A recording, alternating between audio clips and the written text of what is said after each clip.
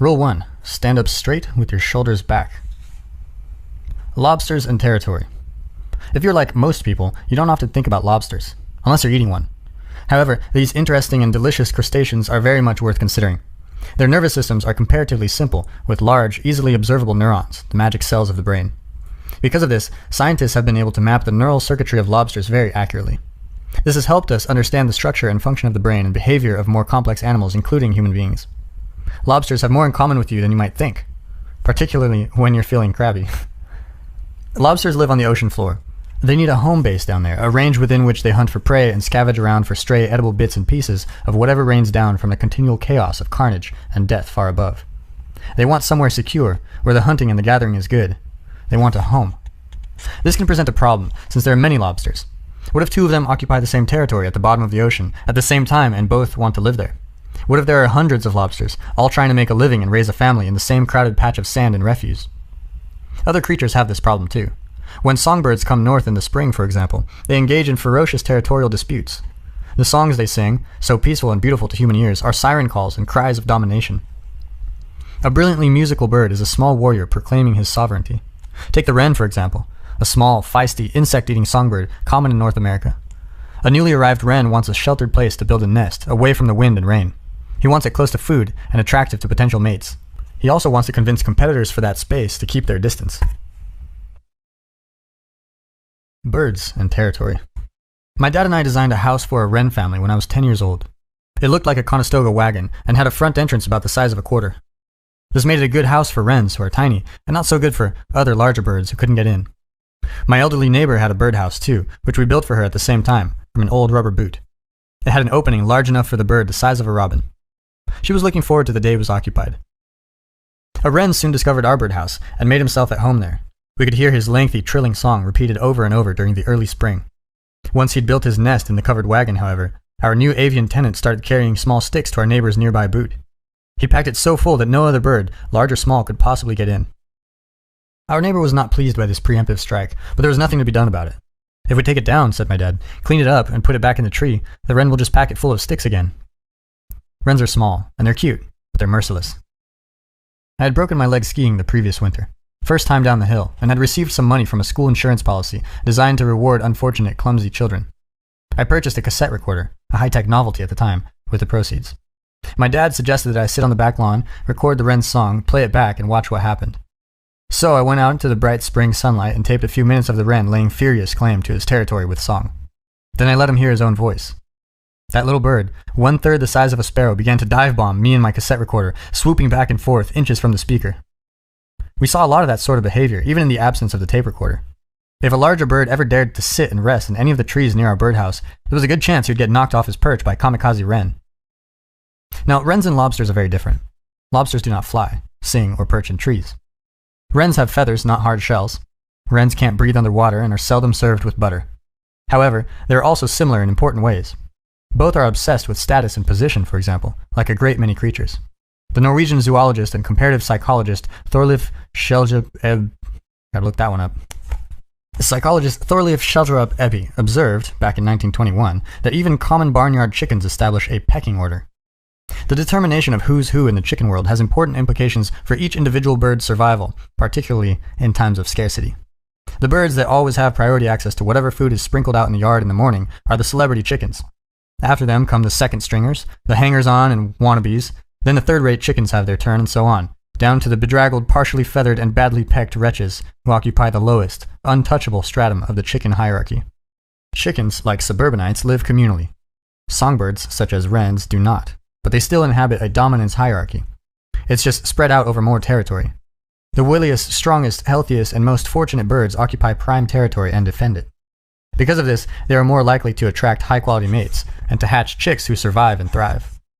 Protection from wind, rain, and predators, as well as easy access to superior food, makes for a much less stressed existence. Territory matters, and there is little difference between territorial rights and social status. It is often a matter of life and death. If a contagious avian disease sweeps through a neighborhood of well-stratified songbirds, it is the least dominant and most stressed birds, occupying the lowest rungs of the bird world, who are most likely to sicken and die. This is equally true of human neighborhoods when bird flu viruses and other illnesses sweep across the planet. The poor and stressed always die first, and in greater numbers. They are also much more susceptible to non-infectious diseases such as cancer, diabetes, and heart disease. When the aristocracy catches a cold, as it is said, the working class dies of pneumonia. Because territory matters, and because the best locales are always in short supply, territory seeking among animals produces conflict. Conflict, in turn, produces another problem: how to win or lose without the disagreeing parties incurring too great a cost. This latter point is particularly important. Imagine that two birds engage in a squabble about a desirable nesting area. The interaction can easily degenerate into outright physical combat.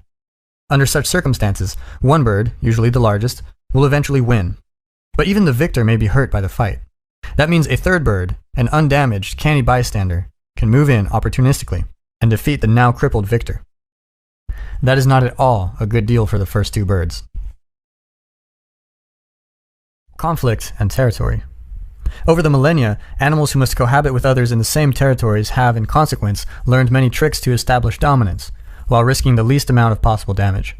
A defeated wolf, for example, will roll over on its back, exposing its throat to the victor, who will not then deign to tear it out.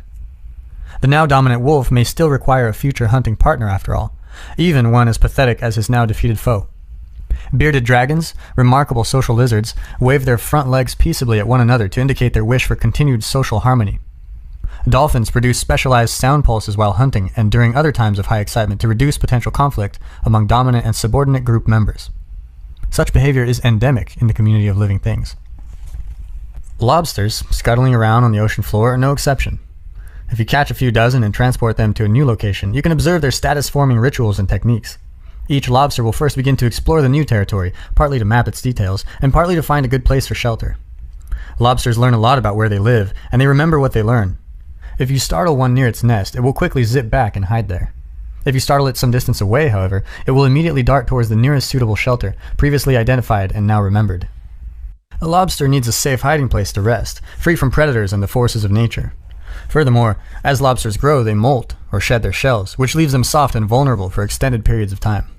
A burrow under a rock makes a good lobster home, particularly if it is located where shells and other detritus can be dragged into place to cover the entrance once the lobster is snugly ensconced inside. However, there may be only a small number of high-quality shelters or hiding places in each new territory. They are scarce and valuable. Other lobsters continually seek them out. This means that lobsters often encounter one another when out exploring. Researchers have demonstrated that even a lobster raised in isolation knows what to do when such a thing happens. It has complex defensive and aggressive behaviors built right into its nervous system. It begins to dance around like a boxer, opening and raising its claws, moving forward and backward and side to side, mirroring its opponent, waving its open claws back and forth. At the same time, it employs special jets under its eyes to direct streams of liquid at its opponent. The liquid spray contains a mix of chemicals that tell the other lobster about its size, sex, health, and mood. Sometimes, one lobster can tell immediately from the display of claw size that it is much smaller than its opponent, and will back down without a fight. The chemical information exchanged in the spray can have the same effect, convincing a less healthy or less aggressive lobster to retreat. That's dispute resolution level 1. If the two lobsters are very close in size and apparent ability, however, or if the exchange of liquid has been insufficiently informative, they will proceed to dispute resolution level 2. With antennae whipping madly and claws folded downward, one will advance and the other retreat. Then the defender will advance and the aggressor retreat. After a couple of rounds of this behavior, the more nervous of the lobsters may feel that continuing is not in his best interest. He will flick his tail reflexively, dart backwards and vanish to try his luck elsewhere. If neither blinks, however, the lobsters move to level 3, which involves genuine combat. This time, the now enraged lobsters come at each other viciously, with their claws extended to grapple. Each tries to flip the other on its back. A successfully flipped lobster will conclude that his opponent is capable of inflicting serious damage. It generally gives up and leaves, although it harbors intense resentment and gossips endlessly about the victor behind its back. If neither can overturn the other, or if one will not quit despite being flipped, the lobsters move to level 4. Doing so involves extreme risk, and is not something to be engaged in without forethought. One or both lobsters will emerge damaged from the ensuing fray, perhaps fatally. The animals advance on each other, with increasing speed. Their claws are open so they can grab a leg, antenna, or an eye stalk, or anything else exposed and vulnerable. Once a body part has been successfully grabbed, the grabber will tail flick backwards sharply, with claw clamped firmly shut, and try to tear it off. Disputes that have escalated to this point typically create a clear winner and loser. The loser is unlikely to survive, particularly if he or she remains in the territory occupied by the winner, now a mortal enemy.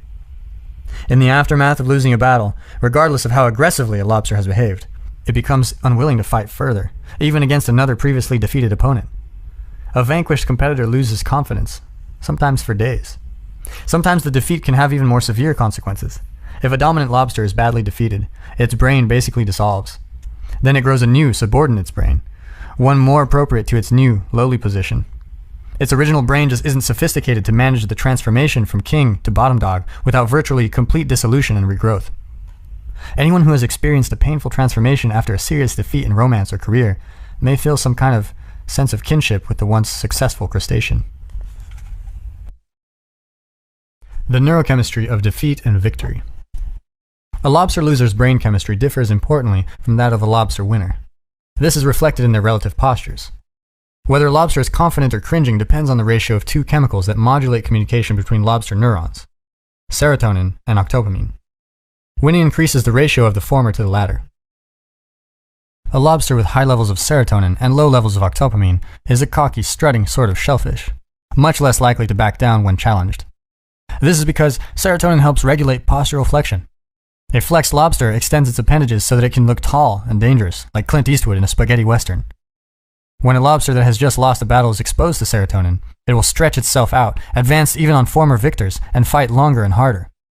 The drugs prescribed to depressed human beings, which are selective serotonin reuptake inhibitors, have much the same chemical and behavioral effect.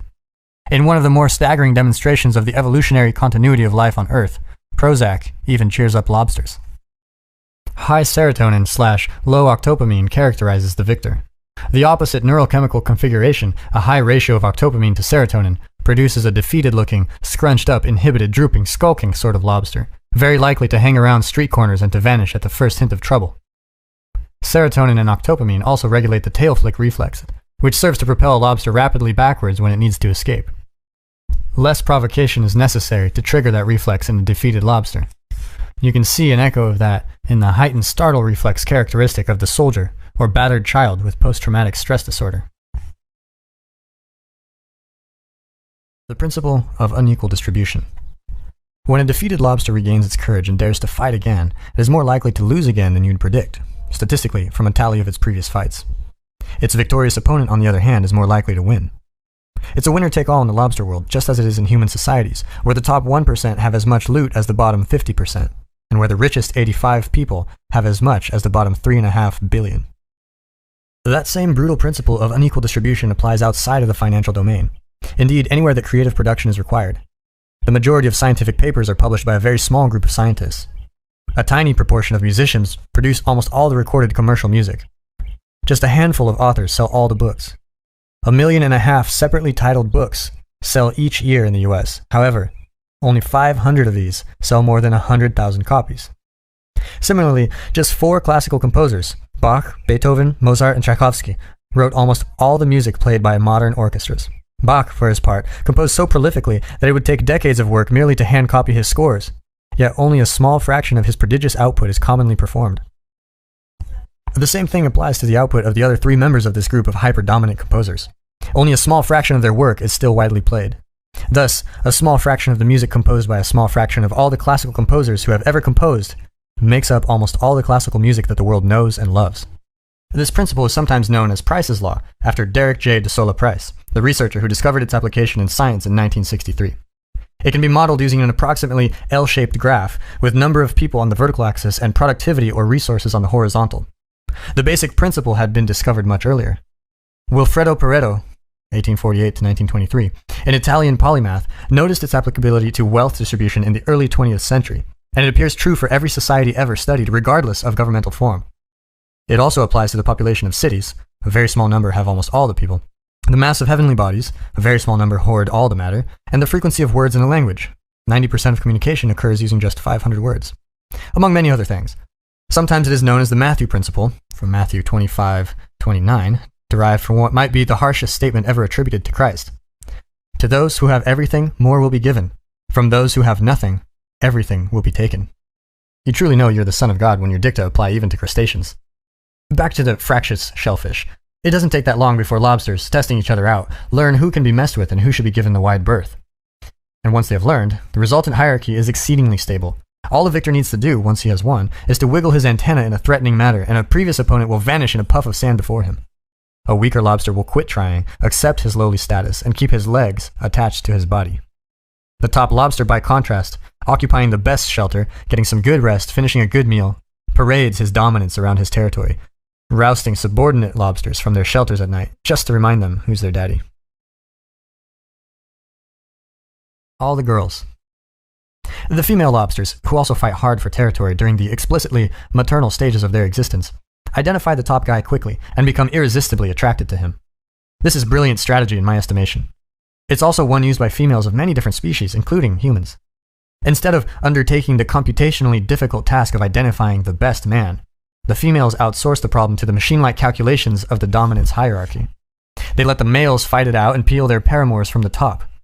This is very much what happens with stock market pricing, where the value of any particular enterprise is determined through the competition of all.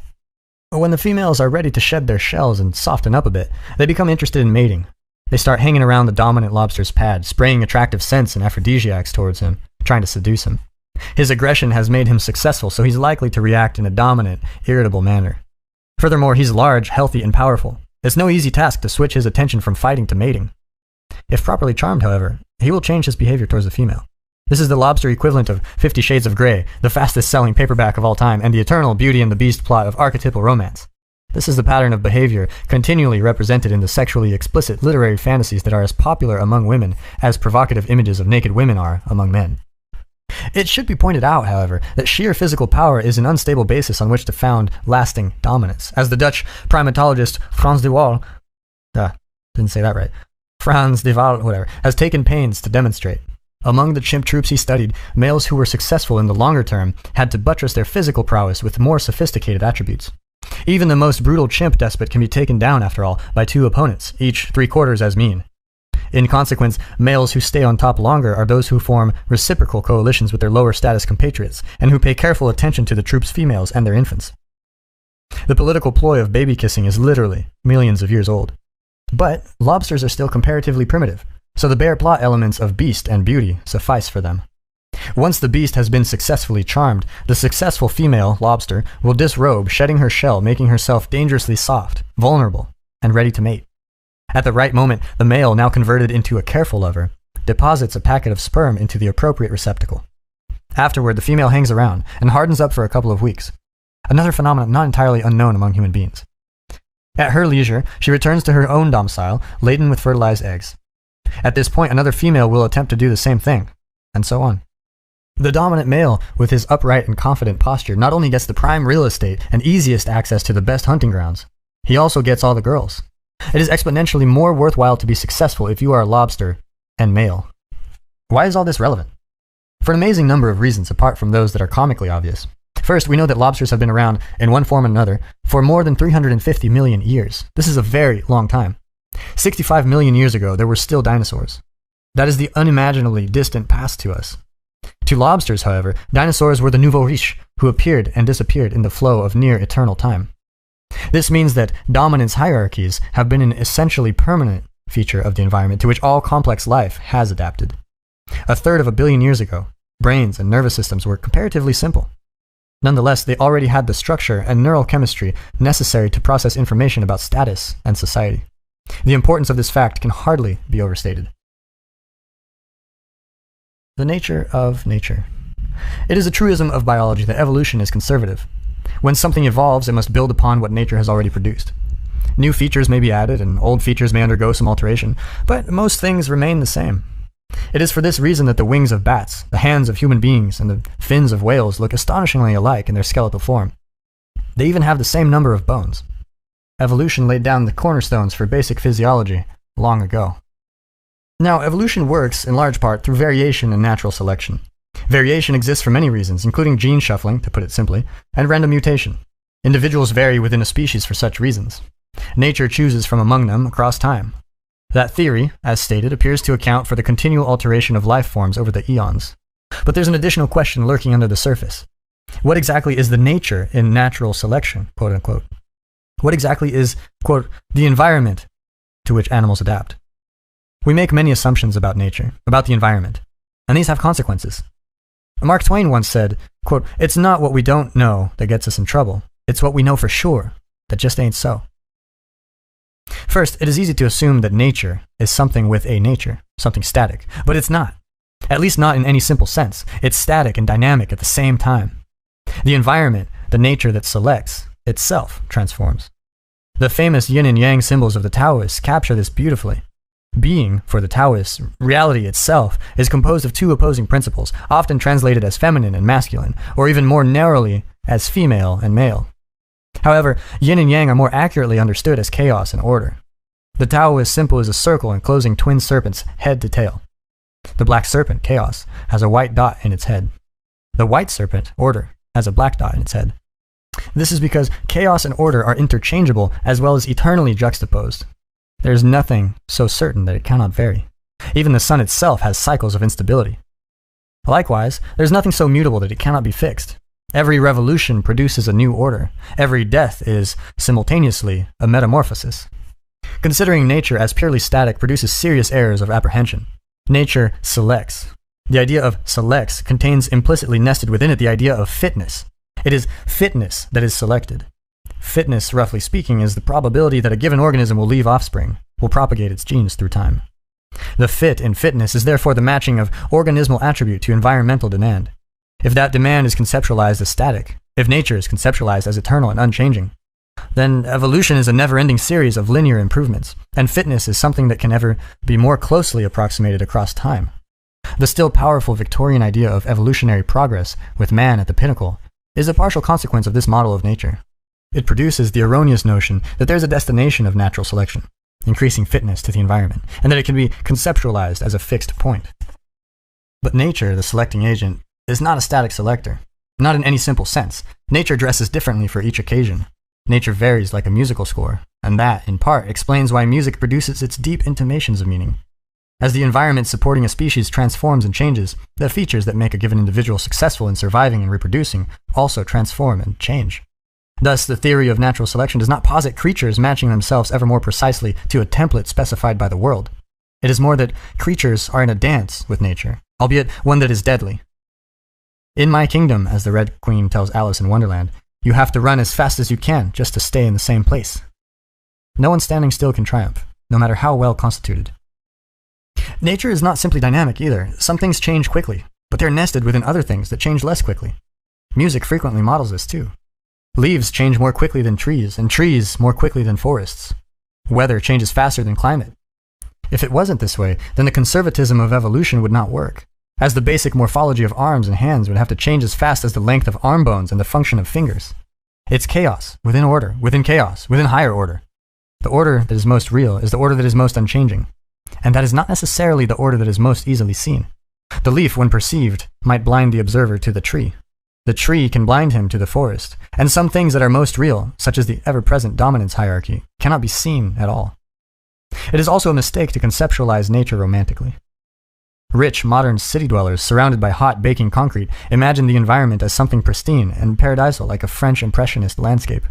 Eco-activists, even more idealistic in their viewpoint, envision nature as harmoniously balanced and perfect, absent the disruptions and depredations of mankind.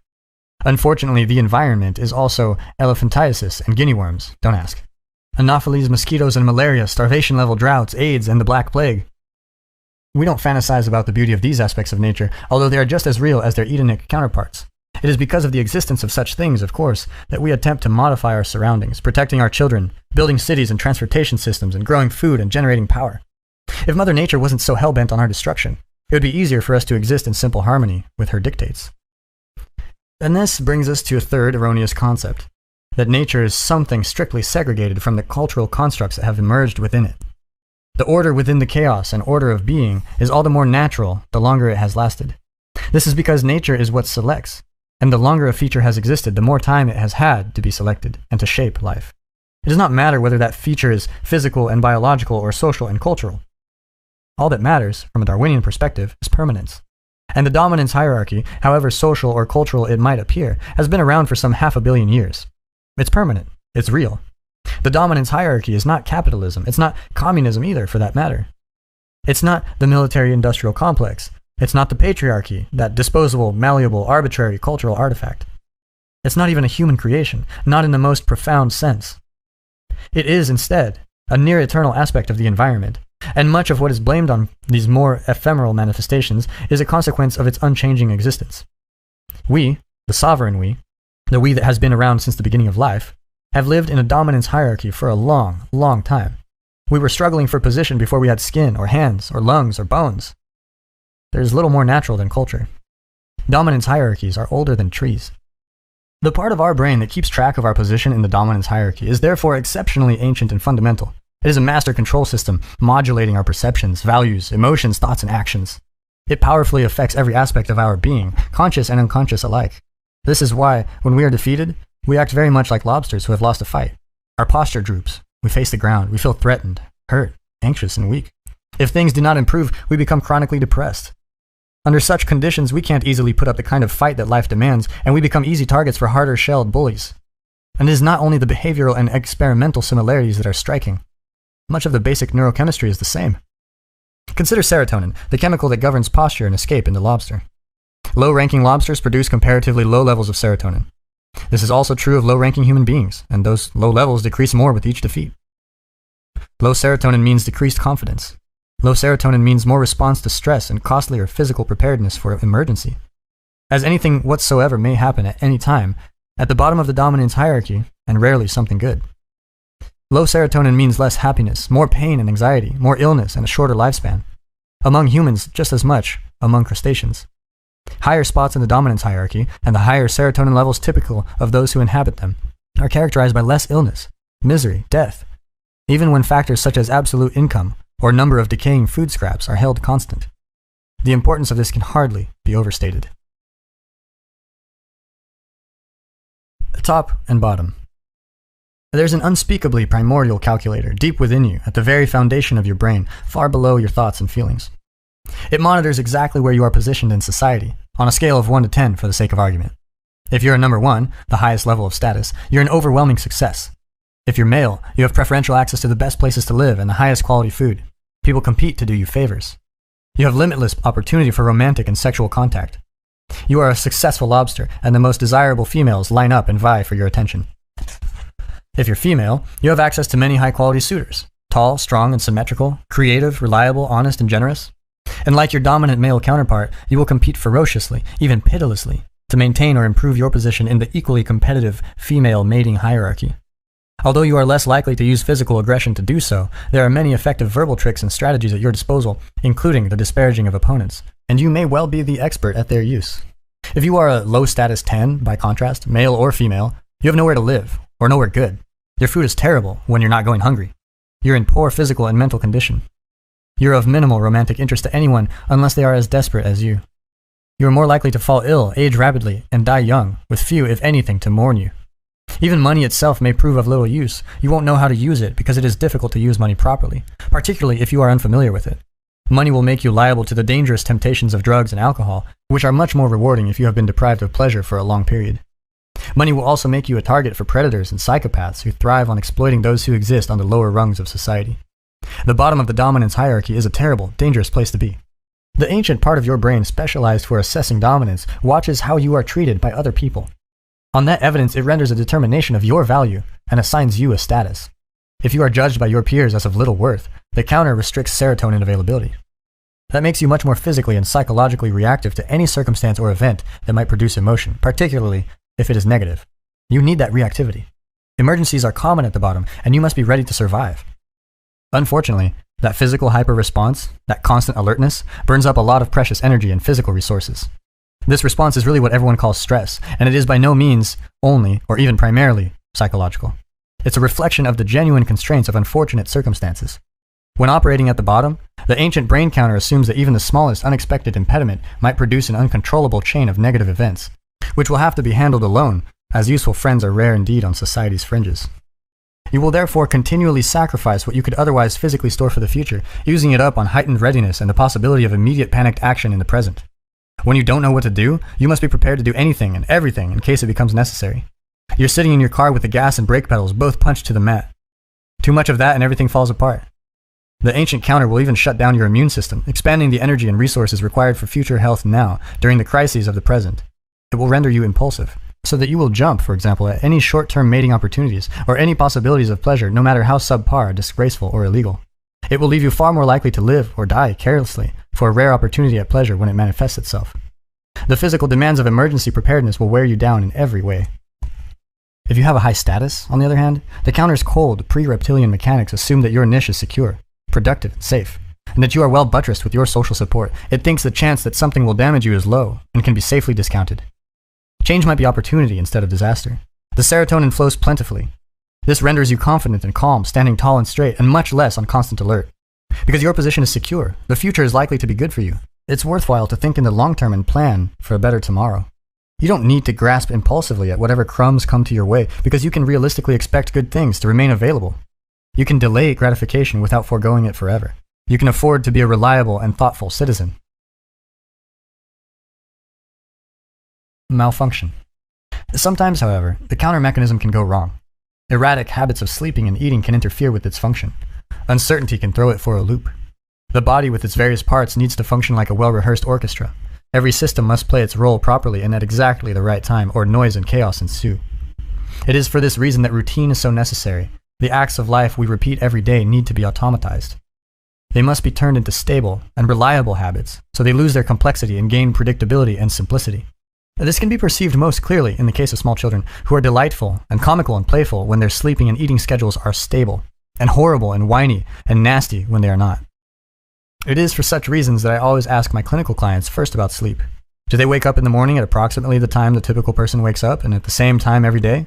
If the answer is no, fixing that is the first thing I recommend. It doesn't matter so much if they go to bed at the same time each evening, but waking up at a consistent hour is a necessity. Anxiety and depression cannot be easily treated if the sufferer has unpredictable daily routines. The systems that mediate negative emotion are tightly tied to the properly cyclical circadian rhythms. The next thing I ask about is breakfast. I counsel my clients to eat a fat and protein-heavy breakfast as soon as possible after they awaken. No simple carbohydrates, no sugars, as they are digested too rapidly and produce a blood sugar spike and a rapid dip. This is because anxious and depressed people are already stressed, particularly if their lives have not been under control for a good while. Their bodies are therefore primed to hypersecrete insulin if they engage in any complex or demanding activity. If they do so after fasting all night and before eating, the excess insulin in their bloodstream will mop up all their blood sugar. Then they become hypoglycemic and psychophysiologically unstable. All day. Their systems cannot be reset until after more sleep. I have had many clients whose anxiety was reduced to subclinical levels merely because they started to sleep on a predictable schedule and eat breakfast. Other bad habits can also interfere with the counter's accuracy. Sometimes this happens directly for poorly understood biological reasons, and sometimes it happens because those habits initiate a complex positive feedback loop. A positive feedback loop requires an input detector, an amplifier, and some form of output. Imagine a signal picked up by the input detector, amplified, and then emitted in amplified form. So far, so good. The trouble starts when the input detector detects that output and runs it through the system again, amplifying and emitting it again. A few rounds of intensification and things get dangerously out of control. Most people have been subject to the deafening howling of feedback at a concert when the sound system squeals painfully. The microphone sends a signal to the speakers. The speakers emit the signal. The signal can be picked up by the microphone and sent through the system again if it's too loud or too close to the speakers. The sound rapidly amplifies to unbearable levels sufficient to destroy the speakers if it continues. The same destructive loop happens within people's lives.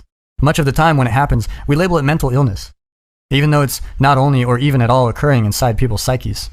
Addiction to alcohol or another mood-altering drug is a common positive feedback process. Imagine a person who enjoys alcohol, perhaps a bit too much. He has a quick 3 or 4 drinks. His blood alcohol level spikes sharply. This can be extremely exhilarating, particularly for someone who has a genetic predisposition to alcoholism. But it only occurs while blood alcohol levels are actively rising, and that only contributes if the drinker keeps drinking. When he stops, not only does his blood alcohol level plateau and then start to sink, but his body begins to produce a variety of toxins as it metabolizes the ethanol already consumed. He also starts to experience alcohol withdrawal, as the anxiety systems that were suppressed during intoxication start to hyper-respond. A hangover is alcohol withdrawal, which quite frequently kills withdrawing alcoholics. And it starts all too soon after drinking ceases. To continue the warm glow and stave off the unpleasant aftermath, the drinker may just continue to drink until all the liquor in his house is consumed, the bars are closed, and his money is spent. The next day, the drinker wakes up badly hungover. So far, this is just unfortunate. The real trouble starts when he discovers that his hangover can be cured with a few more drinks the morning after. Such a cure is, of course, temporary. It merely pushes the withdrawal symptoms a bit further into the future. But that might be what is required in the short term if the misery is sufficiently acute. So now he has learned to drink to cure his hangover.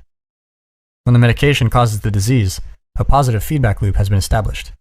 Alcoholism can quickly emerge under such conditions. Something similar often happens to people who develop anxiety disorders, such as agoraphobia. People with agoraphobia can become so overwhelmed with fear that they will no longer leave their homes. Agoraphobia is the consequence of a positive feedback loop. The first event that precipitates the disorder is often a panic attack. The sufferer is typically a middle-aged woman who has been too dependent on other people. Perhaps she went immediately from over-reliance on her father to a relationship with an older and comparatively dominant boyfriend or husband, with little or no break for independent existence. In the weeks leading up to the emergence of her agoraphobia, such a woman typically experiences something unexpected and anomalous. It might be something physiological, such as heart palpitations, which are common in any case, and whose likelihood is increased during menopause, when the hormonal processes regulating a woman's psychological experience fluctuate unpredictably. Any perceptible alteration in heart rate can trigger thoughts both of heart attack and an all too public and embarrassing display of post-heart attack, distress, and suffering. Death and social humiliation constituting the two most basic fears. The unexpected occurrence might instead be conflict in the sufferer's marriage, or in the illness or death of a spouse. It might be a close friend's divorce or hospitalization. Some real event typically precipitates the initial increase in fear of mortality and social judgment. After the shock, perhaps, the pre-agoraphobic woman leaves her house and makes her way to the shopping mall. It's busy and difficult to park. This makes her even more stressed. The thoughts of vulnerability occupying her mind since her recent unpleasant experience rise close to the surface. They trigger anxiety. Her heart rate rises. She begins to breathe shallowly and quickly. She feels her heart racing and begins to wonder if she is suffering a heart attack. This thought triggers more anxiety. She breathes even more shallowly, increasing the levels of carbon dioxide in her blood. Her heart rate increases again because of her additional fear. She detects that and her heart rate rises again. And poof, positive feedback loop. Soon the anxiety transforms into panic, regulated by a different brain system, designed for the severest of threats which can be triggered by too much fear. She is overwhelmed by her symptoms and heads for the emergency room, where after an anxious wait, her heart function is checked. There's nothing wrong, but she's not reassured. It takes an additional feedback loop to transform even that unpleasant experience into full-blown agoraphobia. The next time she needs to go to the mall, the pre-agoraphobic becomes anxious, remembering what happened last time. But she goes anyway. On the way, she can feel her heart pounding. That triggers another cycle of anxiety and concern. To forestall panic, she avoids the stress of the mall and returns home. But now the anxiety systems in her brain note that she ran away from the mall and conclude that the journey there was truly dangerous. Our anxiety systems are very practical. They assume that anything you run away from is dangerous. The proof of that is, of course, the fact that you ran away.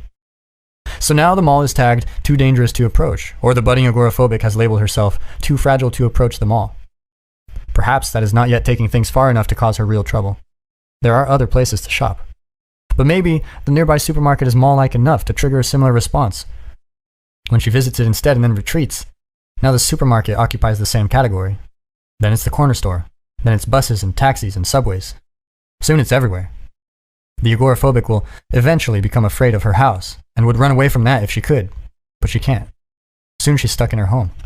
Anxiety-induced retreat makes everything retreated from more anxiety-inducing. Anxiety-induced retreat makes the self smaller and the ever more dangerous world larger. There are many systems of interaction between brain, body, and social world that can get caught in positive feedback loops. Depressed people, for example, can start feeling useless and burdensome, as well as grief-stricken and pained. This makes them withdraw from contact with friends and family. Then the withdrawal makes them more lonesome and isolated, and more likely to feel useless and burdensome. Then they withdraw more.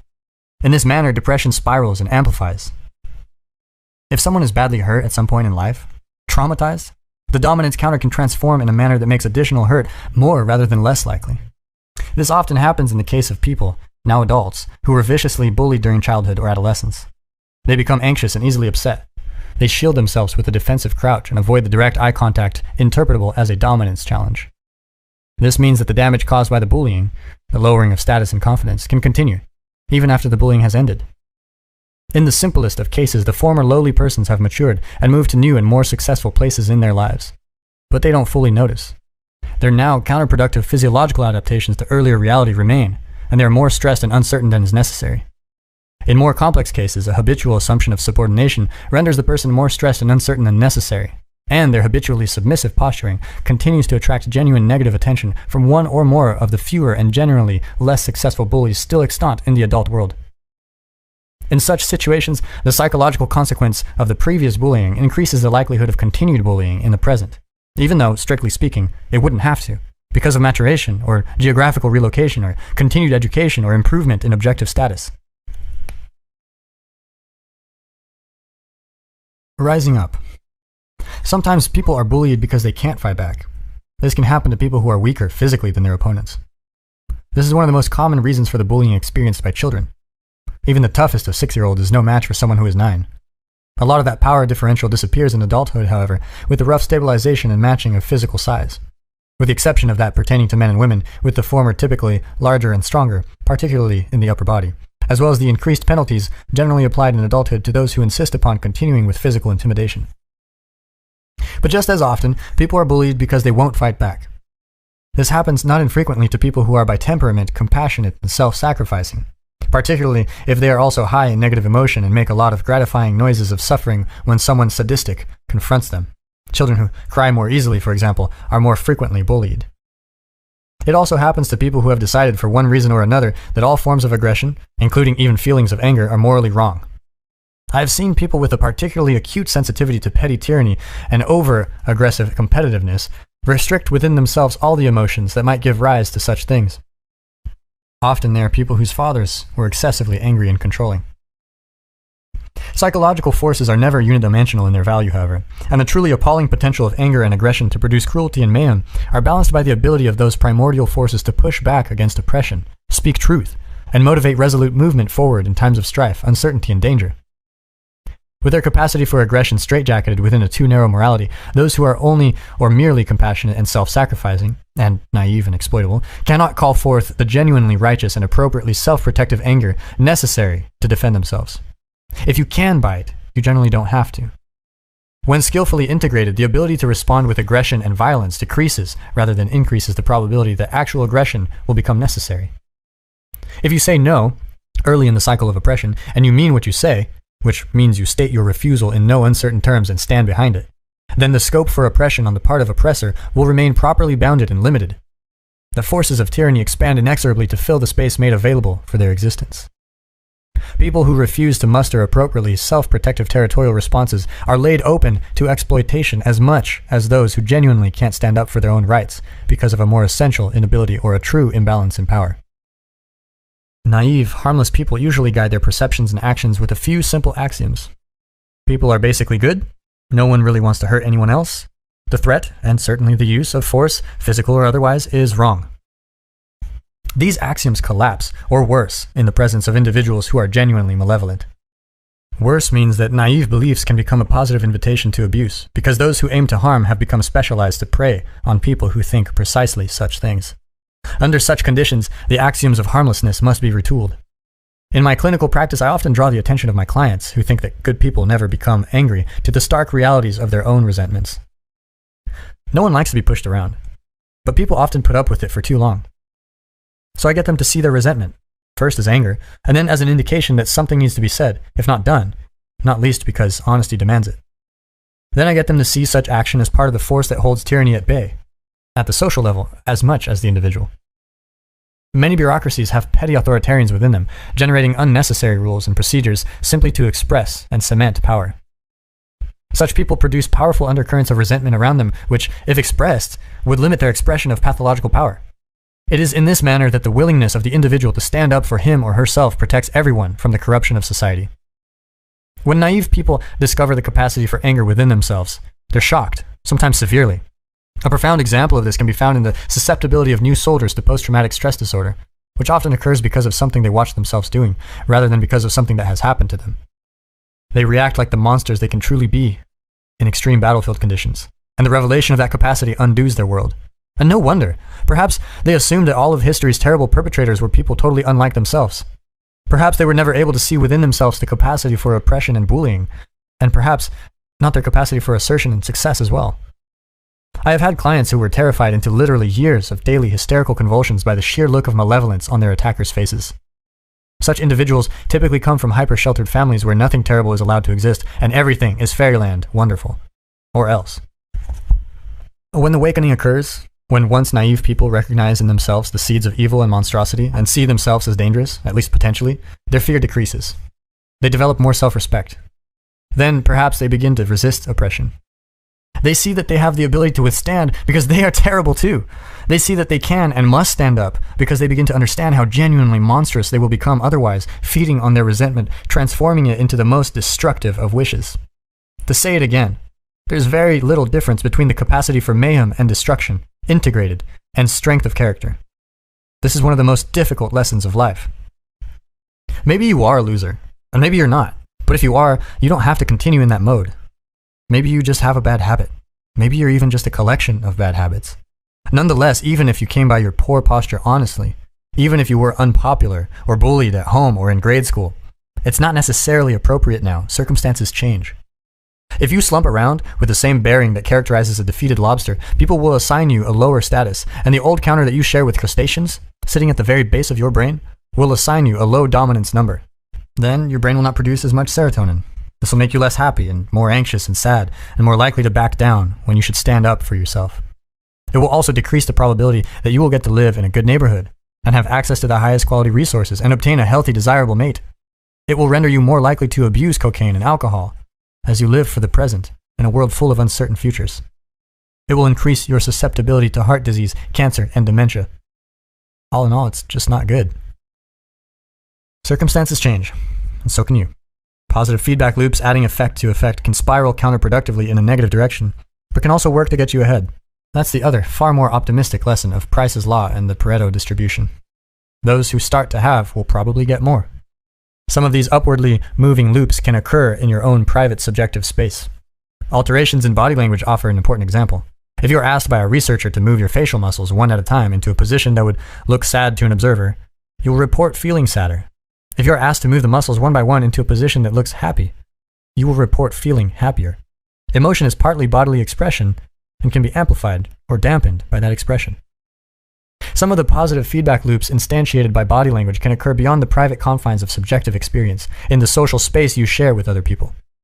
If your posture is poor, for example, if you slump, shoulders forward and rounded, chest tucked in, head down, looking small, defeated, and ineffectual, protected in theory against attack from behind, then you will feel small, defeated, and ineffectual. The reactions of others will amplify that. People, like lobsters, size each other up, partly in consequence of stance. If you present yourself as defeated, then people will react to you as if you are losing. If you start to straighten up, then people will look and treat you differently. You might object. The bottom is real. Being at the bottom is equally real.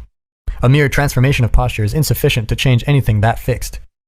If you're in number 10 position, then standing up straight and appearing dominant might only attract the attention of those who want, once again, to put you down. And fair enough. But standing up straight with your shoulders back is not something that's only physical, because you're not only a body. You're a spirit, so to speak, a psyche as well. Standing up physically also implies and invokes and demands standing up metaphysically. Standing up means voluntarily accepting the burden of being. Your nervous system responds in an entirely different manner when you face the demands of life voluntarily. You respond to a challenge instead of bracing for a catastrophe. You see the gold the dragon hoards instead of shrinking in terror from the all too real fact of the dragon. You step forward to take your place in the dominance hierarchy and occupy your territory, manifesting your willingness to defend, expand, and transform it. That can all occur practically or symbolically, as a physical or as a conceptual restructuring. To stand up straight with your shoulders back is to accept the terrible responsibility of life with eyes wide open. It means deciding to voluntarily transform the chaos of potential into the realities of habitable order. It means adopting the burden of self-conscious vulnerability and accepting the end of the unconscious paradise of childhood, where finitude and mortality are only dimly comprehended. It means willingly undertaking the sacrifices necessary to generate a productive and meaningful reality. It means acting to please God in the ancient language. To stand up straight with your shoulders back means building the ark that protects the world from the flood, guiding your people through the desert after they have escaped tyranny, making your way away from comfortable home and country, and speaking the prophetic word to those who ignore the widows and children. It means shouldering the cross that marks the X, the place where you and being intersect so terribly. It means casting dead, rigid, and too tyrannical order back into the chaos in which it was generated. It means withstanding the ensuing uncertainty and establishing in consequence a better, more meaningful, and more productive order. So attend carefully to your posture. Quit drooping and hunching around. Speak your mind. Put your desires forward, as if you had a right to them, at least the same right as others. Walk tall and gaze forthrightly ahead. Dare to be dangerous. Encourage the serotonin to flow plentifully through the neural pathways desperate for its calming influence. People, including yourself, will start to assume that you are competent and able, or at least they will not immediately conclude the reverse. Emboldened by the positive responses you are now receiving, you will begin to be less anxious. You will then find it easier to pay attention to the subtle social cues that people exchange when they are communicating. Your conversations will flow better, with fewer awkward pauses. This will make you more likely to meet people, interact with them, and impress them. Doing so will not only genuinely increase the probability that good things will happen to you, it will also make those good things feel better when they do happen. Thus, strengthened and emboldened, you may choose to embrace being and work for its furtherance and improvement. Thus, strengthened, you may be able to stand, even during the illness of a loved one, even during the death of a parent, and allow others to find strength alongside you when they could otherwise be overwhelmed with despair. Thus emboldened, you will embark on the voyage of your life. Let your light shine, so to speak, on the heavenly hill, and pursue your rightful destiny. Then the meaning of your life may be sufficient to keep the corrupting influence of mortal despair at bay. Then you may be able to accept the terrible burden of the world and find joy. Look for your inspiration to the victorious lobster, with its 350 million years of practical wisdom. Stand up straight, with your shoulders back.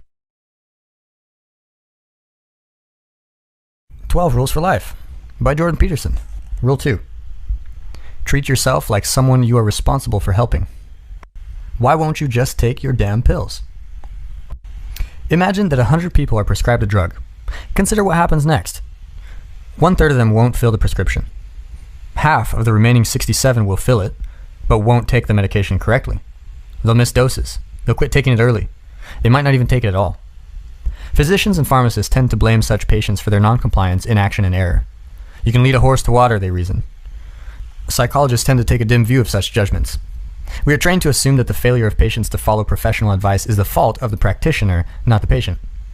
We believe the healthcare provider has a responsibility to prefer advice that will be followed, offer interventions that will be respected, plan with the patient or client until the desired result is achieved, and follow up to ensure that everything is going correctly. This is just one of the many things that make psychologists so wonderful. Of course, we have the luxury of time with our clients, unlike other more beleaguered professionals who wonder why sick people won't take their medication. What's wrong with them? Don't they want to get better? Here's something worse. Imagine that someone receives an organ transplant. Imagine it's a kidney. A transplant typically occurs only after a long period of anxious waiting on the part of the recipient. Only a minority of people donate organs when they die, and even fewer when they're still alive. Only a small number of donated organs are a good match for any hopeful recipient. This means that the typical kidney transplantee has been undergoing dialysis, the only alternative, for years. Dialysis involves passing all the patient's blood out of his or her body through a machine and back in. It is an unlikely and miraculous treatment, so that's all good, but it's not pleasant. It must happen 5 to 7 times a week for 8 hours at a time. It should happen every time the patient sleeps. That's too much. No one wants to stay on dialysis. Now, one of the complications of transplantation is rejection. Your body does not like it when parts of someone else's body are stitched into it. Your immune system will attack and destroy such foreign elements, even when they're crucial to your own survival. To stop this from happening, you must take an anti-rejection drug, which weakens immunity, increasing your susceptibility to infectious disease. Most people are happy to accept the trade-off. Recipients of transplants still suffer the effects of organ rejection despite the existence and utility of these drugs. And it's not because the drugs fail, although they sometimes do. It's more often because those prescribed the drugs do not take them. This beggars belief. It is seriously not good to have your kidneys fail. Dialysis is no picnic. Transplantation surgery occurs after long waiting at high risk and great expense. To lose all that because you don't take your medication? How could people do that to themselves? How could this possibly be? It's complicated, to be fair. Many people who receive a transplanted organ are isolated or beset by multiple physical health problems, to say nothing of problems associated with unemployment or family crisis. They may be cognitively impaired or depressed. They may not entirely trust their doctor or understand the necessity of the medication. Maybe they can barely afford the drugs and ration them desperately and unproductively. But, and this is the amazing thing, imagine that it isn't you who feels sick, it's your dog. So you take him to the vet. The vet gives you a prescription. What happens then? You have just as many reasons to distrust a vet as a doctor. Furthermore, if you cared so little for your pet that you weren't concerned with what improper, substandard, or error-ridden prescription he might be given, you wouldn't have taken him to the vet in the first place. Thus, you care. Your actions prove it. In fact, on average, you care more. People are better at filling and properly administering prescription medication to their pets than to themselves. That's not good. Even from your pet's perspective, it's not good. Your pet probably loves you and would be happier if you took your medication. It is difficult to conclude anything from this set of facts, except that people appear to love their dogs, cats, ferrets, and birds, and maybe even their lizards, more than themselves. How horrible is that? How much shame must exist for something like that to be true? What could it be about people that makes them prefer their pets to themselves? It was an ancient story in the book of Genesis, the first book in the Old Testament, that helped me find an answer to that perplexing question. The oldest story and the nature of the world. Two stories of creation from two different Middle Eastern sources appear to be woven together in the Genesis account. In the chronologically first but historically more recent account, known as the priestly, God created the cosmos using his divine word, speaking light and water into existence, following that with the plants and the heavenly bodies. Then he created the birds and animals and fish, again employing speech, and ended with man, male and female, but somehow formed in his image.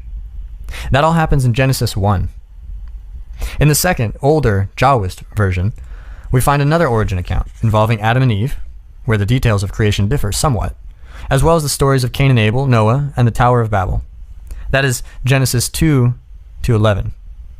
To understand Genesis 1, the priestly story, with its insistence on speech as the fundamental creative force, it is first necessary to review a few fundamental ancient assumptions. These are markedly different in type and intent from the assumptions of science, which are, historically speaking, quite novel. Scientific truths were made explicit a mere 500 years ago with the work of Francis Bacon, René Descartes, and Isaac Newton. In whatever manner our forebears viewed the world prior to that, it was not through a scientific lens, any more than they could view the moon and the stars through the glass lenses of the equally recent telescope. Because we are so scientific now, and so determinedly materialistic, it is very difficult for us to even understand that other ways of seeing can and do exist.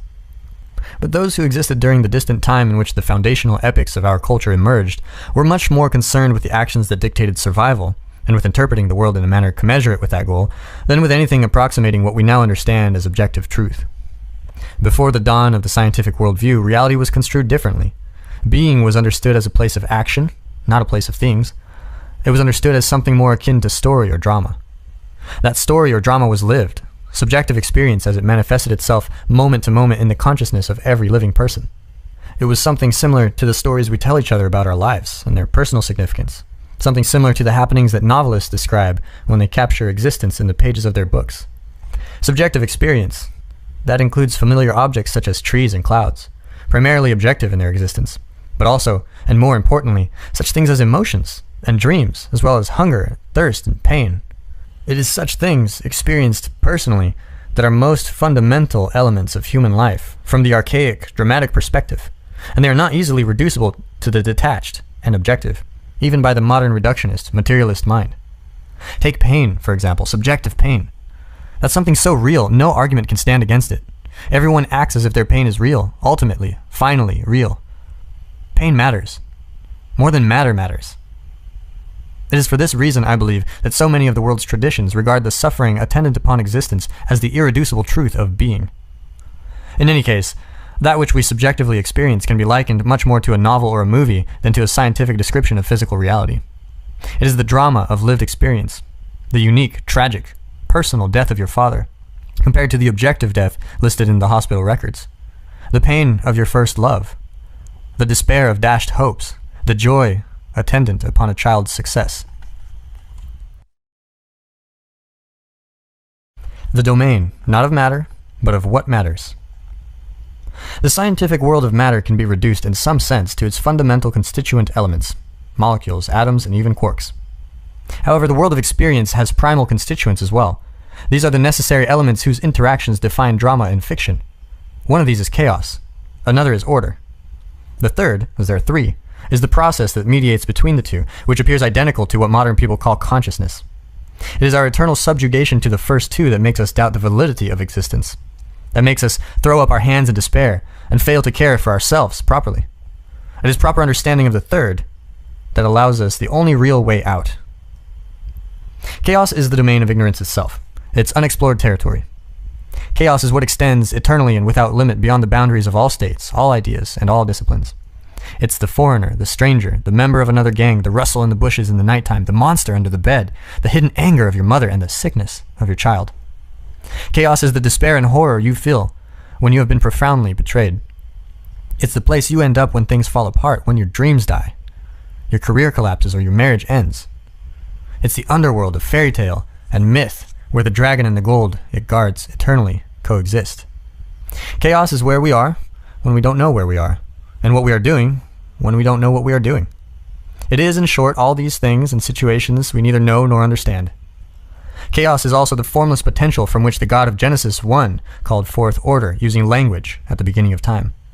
It's the same potential from which we, made in that image, call forth the novel and ever-changing moments of our lives. And chaos is freedom.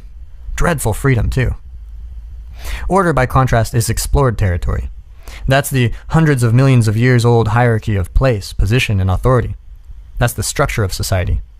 It's the structure provided by biology, too, particularly insofar as you are adapted, as you are, to the structure of society. Order is tribe, religion, hearth, home, country. It's the warm, secure living room where the fireplace glows and the children play. It's the flag of the nation. It's the value of the currency. Order is the floor beneath your feet and your plan for the day. It is the greatness of tradition, the rows of desks in a school classroom, the trains that leave on time, the calendar, and the clock. Order is the public facade we're called upon to wear, the politeness of a gathering of civilized strangers, and the thin ice on which we all skate. Order is the place where the behavior of the world matches our expectations and our desires, the place where all things turn out the way we want them to. But order is sometimes tyranny, and stultification as well, when the demand for certainty and uniformity and purity becomes too one-sided. Where everything is certain, we're in order. We're there when things are going according to plan and nothing is new and disturbing. In the domain of order, things behave as God intended. We like to be there. Familiar environments are congenial. In order, we're able to think about things in the long term. There, things work, and we're stable, calm, and competent. We seldom leave places we understand, geographical or conceptual, for that reason. And we certainly do not like it when we are compelled to, or when it happens accidentally. You're in order when you have a loyal friend, a trustworthy ally. When the same person betrays you, sells you out, you move from the daytime world of clarity and light to the dark underworld of chaos, confusion, and despair. That's the same move you make and the same place you visit when the company you work starts to fail and your job is placed in doubt. When your tax return has been filed, that's order. When you're audited, that's chaos. Most people would rather be mugged than audited. Before the Twin Towers fell, that was order. Chaos manifested itself afterward. Everyone felt it. The very air became uncertain. What exactly was it that fell? Wrong question. What exactly remained standing? That was the issue at hand. When the ice you're skating on is solid, that's order. When the bottom drops out and all things fall apart, you plunge through the ice, that's chaos. Order is the Shire of Tolkien's hobbits, peaceful, productive, and safely inhabitable, even by the naive. Chaos is the underground kingdom of the dwarves, usurped by Smaug, the treasure-hoarding serpent. Chaos is the deep ocean bottom to which Pinocchio voyaged to rescue his father from Monstro, whale, and fire-breathing dragon. That journey into darkness and rescue is the most difficult thing a puppet must do if he wants to be real. If he wants to extract himself from the temptations of deceit and acting and victimization and impulsive pleasure and totalitarian subjugation. If he wants to take his place as a genuine being in the world. Order is the stability of your marriage. It's buttressed by the traditions of the past and by your expectations, grounded, often invisibly, in those traditions. Chaos is that stability crumbling under your feet when you discover your partner's infidelity. Chaos is the experience of reeling unbound and unsupported through space when your guiding routines and traditions collapse. Order is the place and time where the often visible axioms you live by organize your experience and your actions so that what should happen does happen. Chaos is the new place and time that emerges when tragedy strikes suddenly, or malevolence reveals its paralyzing visage, even in the confines of your own home. Something unexpected or undesired can always make its appearance when a plan is being laid out, regardless of how familiar the circumstances. When that happens, the territory has shifted. Make no mistake about it. The space, the apparent space, may be the same. But we live in time as well as space. In consequence, even the oldest and most familiar places retain an ineradicable capacity to surprise you. You may be cruising happily down the road in the automobile you have known and loved for years, but time is passing. The brakes could fail.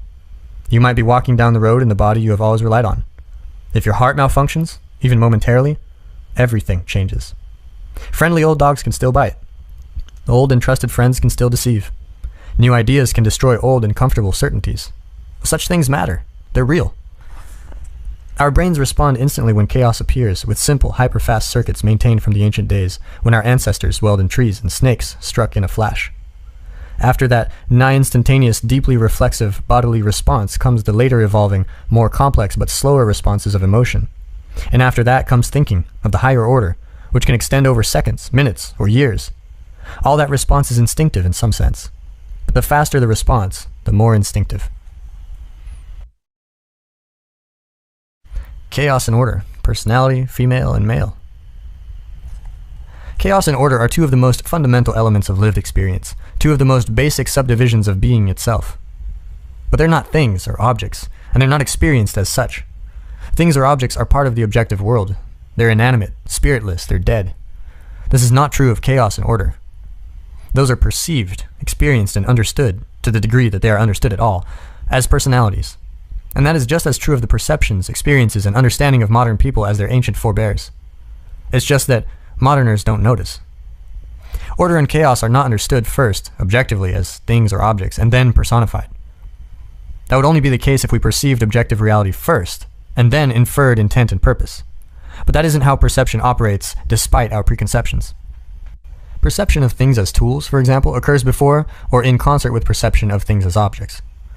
We see what things mean just as fast or faster than we see what they are. Perception of things as entities with personality also occurs before perception of things as things. This is particularly true of the action of others, living others, but we also see the non-living, objective world as animated, with purpose and intent.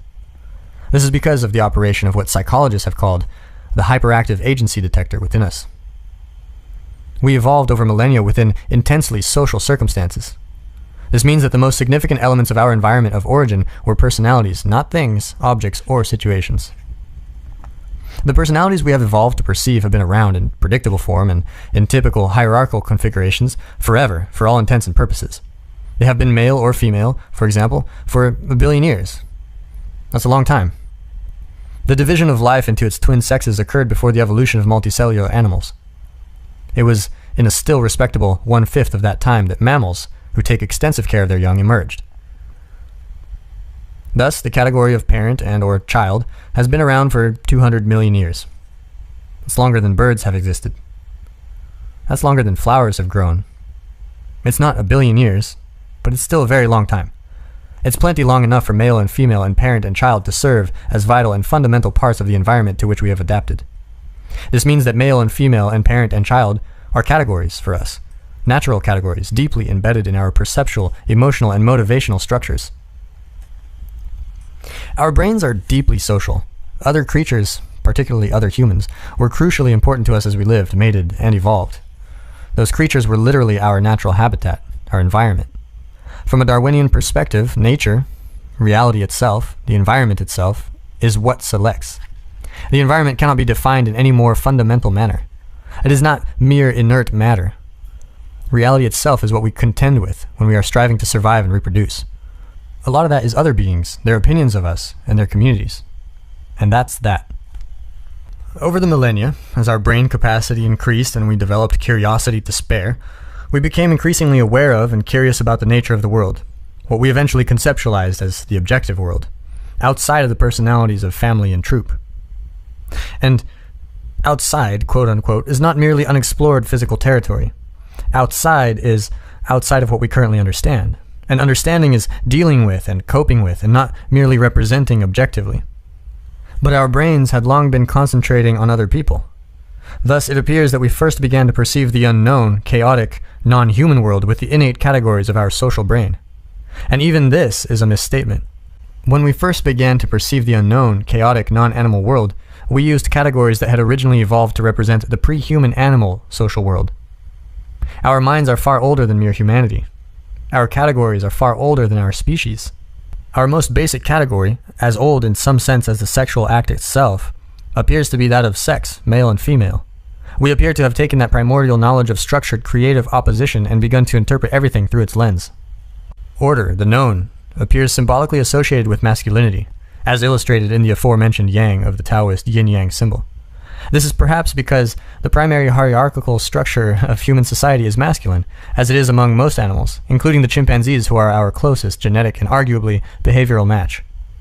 It is because men are, and throughout history have been, the builders of towns and cities, the engineers, stonemasons, bricklayers, and lumberjacks, the operators of heavy machinery. Order is God the Father, the eternal judge, ledger keeper and dispenser of rewards and punishments.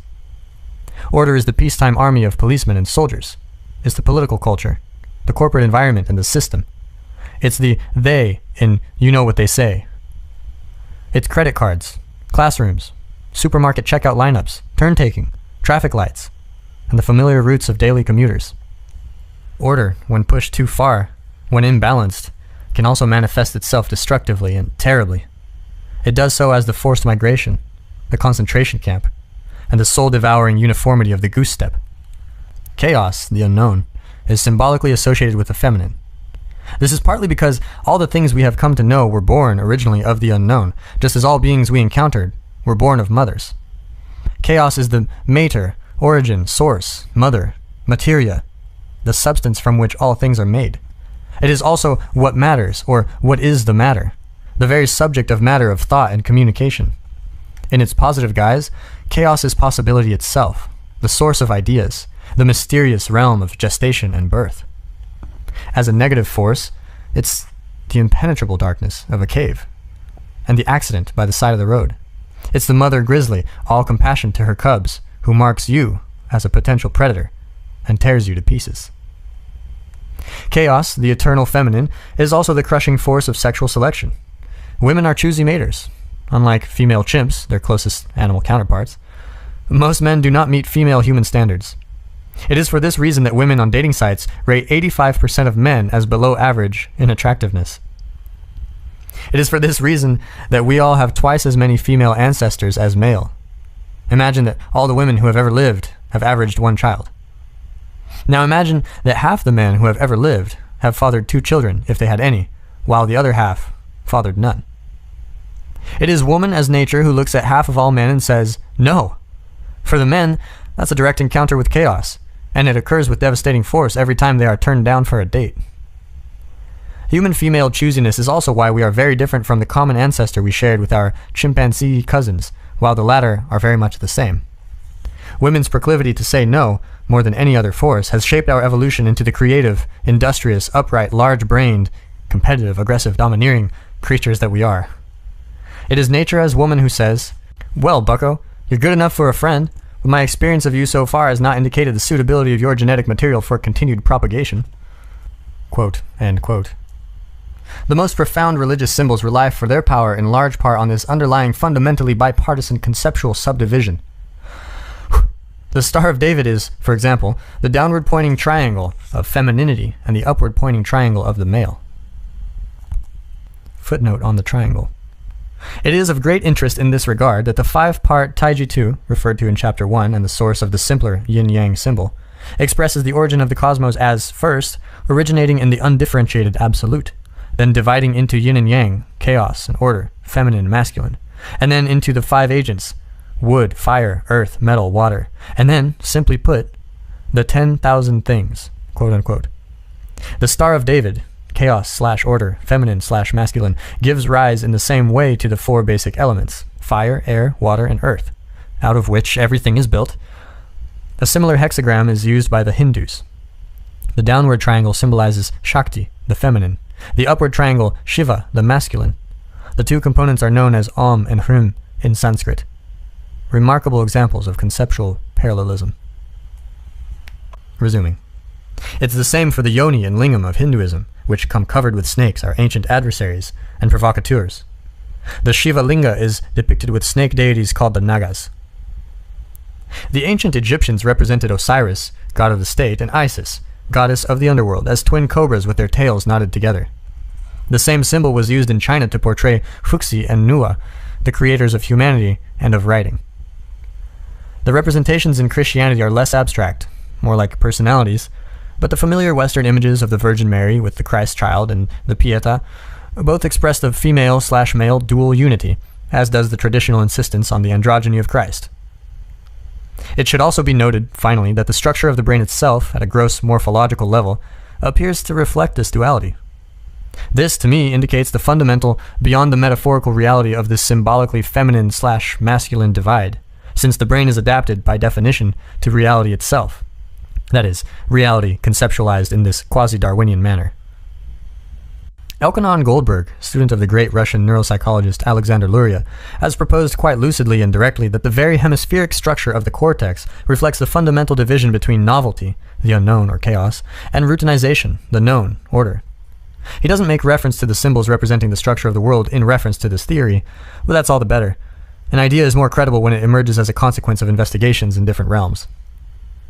We already know all this, but we don't know we know it. But we immediately comprehend it when it's articulated in a manner such as this. Everyone understands order and chaos, world and underworld, when it's explained using these terms. We all have a palpable sense of the chaos lurking under everything familiar. That's why we understand the strange, surreal stories of Pinocchio and Sleeping Beauty and The Lion King and The Little Mermaid and Beauty and the Beast, with their eternal landscapes of known and unknown, world and underworld. We've all been in both places many times, sometimes by happenstance, sometimes by choice. Many things begin to fall into place when you begin to consciously understand the world in this manner. It's as if the knowledge of your body and soul falls into alignment with the knowledge of your intellect. And there's more.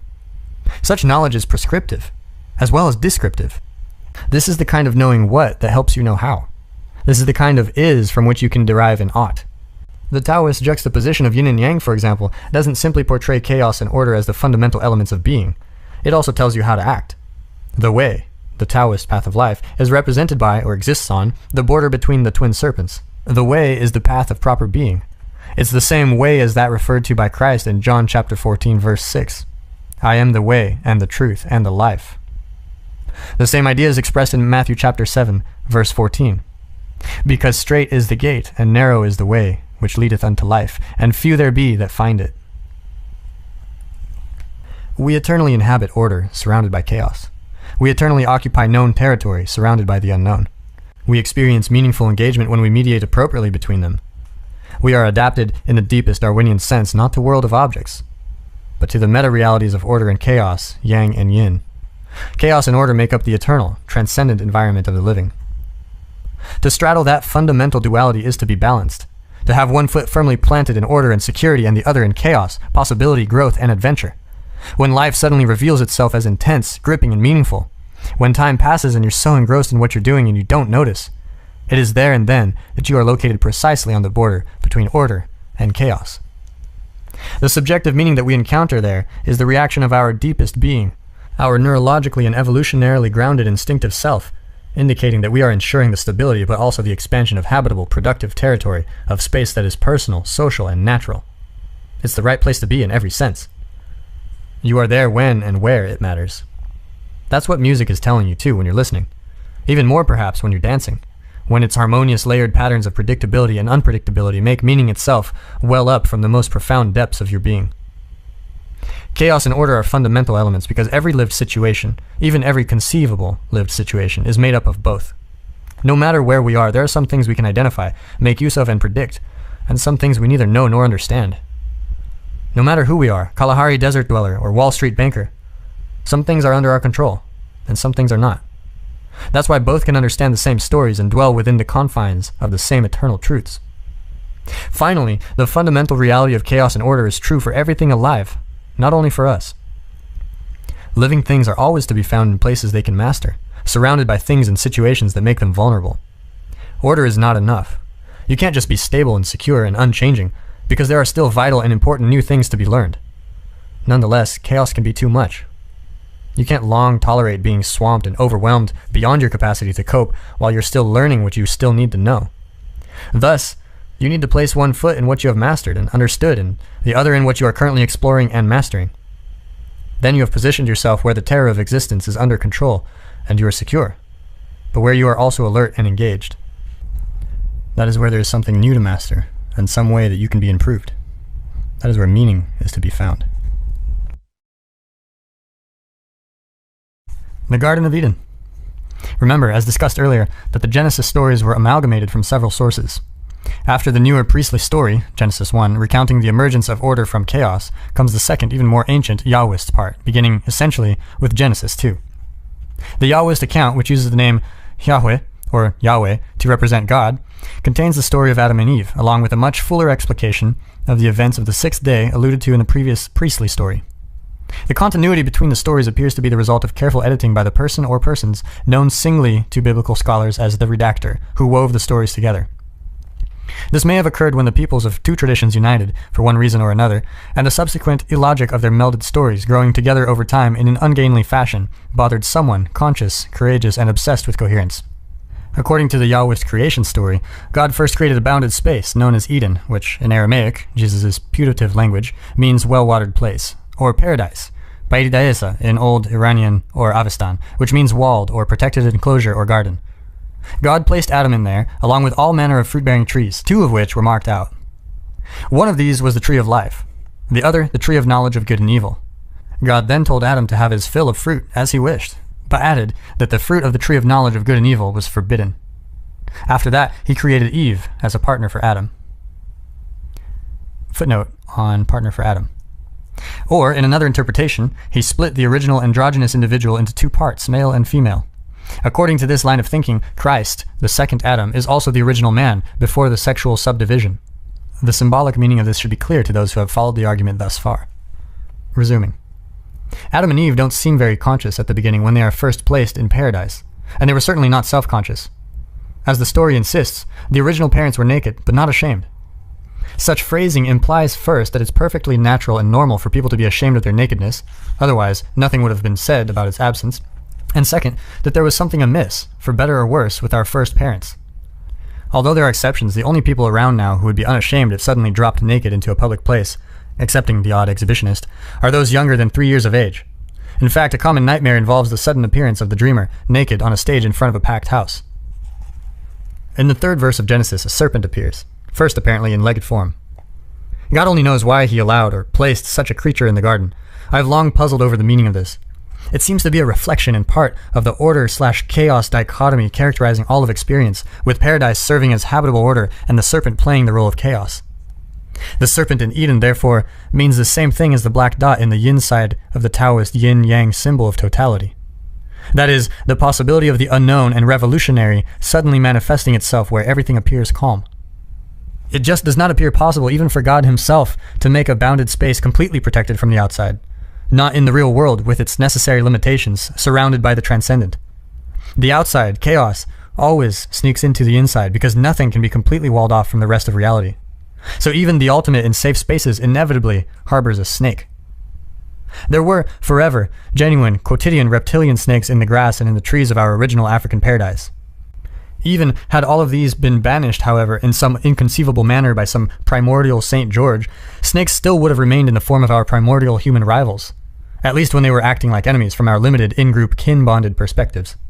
There was, after all, no shortage of conflict and warfare among our ancestors, tribal and otherwise. And even if we had defeated all the snakes that beset us from without, reptilian and human alike, we would still not have been safe. Nor are we now. We have seen the enemy after all, and he is us. The snake inhabits each of our souls. This is the reason, as far as I can tell, for the strange Christian insistence, made most explicit by John Milton, that the snake in the Garden of Eden was also Satan, the spirit of evil itself.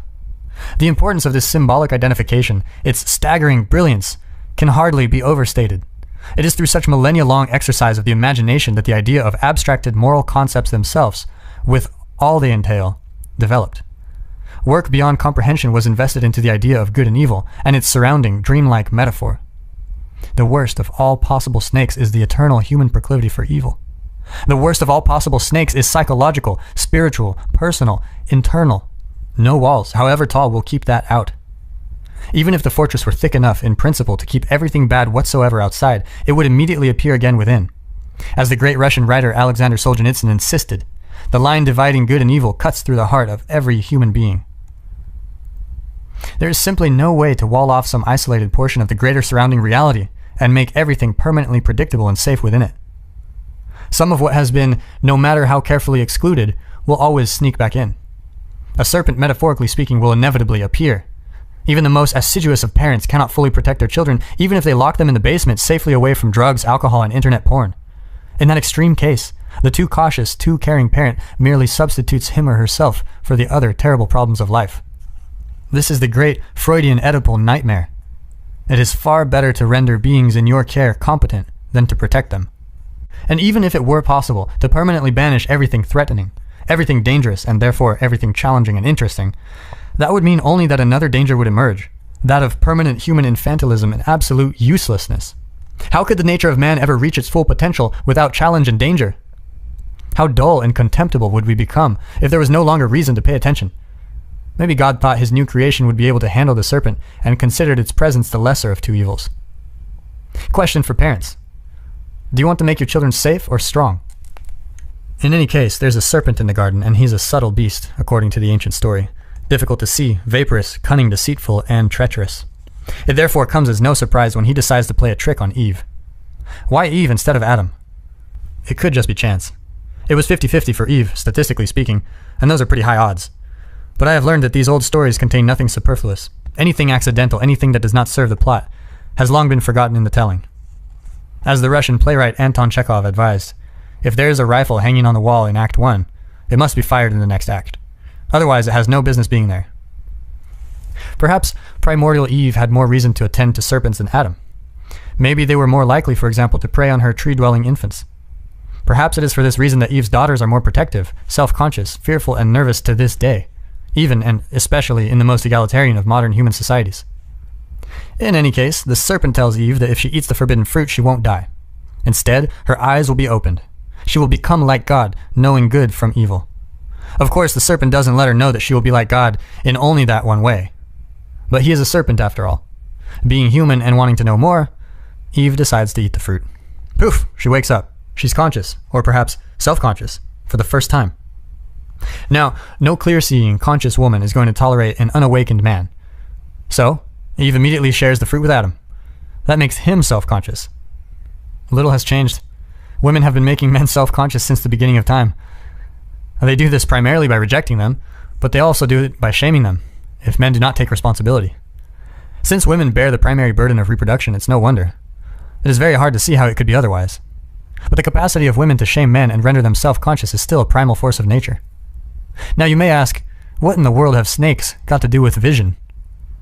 Well, first, it's clearly of some importance to see them, because they might prey on you, particularly when you're little and live in trees like our arboreal ancestors. Dr. Lynn Isbell, professor of anthropology and animal behavior at the University of California, has suggested that the stunningly acute vision almost uniquely possessed by human beings was an adaptation forced on us tens of millions of years ago by the necessity of detecting and avoiding the terrible danger of snakes, with whom our ancestors co-evolved. This is perhaps one of the reasons the snake features in the Garden of Paradise as the creature who gave us the vision of God, in addition to serving as the primordial and eternal enemy of mankind. This is perhaps one of the reasons why Mary, the eternal archetypal mother, Eve perfected, is so commonly shown in medieval and Renaissance iconography, holding the Christ child in the air as far away as possible from a predatory reptile, which she has firmly pinned under her foot. And there's more. It's fruit that the snake offers. And fruit is also associated with a transformation of vision, in that our ability to see color is an adaptation that allows us to rapidly detect the ripe, and therefore edible bounty of trees. Our primordial parents hearkened to the snake. They ate the fruit. Their eyes opened. They both awoke. You might think, as Eve did initially, that this would be a good thing. Sometimes, however, half a gift is worse than none. Adam and Eve wake up all right, but only enough to discover some terrible things. First, they notice that they're naked. The naked ape. My son figured out that he was naked well before he was 3. He wanted to dress himself. He kept the washroom door firmly shut. He didn't appear in public without his clothes. I couldn't, for the life of me, see how this had anything to do with his upbringing. It was his own discovery, his own realization, and his own choice of reactions. It looked built into me. What does it mean to know yourself naked? Or, potentially worse, to know yourself and your partner naked? All manner of terrible things, expressed in the rather horrifying manner, for example, of the Renaissance painter Hans Baldung Grün, whose painting inspired the illustration that begins this chapter. Naked means vulnerable and easily damaged. Naked means subject to judgment for beauty and health. Naked means unprotected and unarmed in the jungle of nature and man. This is why Adam and Eve became ashamed immediately after their eyes were opened. They could see. And what they first saw was themselves. Their faults stood out. Their vulnerability was on display. Unlike other mammals whose delicate abdomens are protected by the armor-like expanse of their backs, they were upright creatures, with the most vulnerable parts of their body presented to the world. And worse was to come. Adam and Eve made themselves loincloths, in the International Standard Version, aprons in the King James Version, right away, to cover up their fragile bodies and to protect their egos. Then they promptly skittered off and hid. In their vulnerability now fully realized, they felt unworthy to stand before God. If you can't identify with that sentiment, you're just not thinking. Beauty shames the ugly. Strength shames the weak. Death shames the living. And the ideal shames us all. Thus we fear it, resent it, even hate it. And of course, that's the theme next examined in Genesis in the story of Cain and Abel. What are we to do about that? Abandon all ideals of beauty, health, brilliance, and strength? That's not a good solution. That would merely ensure that we would feel ashamed all the time, and that we would even more justly deserve it. I don't want women who can stun by their mere presence to disappear just so that others can feel unself-conscious. I don't want intellects such as John von Neumann's to vanish, just because of my barely grade 12 grasp of mathematics. By the time he was 19, he had redefined numbers. Numbers. Thank God for John von Neumann. Thank God for Grace Kelly and Anita Ekberg and Monica Bellucci. I'm proud to feel unworthy in the presence of people like that. It's the price we all pay for aim, achievement, and ambition. But it's also no wonder that Adam and Eve covered themselves up. The next part of the story is downright farcical in my opinion, although it's also tragic and terrible. That evening when Eden cools down, God goes out for his evening stroll, but Adam is absent. This puzzles God, who is accustomed to walking with him. Adam, Calls God, apparently forgetting that he can see through bushes. where are you? Adam immediately reveals himself, but badly. First as a neurotic, then as a ratfink. The creator of all the universe calls and Adam replies, "I heard you, God, but I was naked and hid." What does this mean? It means that people, unsettled by their vulnerability, eternally fear to tell the truth, to mediate between chaos and order, and to manifest their destiny. In other words, they are afraid to walk with God. That's not particularly admirable, perhaps, but it's certainly understandable. God's a judgmental father. His standards are high. He's hard to please. God says, Who told you that you were naked? Did you eat something you weren't supposed to? and Adam in his wretchedness points right at Eve, his love, his partner, his soulmate, and snitches on her. And then he blames God. He says, "The woman whom you gave to me, she gave it to me, and then I ate it." How pathetic, and how accurate. The first woman made the first man self-conscious and resentful. Then the first man blamed the woman, and then the first man blamed God. This is exactly how every spurned male feels to this day. First, he feels small in front of the potential object of his love after she denigrates his reproductive suitability. Then he curses God for making her so bitchy, himself so useless, if he has any sense, and being itself so deeply flawed. Then he turns to thoughts of revenge. How thoroughly contemptible and how utterly understandable. At least the woman had the serpent to blame, and it later turns out that snake is Satan himself, unlikely as that seems. Thus, we can understand and sympathize with Eve's error. She was deceived by the best. But Adam, no one forced his words from his mouth. Unfortunately, the worst isn't over, for man or beast. First, God curses the serpent, telling him that he will now have to slither around, legless, forever in peril of being stomped on by angry humans. Second, he tells the woman that she will now bring forth children in sorrow and desire an unworthy, sometimes resentful man, who will in consequence lord her biological fate over her permanently. What might this mean? It could just mean that God is a patriarchal tyrant, as politically motivated interpretations of the ancient story insist. I think it's merely descriptive. Merely. And here's why. As human beings evolved, the brains that eventually gave rise to self-consciousness expanded tremendously. This produced an evolutionary arms race between fetal head and female pelvis. The female graciously widened her hips almost to the point where running would no longer be possible. The baby, for his part, allowed himself to be born more than a year early compared to other mammals of his size, and evolved a semi-collapsible head. This was and is a painful adjustment for both. The essentially fetal baby is almost completely dependent on his mother for everything during that first year. The programmability of his massive brain means that he must be trained until he is 18, or 30, before being pushed out of the nest. That is to say nothing of the woman's consequential pain in childbirth and high risk of death for mother and infant alike. This all means that women pay a high price for pregnancy and child rearing, particularly in the early stages, and that one of the inevitable consequences is increased dependence upon the sometimes unreliable and always problematic good graces of men. After God tells Eve what is going to happen, now she has awakened, and turns to Adam, who, along with his male descendants, doesn't get off any easier. God says something akin to this: Man, because you attended to a woman, your eyes have been opened. Your godlike vision granted to you by snake, fruit, and lever allows you to see far, even into the future. But those who see into the future can also eternally see trouble coming, and must then prepare for all contingencies and possibilities. To do that, you will have to eternally sacrifice the present for the future. You must put aside pleasure for security. In short, you will have to work, and it's going to be difficult. I hope you're fond of thorns and thistles, because you're going to grow a lot of them. And then God banishes the first man and the first woman from paradise, out of infancy, out of the unconscious animal world into the horrors of history itself. And then he puts cherubim and a flaming sword at the gate of Eden just to stop them from eating the fruit of the tree of life. That, in particular, appears rather mean-spirited. Why not just make the poor humans immortal right away? Particularly if that is your plan for the ultimate future anyway, as the story goes.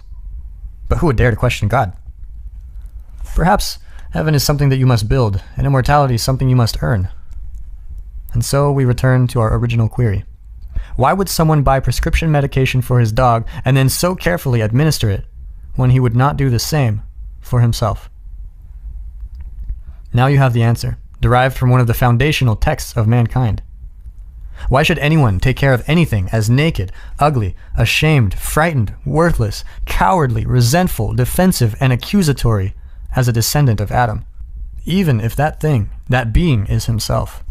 And I do not mean at all to exclude women with this phrasing.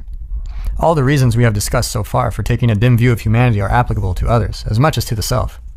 They're generalizations about human nature, nothing more specific. But you know so much more about yourself, you're bad enough as other people know you. But only you know the full range of your secret transgressions, insufficiencies, and inadequacies.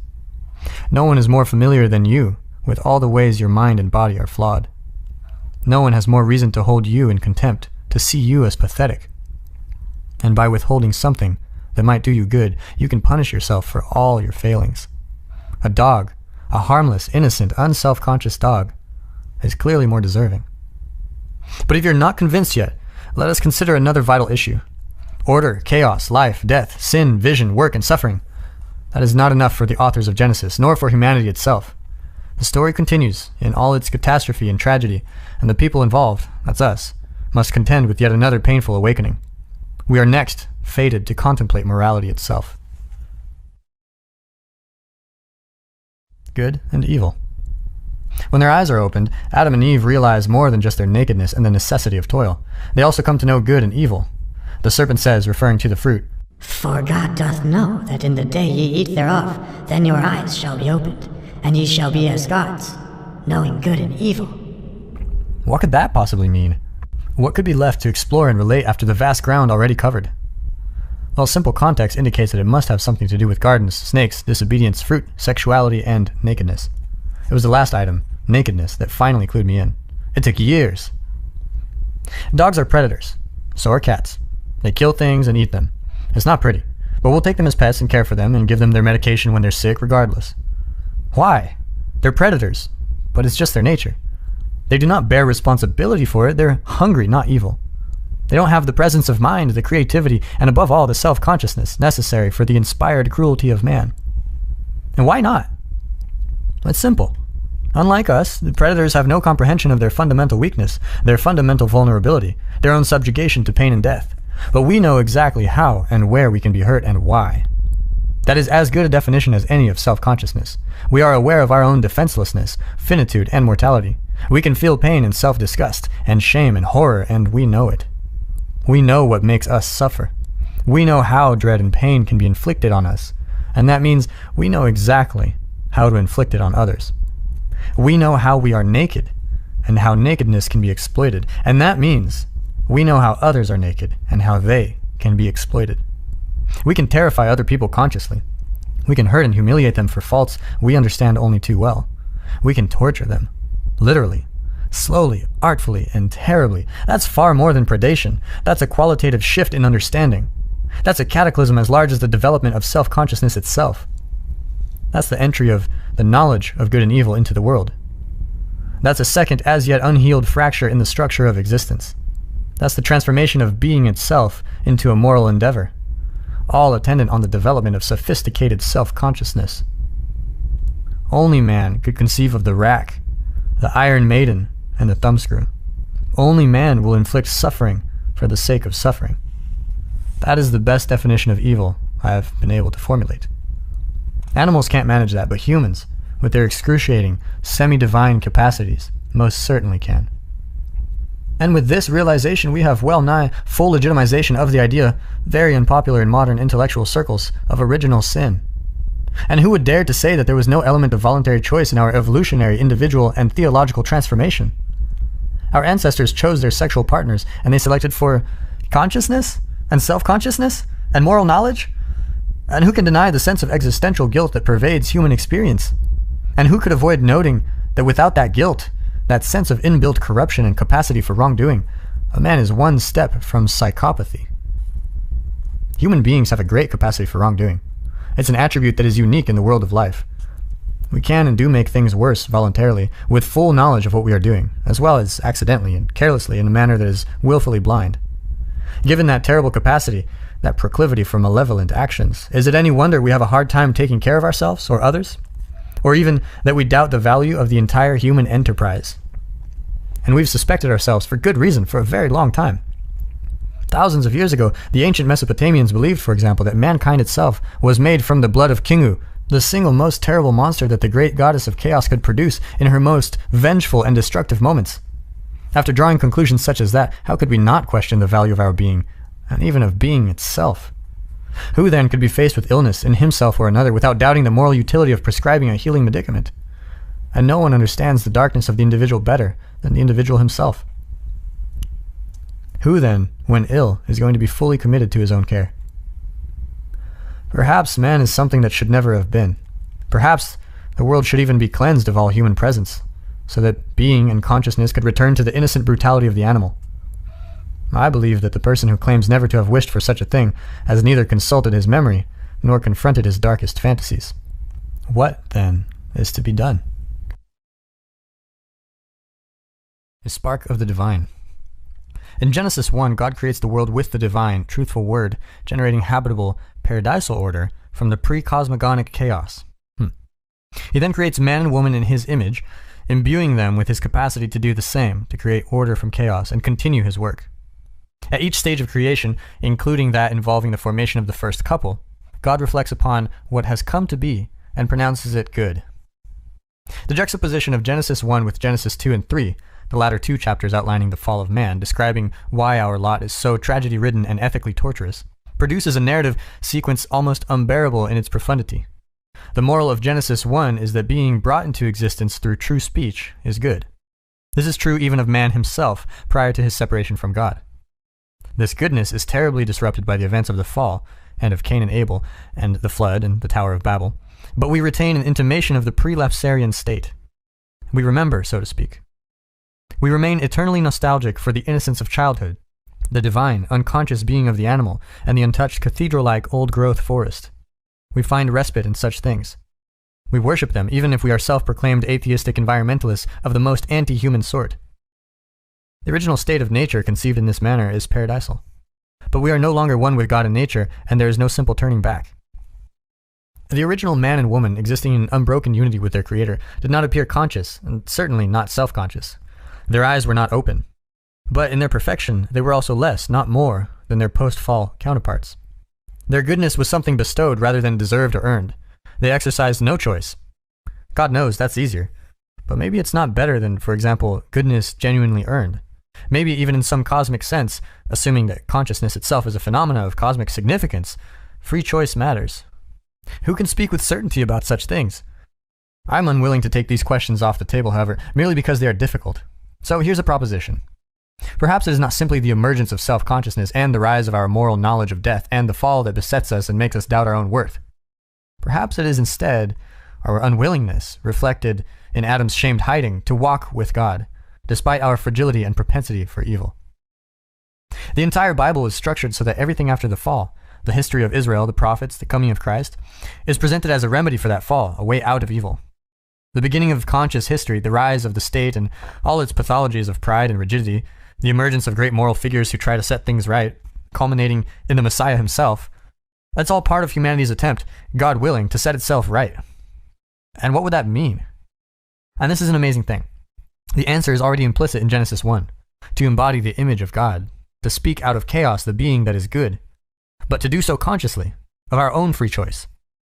Back is the way forward, as T.S. Eliot so rightly insisted, but back as awake beings, exercising the proper choice of awake beings instead of back to sleep. We shall not cease from exploration, and the end of all our exploring will be to arrive where we started and know the place for the first time. Through the unknown remembered gate, when the last of earth left to discover is that which was the beginning. At the source of the longest river, the voice of the hidden waterfall and the children in the apple tree. Not known because not looked for, but heard, half heard in the stillness between two waves of the sea. Quick now, here, now, always. A condition of complete simplicity, costing not less than everything, and all shall be well, and all manner of things shall be well, when the tongues of flames are infolded into the crown not of fire, and the fire and the rose are one. Little Gidding, 4 quartets, 1943. If we wish to take care of ourselves properly, we would have to respect ourselves, but we don't, because we are, not least in our own eyes, fallen creatures. If we lived in truth, if we spoke the truth, then we could walk with God once again and respect ourselves and others and the world. Then we might treat ourselves like people we cared for. We might strive to set the world straight. We might orient it toward heaven, where we would want people we cared for to dwell, instead of hell, where our resentment and hatred would eternally sentence everyone. In the areas where Christianity emerged 2,000 years ago, people were much more barbaric than they are today. Conflict was everywhere. Human sacrifice, including that of children, was a common occurrence even in technologically sophisticated societies such as that of ancient Carthage. In Rome, arena sports were competitions to the death, and the spilling of blood was a commonplace.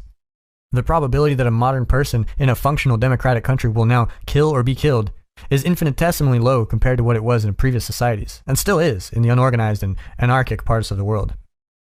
Then the primary moral issue confronting society was control of violent, impulsive selfishness and the mindless greed and brutality that accompanies it. People with those aggressive tendencies still exist. At least now they know that such behavior is suboptimal and either try to control it or encounter major social obstacles if they don't. But now also another problem has arisen, which was perhaps less common in our harsher past. It is easy to believe that people are arrogant and egotistical and always looking out for themselves. The cynicism that makes that opinion a universal truism is widespread and fashionable. But such an orientation to the world is not at all characteristic of many people. They have the opposite problem. They shoulder intolerable burdens of self-disgust, self-contempt, shame, and self-consciousness.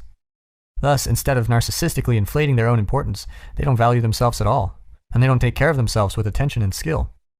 It seems that people often don't really believe that they deserve the best care, personally speaking. They are excruciatingly aware of their own faults and inadequacies, real and exaggerated, and ashamed and doubtful of their own value.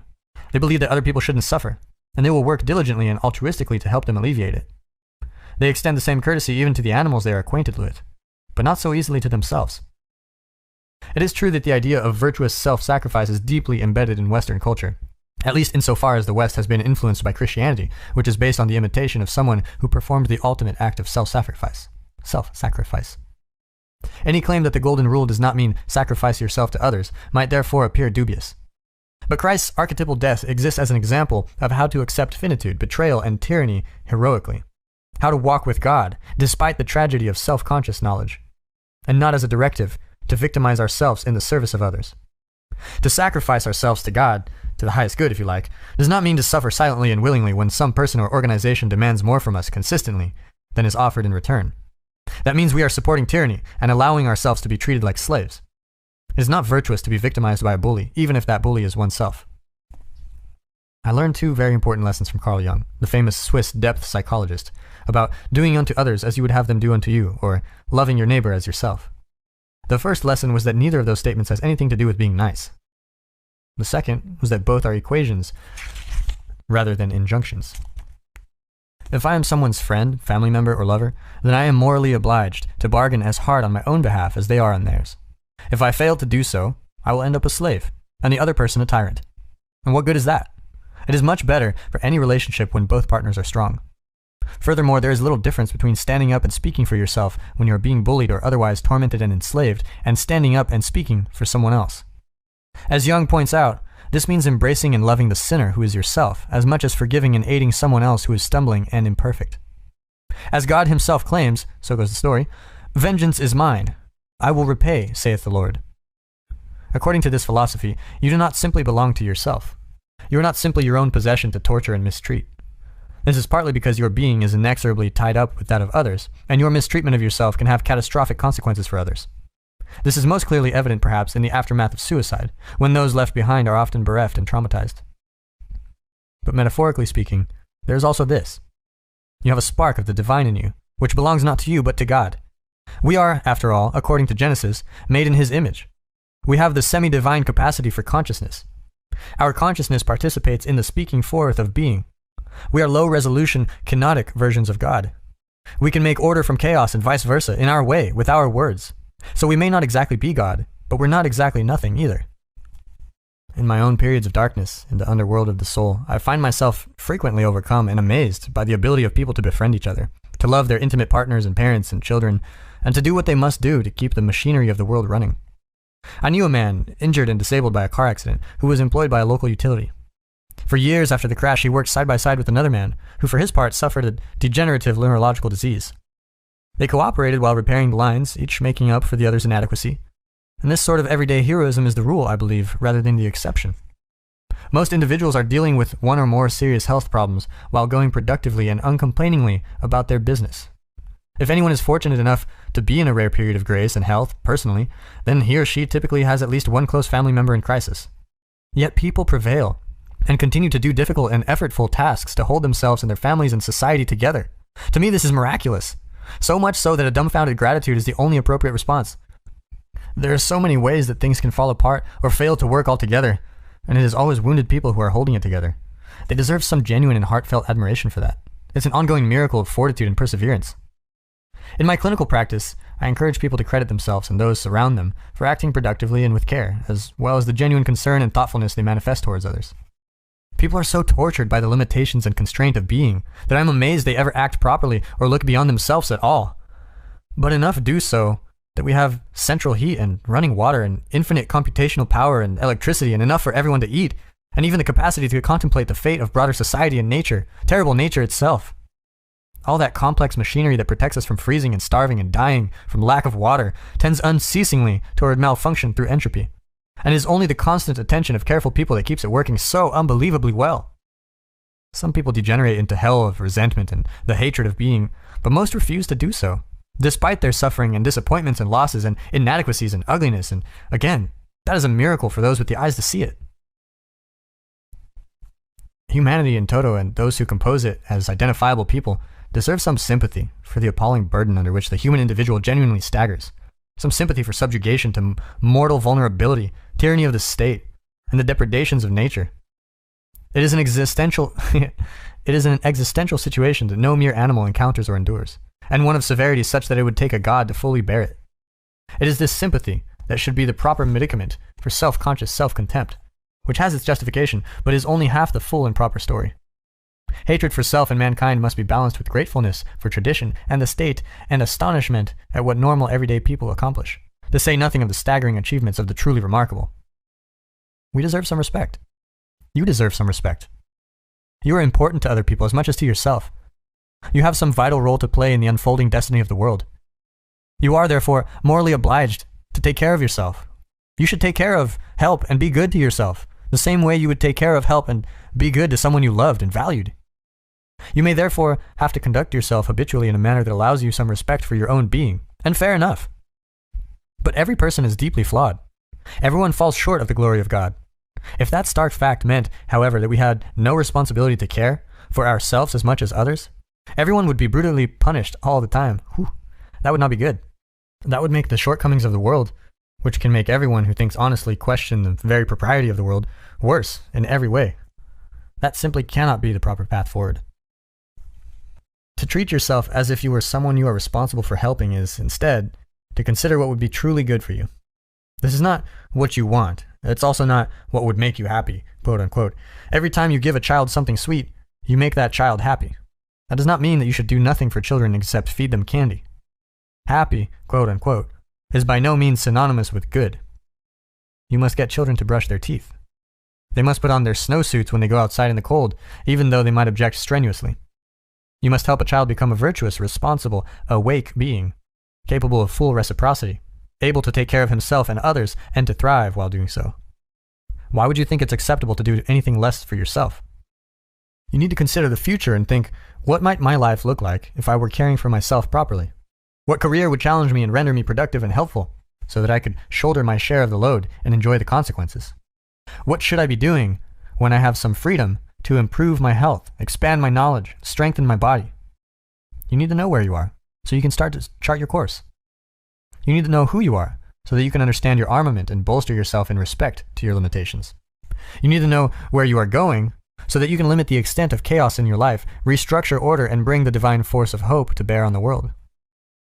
You must determine where you are going so that you can bargain for yourself, so that you don't end up resentful, vengeful, and cruel. You have to articulate your own principles, so that you can defend yourself against others taking inappropriate advantage of you, and so you are secure and safe while you work and play. You must discipline yourself carefully. You must keep the promises you make to yourself and reward yourself, so that you can trust and motivate yourself. You need to determine how to act toward yourself, so that you are most likely to become and to stay a good person. It would be good to make the world a better place. Heaven, after all, will not arrive of its own accord. We will have to work to bring it about and strengthen ourselves so that we can withstand the deadly angels and flaming sword of judgment that God used to bar its entrance.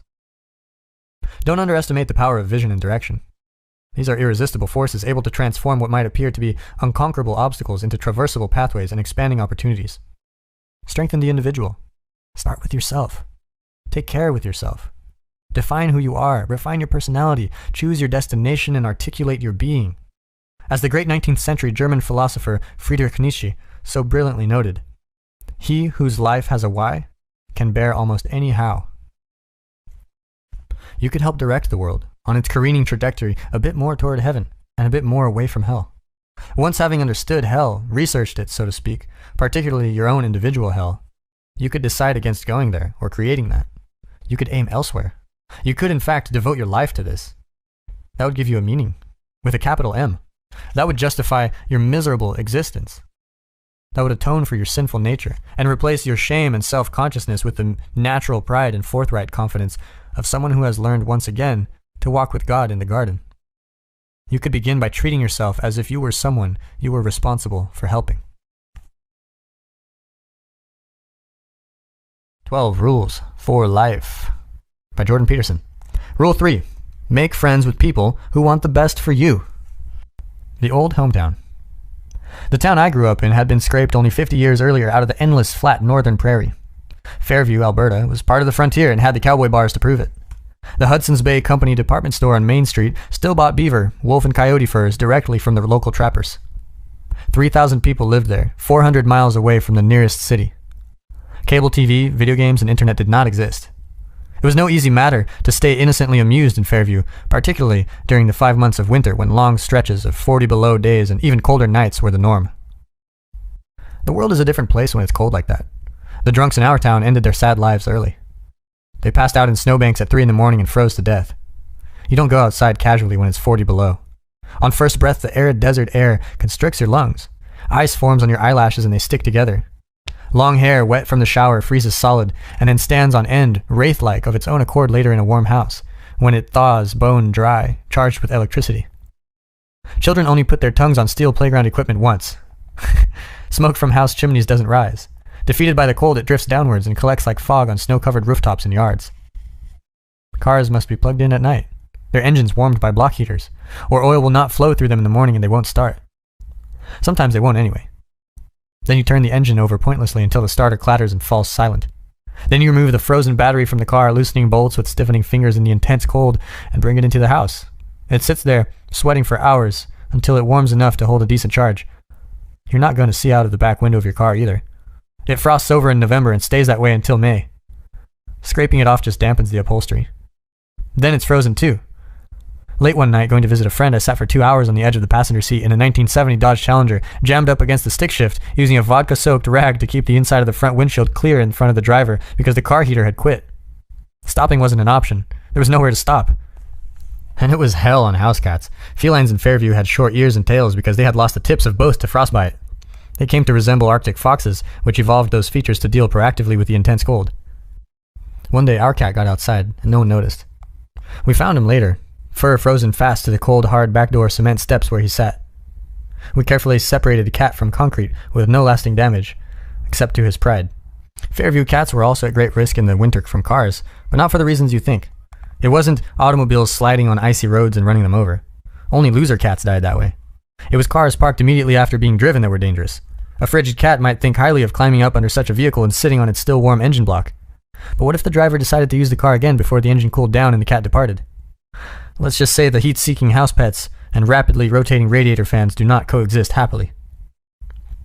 Because we were so far north, the bitterly cold winters were also very dark. By December, the sun didn't rise until 9:30 a.m. Whew. We trudged to school in the pitch black. It wasn't much lighter when we walked to home, just before the early sunset. There wasn't much for young people to do in Fairview, even in the summer. But the winters were worse. Then your friends mattered, more than anything. My friend Chris and his cousin. I had a friend at that time. We'll call him Chris. He was a smart guy. He read a lot.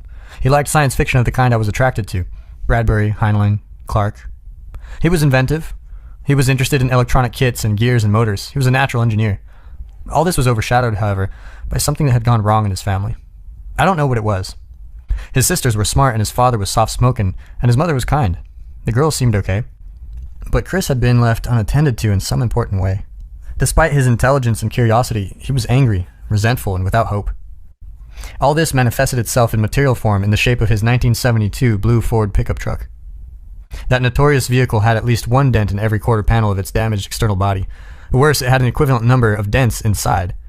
Those were produced by the impact of the body parts of friends against the internal surfaces during the continual accidents that resulted in the outer dents. Chris's truck was the exoskeleton of a nihilist. It had the perfect bumper sticker, "Be alert, the world needs more alerts." The irony it produced in combination with the dents elevated it nicely to theater of the absurd. Very little of that was, so to speak, accidental. Every time Chris crashed his truck, his father would fix it and buy him something else. He had a motorbike and a van for selling ice cream. He did not care for his motorbike. He sold no ice cream. He often expressed dissatisfaction with his father and their relationship. But his dad was older and unwell, diagnosed with an illness only after many years. He didn't have the energy he should have. Maybe he couldn't pay enough attention to his son. Maybe that's all it took to fracture their relationship. Chris had a cousin, Ed, who was about 2 years younger. I liked him as much as you can like the younger cousin of a teenage friend. He was a tall, smart, charming, good-looking kid. He was witty, too. You would have predicted a good future for him had you met him when he was 12. But Ed drifted slowly downhill into a dropout, semi-drifting mode of existence. He didn't get as angry as Chris, but he was just as confused. If you knew Ed's friends, you might say that it was peer pressure that set him on his downward path. But his peers weren't obviously any more lost or delinquent than he was, although they were generally somewhat less bright. It was also the case that Ed's and Chris's situation did not appear particularly improved by their discovery of marijuana. Marijuana isn't bad for everyone any more than alcohol is bad for everyone. Sometimes it even appears to improve people. But it didn't improve Ed. It didn't improve Chris either. To amuse ourselves in the long nights, Chris and I and Ed and the rest of the teenagers drove around and around in our 1970s cars and pickup trucks. We cruised down Main Street along Railroad Avenue, up past the high school, around the north end of town over to the west, or up Main Street around the north end of town over to the east, and so on, endlessly repeating the theme. If we weren't driving in town, we were driving in the countryside. A century earlier, surveyors had laid out a vast grid across the entire 300,000 square mile expanse of the Great Western Prairie. Every 2 miles north, a plowed gravel road stretched forever east to west. Every mile west, another traveled north and south. We never ran out of roads. Teenage wasteland. If we weren't circling around town and countryside, we were at a party. Some relatively young adult, or some relatively creepy, older adult, would open his house to friends. It would then become a temporary home to all manner of party crashers, many of whom started out seriously undesirable or quickly become that way when drinking. A party might also happen accidentally, when some of the teenagers' unwitting parents had left town. In that case, the occupants of the cars or trucks always cruising around would notice house lights on, but household car absent. This was not good. Things could get seriously out of hand. I did not like teenage parties. I do not remember them nostalgically. They were dismal affairs. The lights were kept low. That kept self-consciousness to a minimum. The overloud music made conversation impossible. There was little to talk about in any case. There were always a couple of the town psychopaths attending. Everybody drank and smoked too much.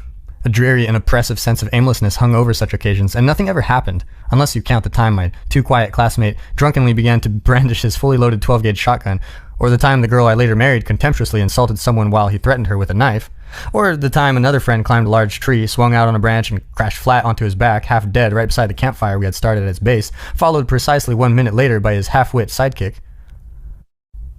No one knew what the hell they were doing at those parties. Hoping for a cheerleader? Waiting for Godot? Although the former would have been immediately preferred, although cheerleading squads were scarce in our town, the latter was closer to the truth. It would be more romantic, I suppose, to suggest that we would have all jumped at the chance for something more productive, bored out of our skulls as we were. But it's not true.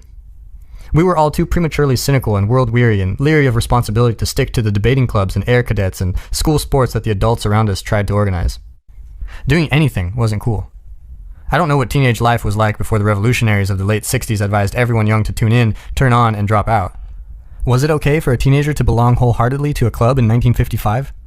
Because it certainly wasn't 20 years later. Plenty of us turned on and dropped out, but not so many tuned in. I wanted to be elsewhere. I wasn't the only one. Everyone who eventually left the Fairview I grew up in knew they were leaving by the age of 12. I knew. My wife, who grew up with me on the street our families shared, knew. The friends I had who did and didn't leave also knew, regardless of which track they were on. There was an unspoken expectation in the families of those who were college-bound that such a thing was a matter of course. For those from less educated families, a future that included university was simply not part of the conceptual realm. It wasn't for lack of money either. Tuition for advanced education was very low at that time, and jobs in Alberta were plentiful and high-paying. I earned more money in 1980 working at a plywood mill than I would again doing anything else for 20 years. No one missed out on university because of financial need in oil-rich Alberta in the 1970s.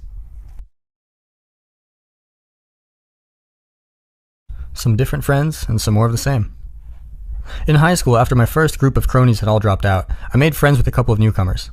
They came to Fairview as boarders. There was no school after 9th grade in their even more remote and aptly named hometown, Bear Canyon. They were an ambitious duo, comparatively speaking, straightforward and reliable, but also cool and very amusing. When I left town to attend Grande Prairie Regional College, 90 miles away, one of them became my roommate. The other went off elsewhere to pursue further education. Both were aiming upward. Their decisions to do so bolstered mine. I was a happy clam when I arrived at college. I found another expanded group of like-minded companions, whom my Bear Canyon comrade also joined. We were all captivated by literature and philosophy. We ran the student union. We made it profitable, for the first time in its history, hosting college dances. How can you lose money selling beer to college kids? We started a newspaper. We got to know our professors of political science and biology and English literature in the tiny seminars that characterized even our first year. The instructors were thankful for our enthusiasm and taught us well. We were building a better life. This left off a lot of my past. In a small town, everyone knows who you are. You drag your years behind you like a running dog with tin cans tied to its tail. You can't escape who you have been. Everything wasn't online then, and thank God for that. But it was stored equally indelibly in everyone's spoken and unspoken expectations and memory. When you move, everything is up in the air, at least for a while. It's stressful, but in the chaos there are new possibilities. People, including you, can't hem you in with their old notions. You get shaken out of your ruts. You can make new, better ruts with people aiming at better things. I thought this was just a natural development. I thought that every person who moved would have, and want, the same Phoenix-like experience, but that wasn't always the case. One time when I was about 15, I went with Chris and another friend, Carl, to Edmonton, a city of 600,000. Carl had never been to a city. This was not uncommon. Fairview to Edmonton was an 800-mile round trip. I had done it many times, sometimes with my parents, sometimes without. I liked the anonymity that the city provided. I liked the new beginnings. I liked the escape from the dismal, cramped, adolescent culture of my hometown. So I convinced my two friends to make the journey, but they did not have the same experience. As soon as we arrived, Chris and Carl wanted to buy some pot. We headed for the parts of Edmonton that were exactly like the worst of Fairview. We found the same furtive street vending marijuana providers. We spent the weekend drinking in a hotel room. Although we had traveled a long distance, we had gone nowhere at all. I saw an even more egregious example of this a few years later. I had moved to Edmonton to finish my undergraduate degree. I took an apartment with my sister, who was studying to be a nurse. She was also an up-and-out-of-there person. Not too many years later, she would plant strawberries in Norway and run safaris through Africa and smuggle trucks across the Tuareg-menaced Sahara Desert and babysit orphan gorillas in the Congo. We had a nice place in a new high-rise overlooking the broad valley of the North Saskatchewan River. We had a view of the city skyline in the background. I bought a beautiful new Yamaha upright piano in a fit of enthusiasm. The place looked good. I heard through the grapevine that Ed, Chris's younger cousin, had moved to the city. I thought that was a good thing. One day he called. I invited him over. I wanted to see how he was faring. I hoped he had achieved some of the potential I once saw in him. That's not what happened. Ed showed up, older, balder, and stooped. He was a lot more not doing so well young adult, and a lot less youthful possibility. His eyes were the telltale red slits of the practiced stoner. Ed had taken some job, lawn mowing and casual landscaping, which would have been fine for a part-time university student or for someone who could not do better, but which was wretchedly low-end as a career for an intelligent person. He was accompanied by a friend. It was his friend I really remember. He was spaced. He was baked. He was stoned out of his gourd. His head in our nice, civilized apartment did not easily occupy the same universe. My sister was there. She knew Ed. She'd seen this sort of thing before. But I still wasn't happy that Ed had brought this character into our place. Ed sat down. His friend sat down too, although it wasn't clear he noticed. It was tragic comedy. Stoned as he was, Ed still had the sense to be embarrassed. We sipped our beer. Ed's friend looked upwards. "My particles are scattered all over the ceiling," he managed. Truer words were never spoken. I took Ed aside and told him politely that he had to leave. I said that he shouldn't have brought his useless bastard of a companion. He nodded. He understood. That made it even worse. His older cousin, Chris, wrote me a letter much later about such things. I included it in my first book, Maps of Meaning, The Architecture of Belief, published in 1999. "I had friends," he said, "before. Anyone with enough self-contempt that they could forgive me mine." What was it that made Chris and Carl and Ed unable, or worse, perhaps, unwilling, to move or to change their friendships and improve the circumstances of their lives? Was it inevitable? A consequence of their own limitations, nascent illnesses and traumas of the past? After all, people vary significantly in ways that seem both structural and deterministic. People differ in intelligence, which is in large part the ability to learn and transform. People have very different personalities as well. Some are active and some are passive. Others are anxious or calm. For every individual driven to achieve, there's another who is indolent. The degree to which these differences are immutably part and parcel of someone is greater than an optimist might presume or desire. And then there's illness, mental and physical, diagnosed or invisible, further limiting or shaping our lives. Chris had a psychotic break in his 30s after flirting with insanity for many years. Not long afterward, he committed suicide. Did his heavy marijuana use play a magnifying role, or was it understandable self-medication? Use of physician-prescribed drugs for pain has, after all, decreased in marijuana-legal states such as Colorado. Maybe the pot made things better for Chris, not worse. Maybe it eased his suffering, instead of exacerbating his instability. Was it the nihilistic philosophy he nurtured that paved the way to his eventual breakdown? Was that nihilism, in turn, a consequence of genuine ill health, or just an intellectual rationalization of his unwillingness to dive responsibly into life? Why did he, like his cousin, like my other friends, continually choose people who and places that were not good for him? Sometimes when people have a low opinion of their own worth, or perhaps when they refuse responsibility for their lives, they choose a new acquaintance of precisely the type who proved troublesome in the past. Some people don't believe that they deserve any better, so they don't go looking for it. Or perhaps they don't want the trouble of better. Freud called this a repetition compulsion. He thought of it as an unconscious drive to repeat the horrors of the past, sometimes perhaps to formulate those horrors more precisely, sometimes to attempt more active mastery, and sometimes perhaps no alternatives beckon. People create their worlds with the tools they have directly at hand. Faulty tools produce faulty results. Repeated use of the same faulty tools produces the same faulty results. It is in this manner that those who fail to learn from the past doom themselves to repeat it. It's partly fate. It's partly inability. It's partly unwillingness to learn, refusal to learn, motivated refusal to learn. Rescuing the damned. People choose friends who aren't good for them for other reasons too. Sometimes it's because they want to rescue someone. This is more typical of young people, although the impetus still exists among older folks who are too agreeable or have remained naive or who are willfully blind. Someone might object. It is only right to see the best in people. The highest virtue is the desire to help.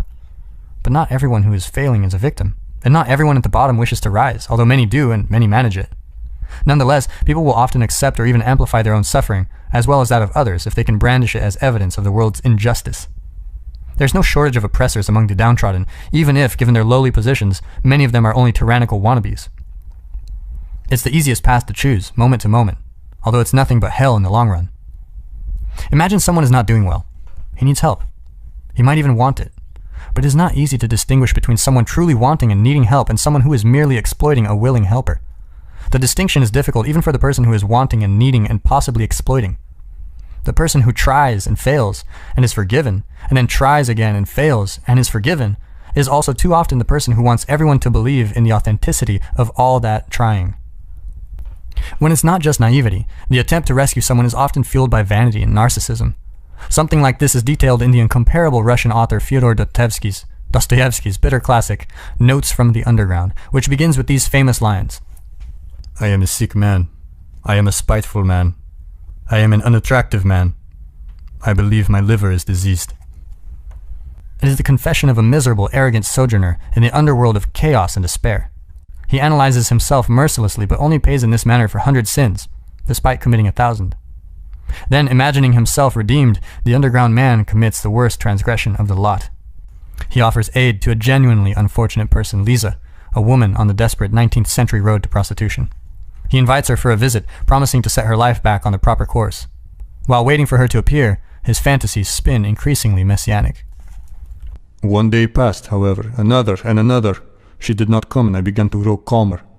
I felt particularly bold and cheerful. After 9 o'clock, I even sometimes began dreaming, and rather sweetly. I, for instance, become the salvation of Lisa, simply through her coming to me and my talking to her.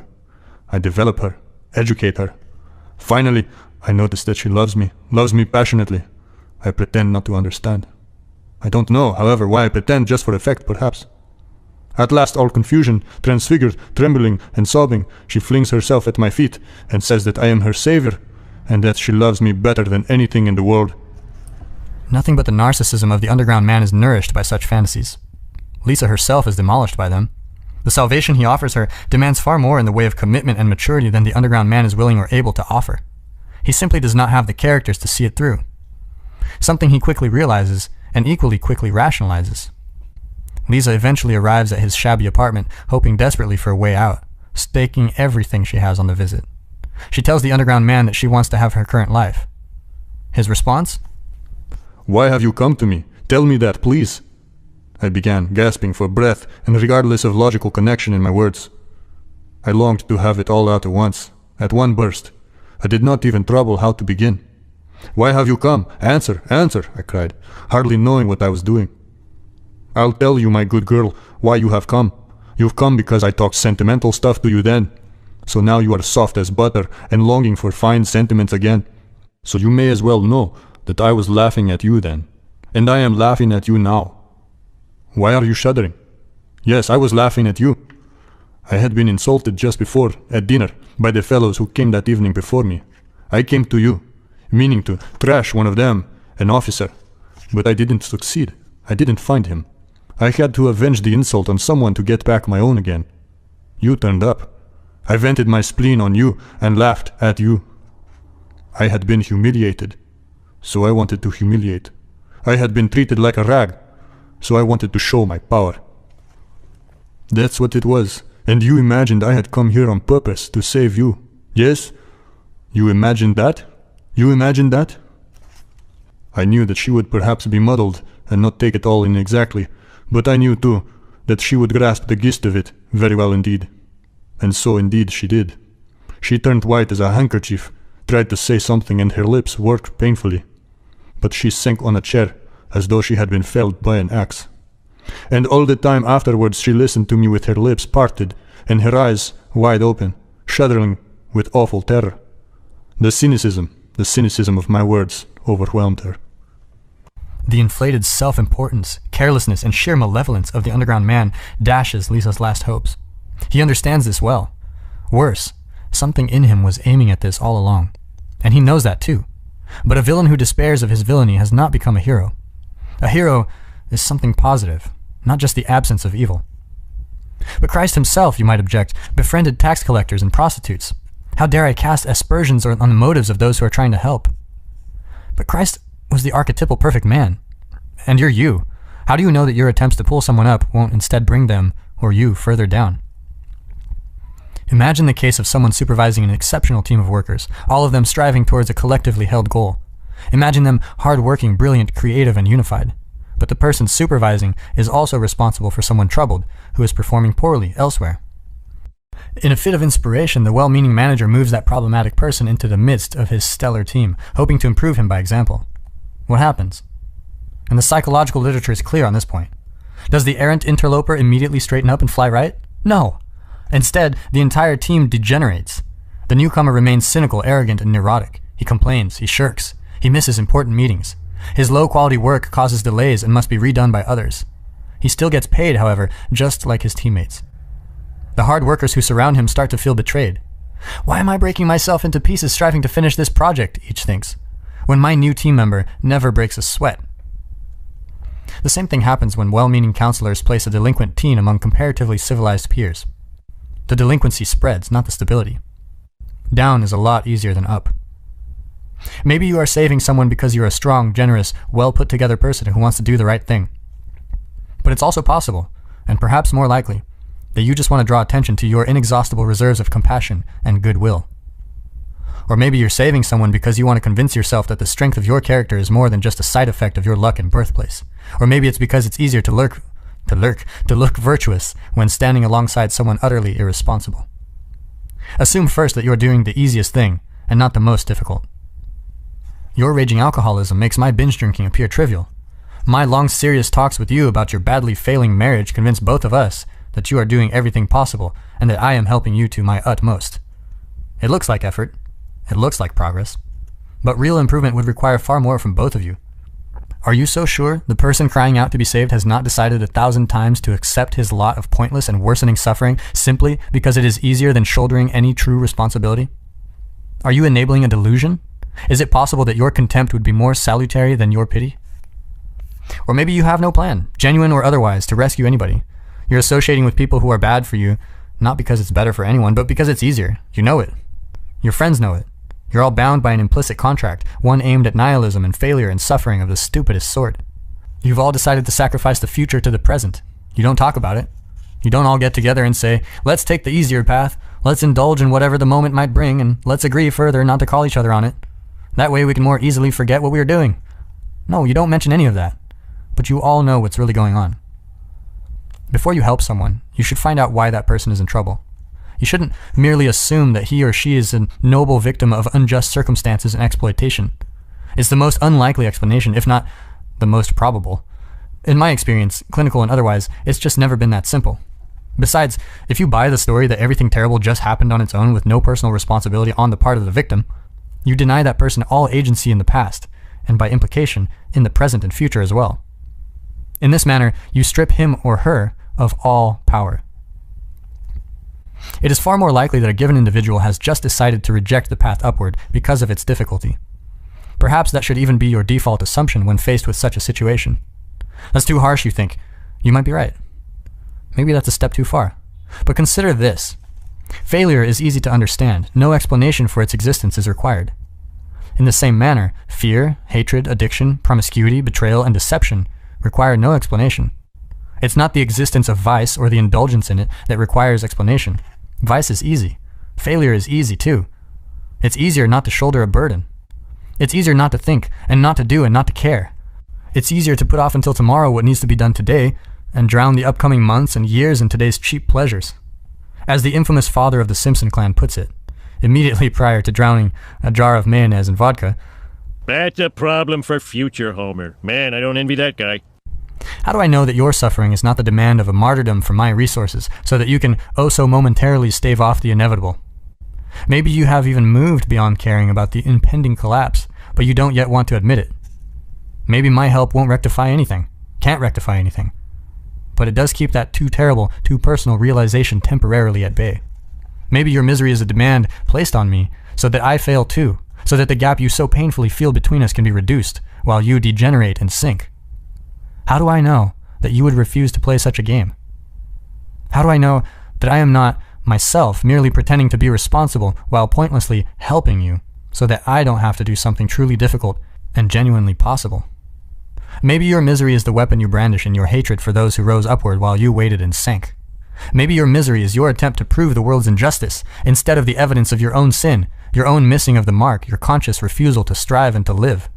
Maybe your willingness to suffer in failure is inexhaustible, given what you use that suffering to prove. Maybe it's your revenge on being. How exactly should I befriend you when you're in such a place? How exactly could I? Success, that's the mystery. Virtue, that's what's inexplicable. To fail, you merely have to cultivate a few bad habits. You just have to bide your time. And once someone has spent enough time cultivating bad habits and biding their time, they're much diminished. Much of what they could have been has dissipated, and much of the less that they have become is now real. Things fall apart of their own accord, but the sins of men speed their degeneration. And then comes the flood. I'm not saying that there's no hope of redemption, but it is much harder to extract someone from a chasm than to lift him from a ditch. And some chasms are very deep, and there's not much left of the body at the bottom. maybe I should at least wait to help you until it's clear that you want to be helped. Carl Rogers, the famous humanistic psychologist, believed it was impossible to start a therapeutic relationship if the person seeking help did not want to improve. Rogers believed it was impossible to convince someone to change for the better. The desire to improve was, instead, the precondition for progress. I've had court-mandated psychotherapy clients. They did not want my help. They were forced to seek it. It did not work. It was a travesty. If I stay in an unhealthy relationship with you, perhaps it's because I'm too weak-willed and indecisive to leave. But I don't want to know it. Thus, I continue helping you and console myself with my pointless martyrdom. Maybe I can then conclude about myself, someone that self-sacrificing, that willing to help someone, that has to be a good person. Not so. It might just be a person trying to look good pretending to solve what appears to be a difficult problem instead of actually being good and addressing something real. Maybe instead of continuing our friendship, I should just go off somewhere, get my act together, and lead by example. And none of this is a justification for abandoning those in real need to pursue your narrow, blind ambition in case it has to be said. A reciprocal arrangement. Here's something to consider. If you have a friend whose friendship you wouldn't recommend to your sister or your father or your son, why would you have such a friend for yourself? You might say, out of loyalty? Well, loyalty is not identical to stupidity. Loyalty must be negotiated fairly and honestly. Friendship is a reciprocal arrangement. You are not morally obliged to support someone who is making the world a worse place. Quite the opposite. You should choose people who want things to be better, not worse. It's a good thing, not a selfish thing, to choose people who are good for you. It's appropriate and praiseworthy to associate with people whose lives would be improved if they saw your life improve. If you surround yourself with people who support your upward aim, they will not tolerate your cynicism and destructiveness. They will instead encourage you when you do good for yourself and others, and punish you carefully when you do not. This will help you bolster your resolve to do what you should do, in the most appropriate and careful manner. People who are not aiming up will do the opposite. They will offer a former smoker a cigarette and a former alcoholic a beer. They will become jealous when you succeed or do something pristine. They will withdraw their presence or support, or actively punish you for it.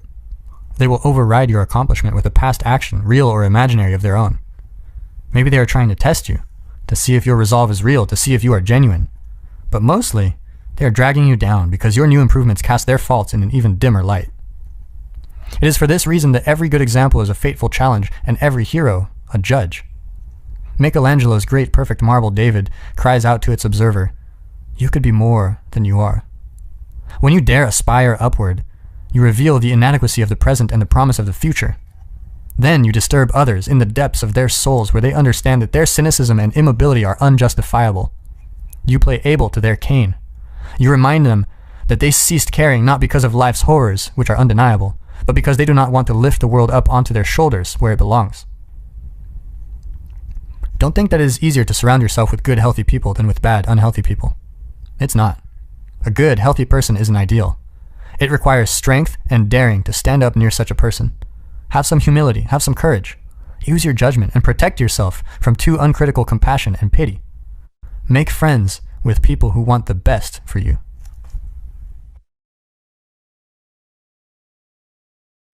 "12 Rules for Life" by Jordan Peterson. Rule 4. Compare yourself to who you were yesterday, not to who someone else is today. The internal critic. It was easier for people to be good at something when more of us lived in small rural communities. Someone could be homecoming queen. Someone else could be spelling bee champ, math whiz, or basketball star.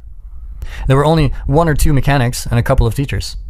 In each of their domains, these local heroes had the opportunity to enjoy some serotonin-fueled confidence of the victor. It may be for that reason that people who were born in small towns are statistically overrepresented among the eminent. If you're 1 in a million now but originated in modern New York, there's 20 of you, and most of us now live in cities. What's more, we've become digitally connected to the entire 7 billion. Our hierarchies of accomplishment are now dizzyingly vertical. No matter how good you are at something, or how you rank your accomplishments, there is someone out there who makes you look incompetent. You're a decent guitar player, but you're not Jimmy Page or Jack White. You're almost certainly not even going to rock your local pub. You're a good cook, but there are many great chefs. Your mother's recipe for fish heads and rice, no matter how celebrated in her village of origin, doesn't cut it in these days of grapefruit foam and Scotch tobacco ice cream. Some mafia don has a tackier yacht. Some obsessive CEO has a more complicated self-winding watch, kept in his more valuable mechanical hardwood and steel automatic self-winding watch case. Even the most stunning Hollywood actress eventually transforms into the evil queen on eternal paranoid watch for the new Snow White. And you? Your career is boring and pointless. Your housekeeping skills are second rate. Your taste is appalling. You're fatter than your friends, and everyone dreads your parties. Who cares if you're Prime Minister of Canada when someone else is the President of the United States? Inside us dwells a critical internal voice and spirit that knows all this. It's predisposed to make its noisy case. It condemns our mediocre efforts. It can be very difficult to quell. Worse, critics of its sort are necessary. There's no shortage of tasteless artists, of tuneless musicians, poisonous cooks, bureaucratically personality-disordered middle managers, hack novelists, and tedious ideology-ridden professors. Things and people differ importantly in their qualities. Awful music torments listeners everywhere. Poorly designed buildings crumble in earthquakes. Substandard automobiles kill their drivers when they crash. Failure is the price we pay for standards, and because mediocrity has consequences, both real and harsh, standards are necessary. We're not equal in ability or outcome, and never will be. A very small number of people produce very much of everything.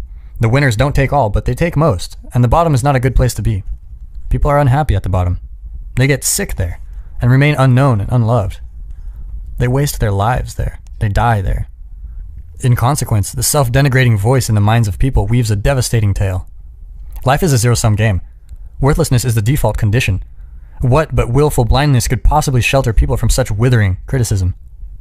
It is for such reasons that a whole generation of social psychologists recommended positive illusions as the only reliable route to mental health. Their credo? Let a lie be your umbrella. A more dismal, wretched, pessimistic philosophy can hardly be imagined. Things are so terrible that only delusion can save you.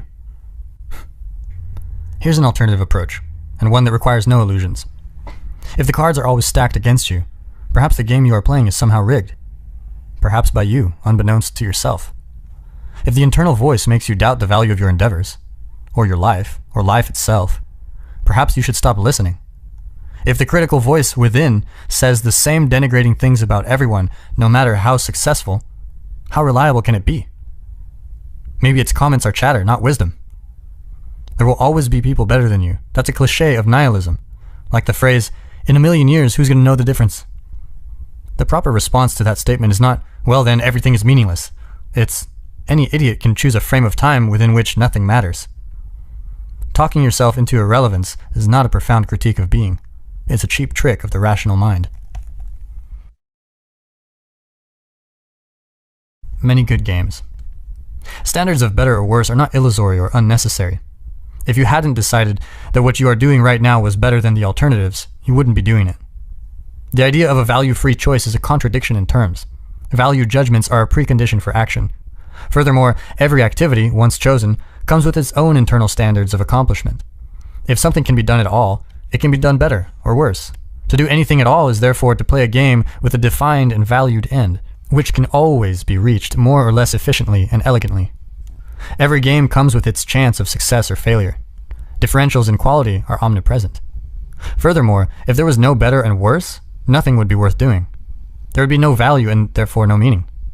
Why make an effort if it doesn't improve anything? Meaning itself requires the difference between better and worse. How then can the voice of critical self-consciousness be stilled? Where are the flaws in the apparently impeccable logic of its message? We might start by considering the all too black and white words themselves, success or failure. You are either a success, comprehensive, singular, overall good thing, or its opposite, a failure, a comprehensive, singular, irredeemably bad thing. The words imply no alternative and no middle ground. However, in a world as complex as ours, such generalizations, really such failure to differentiate, are a sign of naive, unsophisticated, or even malevolent analysis. There are vital degrees and gradations of value obliterated by this binary system, and the consequences are not good. To begin with, there is not just one game at which to succeed or fail. There are many games, and more specifically many good games, games that match your talents, involve your productivity with other people, and sustain and even improve themselves across time. Lawyer is a good game. So is plumber, physician, carpenter, or schoolteacher. The world allows for many ways of being. If you don't succeed at one, you can try another. You can pick something better matched to your unique mix of strengths, weaknesses, and situation. Furthermore, if changing games does not work, you can invent a new one. I recently watched a talent show featuring a mime who taped his mouth shut and did something ridiculous with oven mitts. That was unexpected. That was original. It seemed to be working for him. It's also unlikely that you're playing only one game. You have a career and friends and family members and personal projects and artistic endeavors and athletic pursuits. You might consider judging your success across all of the games you play. Imagine that you are very good at some, middling at others, and terrible at the remainder. Perhaps that's how it should be. You might object. I should be winning at everything. But winning at everything might only mean that you're not doing anything new or difficult. You might be winning, but you're not growing. And growing might be the most important form of winning. Should victory in the present always take precedence over trajectory across time? Finally, you might come to realize that the specifics of the many games you are playing are so unique to you, so individual, that comparison to others is simply inappropriate. Perhaps you are overvaluing what you don't have and undervaluing what you do. There's some real utility in gratitude. It's also good protection against the dangers of victimhood and resentment. Your colleague outperforms you at work. His wife, however, is having an affair, while your marriage is stable and happy. Who has it better? The celebrity you admire is a chronic drunk driver and bigot. Is his life truly preferable to yours? When the internal critic puts you down using such comparisons, here's how it operates. First, it selects a single arbitrary domain of comparison, fame, maybe, or power. Then it acts as if that domain is the only one that is relevant. Then it contrasts you unfavorably with someone truly stellar within that domain. It can take that final step even further, using the unbridgeable gap between you and its target of comparison as evidence for the fundamental injustice of life. That way, your motivation to do anything at all can be most effectively undermined. Those who accept such an approach to self-evaluation certainly can't be accused of making things too easy for themselves. But it's just as big a problem to make things too difficult. When we are very young, we are neither individual nor informed. We have not had the time nor gained the wisdom to develop our own standards. In consequence, we must compare ourselves to others because standards are necessary. Without them, there is nowhere to go and nothing to do. As we mature, we become, by contrast, increasingly individual and unique. The conditions of our lives become more and more personal and less comparable with those of others. Symbolically speaking, this means we must leave the house ruled by our Father and confront the chaos of our individual being. We must take note of our disarray, without completely abandoning that Father in the process. We must then rediscover the values of our culture, veiled from us by our ignorance, hidden in the dusty treasure trove of the past, rescue them and integrate them into our own lives. This is what gives existence its full and necessary meaning. Who are you? You think you know, but maybe you don't. You are, for example, neither your own master nor your own slave. You cannot easily tell yourself what to do and compel your own obedience, any more than you can easily tell your husband, wife, son, or daughter what to do and compel theirs. You are interested in some things and not in others. You can shape that interest, but there are limits. Some activities will engage you and others simply will not. You have a nature. You can play the tyrant to it, but you will certainly rebel. How hard can you force yourself to work and sustain your desire to work? How much can you sacrifice to your partner before generosity turns to resentment? What is it that you actually love? What is it that you genuinely want? Before you can articulate your own standards of value, you must see yourself as a stranger, and then you must get to know yourself. What do you find valuable or pleasurable? How much leisure, enjoyment, and reward do you require so that you feel like more than a beast of burden? How much do you treat yourself so you won't kick over the traces and smash up your coral? You could force yourself through your daily grind and kick your dog in frustration when you come home. You could watch the precious days tick by. Or you could learn how to entice yourself into sustainable, productive activity. Do you ask yourself what you want? Do you negotiate fairly with yourself? Or are you a tyrant with yourself as a slave? When do you dislike your parents, your spouse, or your children, and why? What might be done about that? What do you need and want from your friends and your business partners? This is not a mere matter of what you should want. I'm not talking about what other people require from you or your duties to them. I'm talking about determining the nature of your moral obligation to yourself. Should might enter into it, because you are nested within a network of social obligations. Should is your responsibility, and you should live up to it. But this does not mean you must take the role of lapdog, obedient and harmless. That's how a dictator wants his slaves. Dare instead to be dangerous. Dare to be truthful. Dare to articulate yourself and express, or at least become aware of, what would really justify your life. If you allowed your dark and unspoken desires for your partner, for example, to manifest themselves, if you were even willing to consider them, you might discover that they were not so dark given the light of day. You might discover instead that you were just afraid, and so pretending to be moral. You might find that getting what you actually desire would stop you from being tempted and straying. Are you so sure that your partner would be unhappy if more of you rose to the surface? The femme fatale and the anti-hero are sexually attractive for a reason. How do you need to be spoken to? What do you need to take from people? What are you putting up with or pretending to like from duty or obligation? Consult your resentment. It's a revelatory emotion for all its pathology. It's part of an evil triad: arrogance, deceit, and resentment. Nothing causes more harm than this underworld trinity. But resentment always means one of two things. Either the resentful person is immature, in which case he or she should shut up, quit whining, and get on with it, or there is tyranny afoot, in which case the person subjugated has a moral obligation to speak up. Why? Because the consequence of remaining silent is worse. Of course, it's easier in the moment to stay silent and avoid conflict, but in the long term, that's deadly. When you have something to say, silence is a lie, and tyranny feeds on lies. When should you push back against oppression despite the danger? When you start nursing secret fantasies of revenge, when your life is being poisoned and your imagination fills with the wish to devour and destroy. I had a client decades ago who suffered from severe obsessive-compulsive disorder. He had to line up his pajamas just right before he could go to sleep at night. Then he had to fluff his pillow. Then he had to adjust his bed sheets. Over and over and over and over. I said, maybe that part of you, that insanely persistent part, wants something, inarticulate though it may be. Let it have its way. What could it be? He said, control. I said, close your eyes and let it tell you what it wants. Don't let fear stop you. You don't have to act it out just because you're thinking it. He said, it wants me to take my stepfather by the collar, put him up against the door, and shake him like a rat. Maybe it was time to shake someone like a rat, although I suggested something a bit less primal. But God only knows what battles must be fought forthrightly, voluntarily on the road to peace. What do you do to avoid conflict, necessary though it may be? What are you inclined to lie about, assuming the truth might be intolerable? What do you fake? The infant is dependent on his parents for almost everything he needs. The child, the successful child, can leave his parents, at least temporarily, and make friends. He gives up a little of himself to do that, but gains much in return. The successful adolescent must take that process to its logical conclusion. He has to leave his parents and become like everyone else. He has to integrate with a group so he can transcend his childhood dependency. Once integrated, the successful adult then must learn how to be just the right amount of different from everyone else.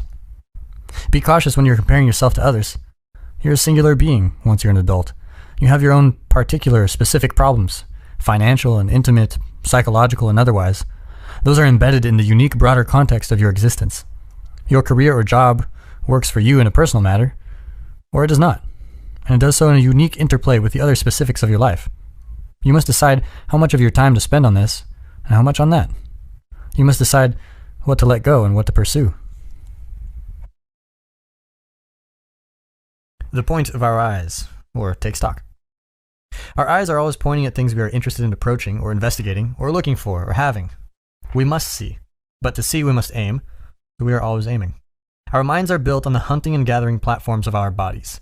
To hunt is to specify a target, track it, and throw at it. To gather is to specify and to grasp. We fling stones and spears and boomerangs. We toss balls through hoops and hit pucks into nets, and curl carved granite rocks down the ice onto horizontal bullseyes. We launch projectiles at targets with bows, guns, rifles, and rockets. We hurl insults, launch plans, and pitch ideas. We succeed when we score a goal or hit a target. We fail or sin when we do not, as the word sin means to miss the mark.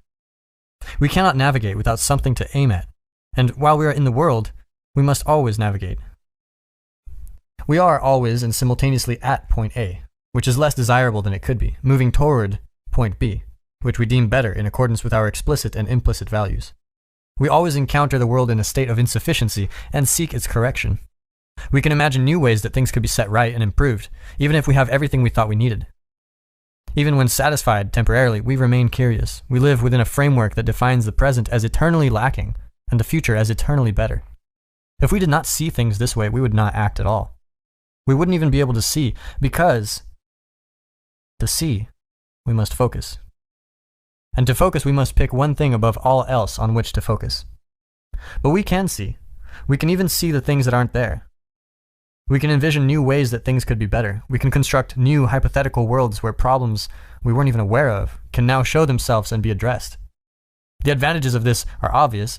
We can change the world so that the intolerable state of the present can be rectified in the future. The disadvantage to all this foresight and creativity is chronic unease and discomfort. Because we always contrast what is with what could be, we have to aim at what could be. We can aim too high or too low or too chaotically. So we fail and live in disappointment, even when we appear to others to be living well. How can we benefit from our imaginativeness, our ability to improve the future, without continually denigrating our current, insufficiently successful and worthless lives? The first step, perhaps, is to take stock. Who are you? When you buy a house and prepare to live in it, you hire an inspector to list all its faults. As it is, in reality now, not as you wish it could be. You'll even pay him for the bad news. You need to know. You need to discover the home's hidden flaws. You need to know whether they are cosmetic imperfections or structural inadequacies. You need to know because you can't fix something if you don't know it's broken. And you're broken. You need an inspector, the internal critic. It could play that role if you could get it on track, if you and it could cooperate. It could help you take stock. But you must walk through your psychological house with it and listen judiciously to what it says. Maybe you're a handyman's dream, a real fixer-upper. How can you start your renovations without being demoralized, even crushed by your internal critic's lengthy and painful report of your inadequacies? Here's a hint. The future is like the past, but there's a crucial difference. The past is fixed, but the future, it could be better. It could be better, some precise amount, the amount that can be achieved perhaps in a day with some minimal engagement. The present is eternally flawed.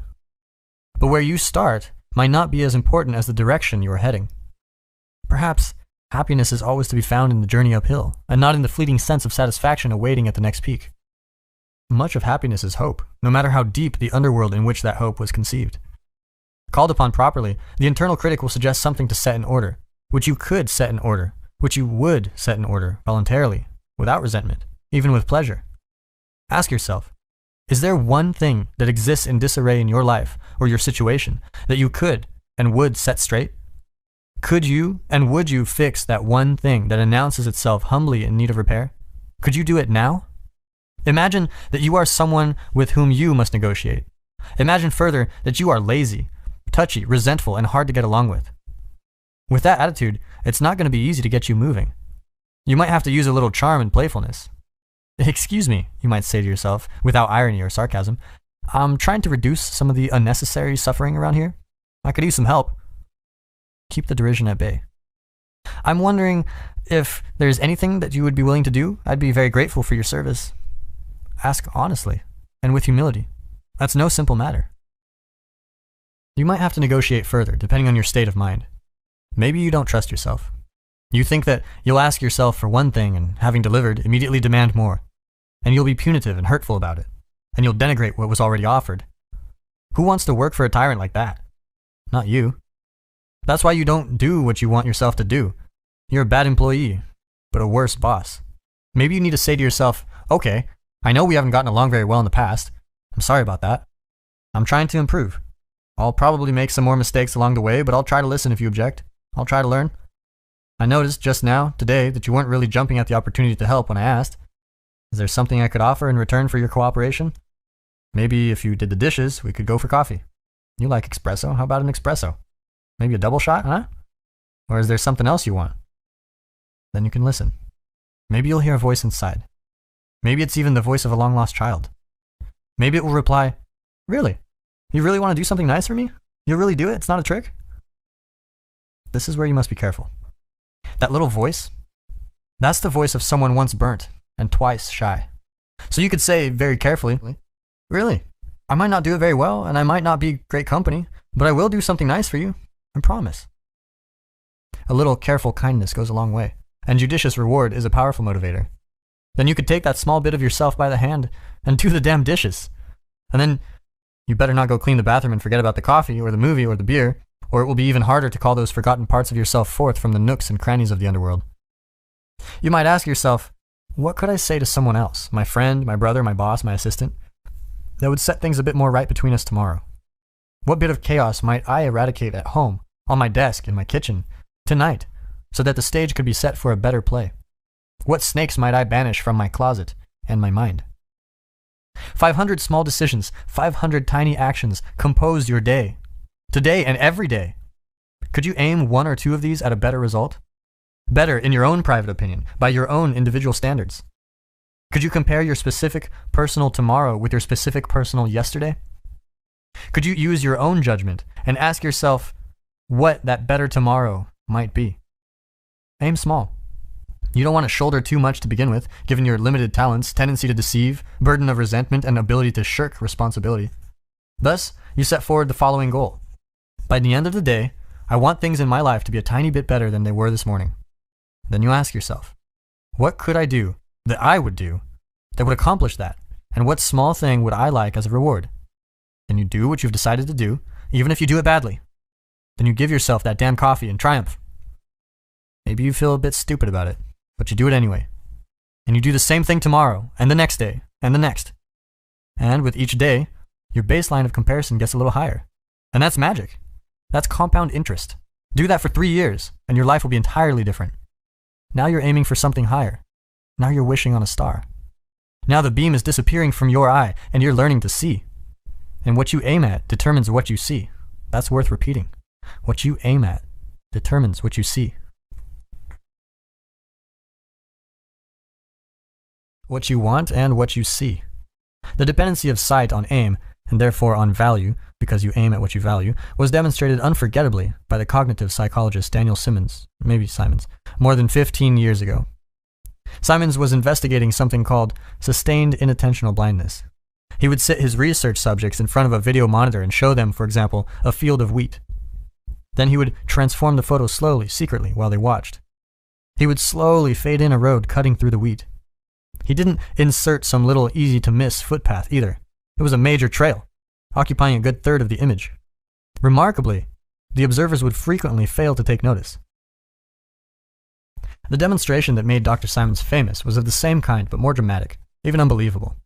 First, he produced a video of 2 teams of 3 people. One team was wearing white shirts, the other black. The 2 teams were not off in the distance either, or in any way difficult to see. The 6 of them filled much of the video screen, and their facial features were close enough to see clearly. Each team had its own ball, which they bounced or threw to their other team members as they moved and fainted in the small space in front of the elevators where the game was filmed. Once Dan had his video, he showed it to his study participants. He asked each of them to count the number of times the white shirts threw the ball back and forth to one another. After a few minutes, his subjects were asked to report the number of passes. Most answered 15. That was the correct answer. Most felt pretty good about that. Ha! They passed the test. But then, Dr. Simons asked, "Did you see the gorilla?" "Was this a joke? What gorilla?" So he said, "Watch the video again, but this time, don't count." Sure enough, a minute or so in, a man dressed in a gorilla suit waltzes right into the middle of the game for a few long seconds, stops, and then beats his chest in the manner of stereotyped gorillas everywhere. Right in the middle of the screen, large as life, painfully and irrefutably evident.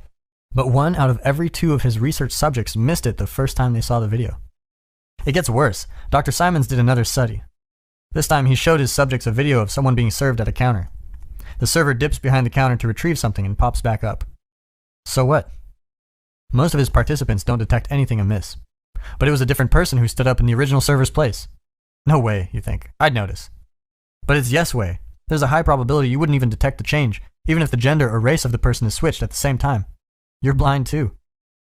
This is partly because vision is expensive, psychophysiologically expensive, neurologically expensive. Very little of your retina is high-resolution fovea, the very central high-resolution part of the eye used to do such things as identify faces. Each of the scarce foveal cells needs 10,000 cells in the visual cortex merely to manage the first part of the multi-stage processing of seeing. Then each of those 10,000 requires 10,000 more just to get to stage 2.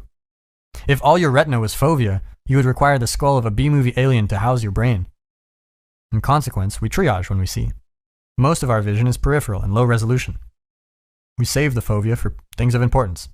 We point our high-resolution capacities at the few specific things we are aiming at. And we let everything else, which is almost everything, fade, unnoticed, into the background. If something you're not attending to pops its ugly head up in a manner that directly interferes with your narrowly focused current activity, you will see it. Otherwise, it's just not there. The ball on which Simon's research subjects were focused was never obscured by the gorilla or by any of the 6 players. Because of that, because the gorilla did not interfere with the ongoing, narrowly defined task, it was indistinguishable from everything else the participants didn't see when they were looking at that ball. The big ape could be safely ignored. That's how you deal with the overwhelming complexity of the world. You ignore it. while you concentrate minutely on your private concerns. You see things that facilitate your movement forward toward your desired goals. You detect obstacles when they pop in your path. You're blind to everything else, and there's a lot of everything else, so you're very blind. And it has to be that way, because there is much more of the world than there is of you. You must shepherd your limited resources carefully. Seeing is very difficult, so you must choose what to see and let the rest go. There's a profound idea in the ancient Vedic texts, the oldest scriptures of Hinduism and part of the bedrock of Indian culture. The world, as perceived, is Maya, appearance or illusion. This means, in part, that people are blinded by their desires, as well as merely incapable of seeing things as they truly are. This is true in a sense that transcends the metaphorical. Your eyes are tools. They are there to help you get what you want. The price you pay for that utility, that specific focused direction, is blindness to everything else. This doesn't matter so much when things are going well and we are getting what we want, although it can be a problem even then, because getting what we want currently can make us blind to higher callings. But all that ignored world presents a truly terrible problem when we're in crisis and nothing whatsoever is turning out the way we want it to. Then, there can be far too much to deal with. Happily, however, that problem contains within it the seeds of its own solution. Since you've ignored so much, there's plenty of possibility left where you have not yet looked. Imagine that you're unhappy. You're not getting what you need. Perversely, this may be because of what you want. You're blind because of what you desire. Perhaps what you really need is right in front of your eyes, but you cannot see it because of what you are currently aiming for. And that brings us to something else. The price that must be paid before you or anyone can get what they want, or better yet, what they need. Think about it this way. You look at the world in your particular idiosyncratic manner. You use a set of tools to screen most things out and let some things in. You have spent a lot of time building those tools. They've become habitual. They're not mere abstract thoughts. They're built right into you. They orient you in the world. They're your deepest and often implicit and unconscious values. They've become part of your biological structure. They're alive. And they don't want to disappear or transform or die. But sometimes their time has come, and new things need to be born. For this reason, although not only for this reason, it is necessary to let things go during the journey uphill. If things are not going well for you, well, that might be because, as the most cynical of aphorisms has it, life sucks and then you die. Before your crisis impels you to that hideous conclusion, however, you might consider the following. Life doesn't have the problem. You do. At least that realization leaves you with some options. If your life is not going well, perhaps it is your current knowledge that is insufficient, not life itself. Perhaps your value structure needs some serious retooling. Perhaps what you want is blinding you to what else could be. Perhaps you are holding on to your desires in the present so tightly that you cannot see anything else, even what you truly need. Imagine that you are thinking enviously, I should have my boss's job. If your boss sticks to his post stubbornly and competently, thoughts like that will lead you into a state of irritation, unhappiness, and disgust. You might realize this. You think, I am unhappy. However, I could be cured of this unhappiness if I could just fulfill my ambition. But then you might think further. Wait, you think. Maybe I'm not unhappy because I don't have my boss's job. Maybe I'm unhappy because I can't stop wanting that job. That doesn't mean you can simply and magically tell yourself to stop wanting that job and then listen and transform. You won't. You can't, in fact, just change yourself that easily. You have to dig deeper. You must change what you are after more profoundly. So you might think, I don't know what to do about this stupid suffering. I can't just abandon my ambitions. That would leave me nowhere to go. But my longing for a job that I can't have isn't working. You might decide to take a different tack. You might ask instead for the revelation of a different plan. One that would fulfill your desires and gratify your ambitions in a real sense, but that would remove from your life the bitterness and resentment from which you are currently affected. You might think, I will make a different plan. I will try to want whatever it is that would make my life better, whatever that might be, and I will start working on it now. If that turns out to mean something other than chasing my boss's job, I will accept that and I will move forward. Now you're on a whole different kind of trajectory. Before, what was right, desirable, and worthy of pursuit was something narrow and concrete. But you became stuck there, tightly jammed and unhappy. So you let go. You make the necessary sacrifice and allow a whole new world of possibility, hidden from you because of your previous ambition, to reveal itself. And there's a lot there. What would your life look like if it were better? What would life itself look like? What does better even mean? You don't know. And it doesn't matter that you don't know exactly right away, because you will start to slowly see what is better once you have truly decided to want it. You will start to perceive what remained hidden from you by your presuppositions and preconceptions, by the previous mechanisms of your vision. You will begin to learn. This will only work, however, if you genuinely want your life to improve. You can't fool your implicit perceptual structures. Not even a bit. They aim where you point them. To retool, to take stock, to aim somewhere better, you might have to think it through, bottom to top. You have to scour your psyche. You have to clean the damn thing up. And you must be cautious because making your life better means adopting a lot of responsibility. And that takes more effort and care than living stupidly in pain and remaining arrogant, deceitful, and resentful. What if it was the case that the world revealed whatever goodness it contains in precise proportion to your desire for the best? What if the more your conception of the best has been elevated, expanded, and rendered sophisticated, the more possibility and benefit you could perceive? This doesn't mean that you can have what you want merely by wishing it, or that everything is interpretation, or that there is no reality. The world is still there, with its structures and limits. As you move along with it, it cooperates or objects. But you can dance with it if your aim is to dance, and maybe you can even lead if you have enough skill and enough grace. This is not theology, it's not mysticism, it's empirical knowledge. There is nothing magical here, or nothing more than the already present magic of consciousness. We only see what we aim at. The rest of the world, and that's most of it, is hidden. If we start aiming at something different, something like, I want my life to be better, our minds will start presenting us with new information derived from the previously hidden world to aid us in that pursuit. Then we can put that information to use and move and act and observe and improve. And after doing so, after improving, we might pursue something different or higher. Something like, I want whatever might be better than just my life being better. And then we enter a more elevated and more complete reality. In that place, what might we focus on? What might we see? Think about it like this. Start from the observation that we indeed desire things, even that we need them. That's human nature. We share the experience of hunger, loneliness, thirst, sexual desire, aggression, fear, and pain. Such things are elements of being, primordial, axiomatic elements of being.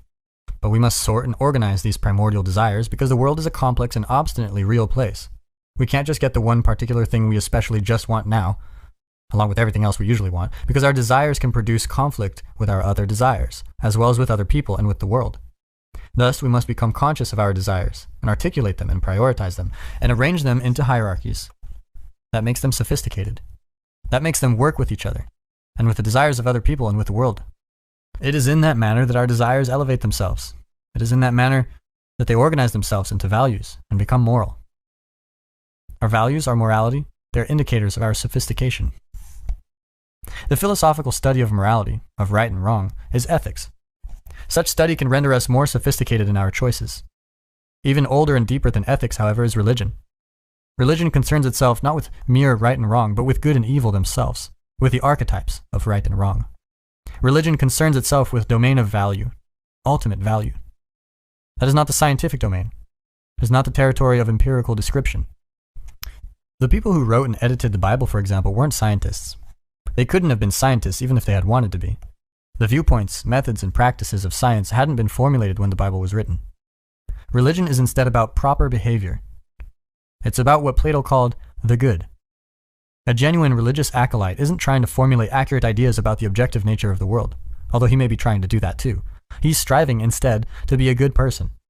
It may be the case that to him good means nothing but obedient, even blindly obedient. Hence the classical liberal Western Enlightenment objection to religious belief. Obedience is not enough. But it's at least a start, and we have forgotten this. You cannot aim yourself at anything if you are completely undisciplined and untutored. You will not know what to target and you won't fly straight even if you somehow get your aim right. And then you will conclude, there's nothing to aim for, and then you will be lost. It is therefore necessary and desirable for religions to have a dogmatic element. What good is a value system that does not provide a stable structure? What good is a value system that does not point the way to higher order? And what good can you possibly be if you cannot or do not internalize that structure or accept that order, not as a final destination necessarily, but at least as a starting point? Without that, you're nothing but an adult 2-year-old, without the charm or the potential. That is not to say it again, that obedience is sufficient, but a person capable of obedience, let's say instead a properly disciplined person, is at least a well-forged tool. At least that. And that's not nothing. Of course, there must be vision beyond discipline, beyond dogma. A tool still needs a purpose. It is for such reasons that Christ said in the Gospel of Thomas, "The kingdom of the Father is spread out upon the earth, but men do not see it." Does that mean that what we see is dependent on our religious beliefs? Yes, and what we don't see as well. You might object, but I'm an atheist. No, you're not. And if you want to understand this, you could read Dostoevsky's Crime and Punishment, perhaps the greatest novel ever written, in which the main character, Raskolnikov, decides to take his atheism with true seriousness, commits what he has rationalized as a benevolent murder, and pays the price. You're simply not an atheist in your actions, and it is your actions that most accurately reflect your deepest beliefs. Those that are implicit, embedded in your being, underneath your conscious apprehensions and articulable attitudes and surface-level self-knowledge. You can only find out what you actually believe, rather than what you think you believe, by watching how you act. You simply don't know what you believe before that. You are too complex to understand yourself. It takes careful observation and education and reflection and communication with others just to scratch the surface of your beliefs. Everything you value is a product of unimaginably lengthy developmental process, personal, cultural, and biological. You don't understand how what you want, and therefore what you see, is conditioned by the immense, abysmal, profound past. You simply don't understand how every neural circuit through which you peer at the world has been shaped, and painfully, by the ethical aims of millions of years of human ancestors, and all of the life that was lived for the billions of years before that. You don't understand anything. You didn't even know that you were blind. Some of our knowledge of our beliefs has been documented. We have been watching ourselves act, reflecting on that watching, and telling stories, distilled through that reflection for tens and perhaps hundreds of thousands of years. That is all part of our attempts, individual and collective, to discover and articulate what it is that we believe.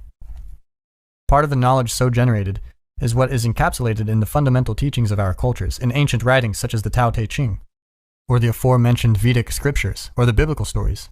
The Bible is, for better or worse, the foundational document of Western civilization, of Western values, Western morality, and Western conceptions of good and evil. It's the product of processes that remain fundamentally beyond our comprehension. The Bible is a library composed of many books, each written and edited by many people.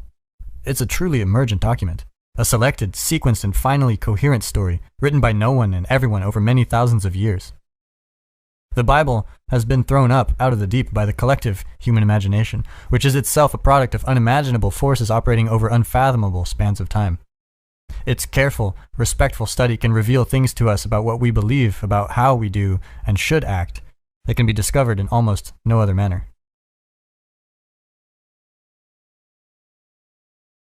Old Testament God and New Testament God. The God of the Old Testament can appear harsh, judgmental, unpredictable, and dangerous, particularly on cursory reading. The degree to which this is true has arguably been exaggerated by Christian commentators, intent on magnifying the distinction between the older and newer divisions of the Bible. There has been a price paid, however, for such plotting. And I mean that in both sense of the word. The tendency for modern people to think, when confronted with Jehovah, I would never believe in a God like that. But Old Testament God doesn't much care what modern people think. He often didn't care what Old Testament people thought either, although he could be bargained with to a surprising degree, as is particularly evident in the Abrahamic stories. Nonetheless, when his people strayed from the path, when they disobeyed his injunctions, violated his covenants, and broke his commandments, trouble was certain to follow. If you did not do what Old Testament God demanded, whatever that might have been and however you might have tried to hide from it, you and your children and your children's children were in terrible, serious trouble. It was realists who created or noticed Old Testament God. When the denizens of those ancient societies wandered carelessly down the wrong path, they ended up enslaved and miserable, sometimes for centuries, when they were not obliterated completely. Was that reasonable? Was that just? Was that fair? The authors of the Old Testament asked such questions with extreme caution and under very limited conditions. They assumed instead that the Creator of being knew what he was doing, that all power was essentially with him, and that his dictates should be carefully followed. They were wise.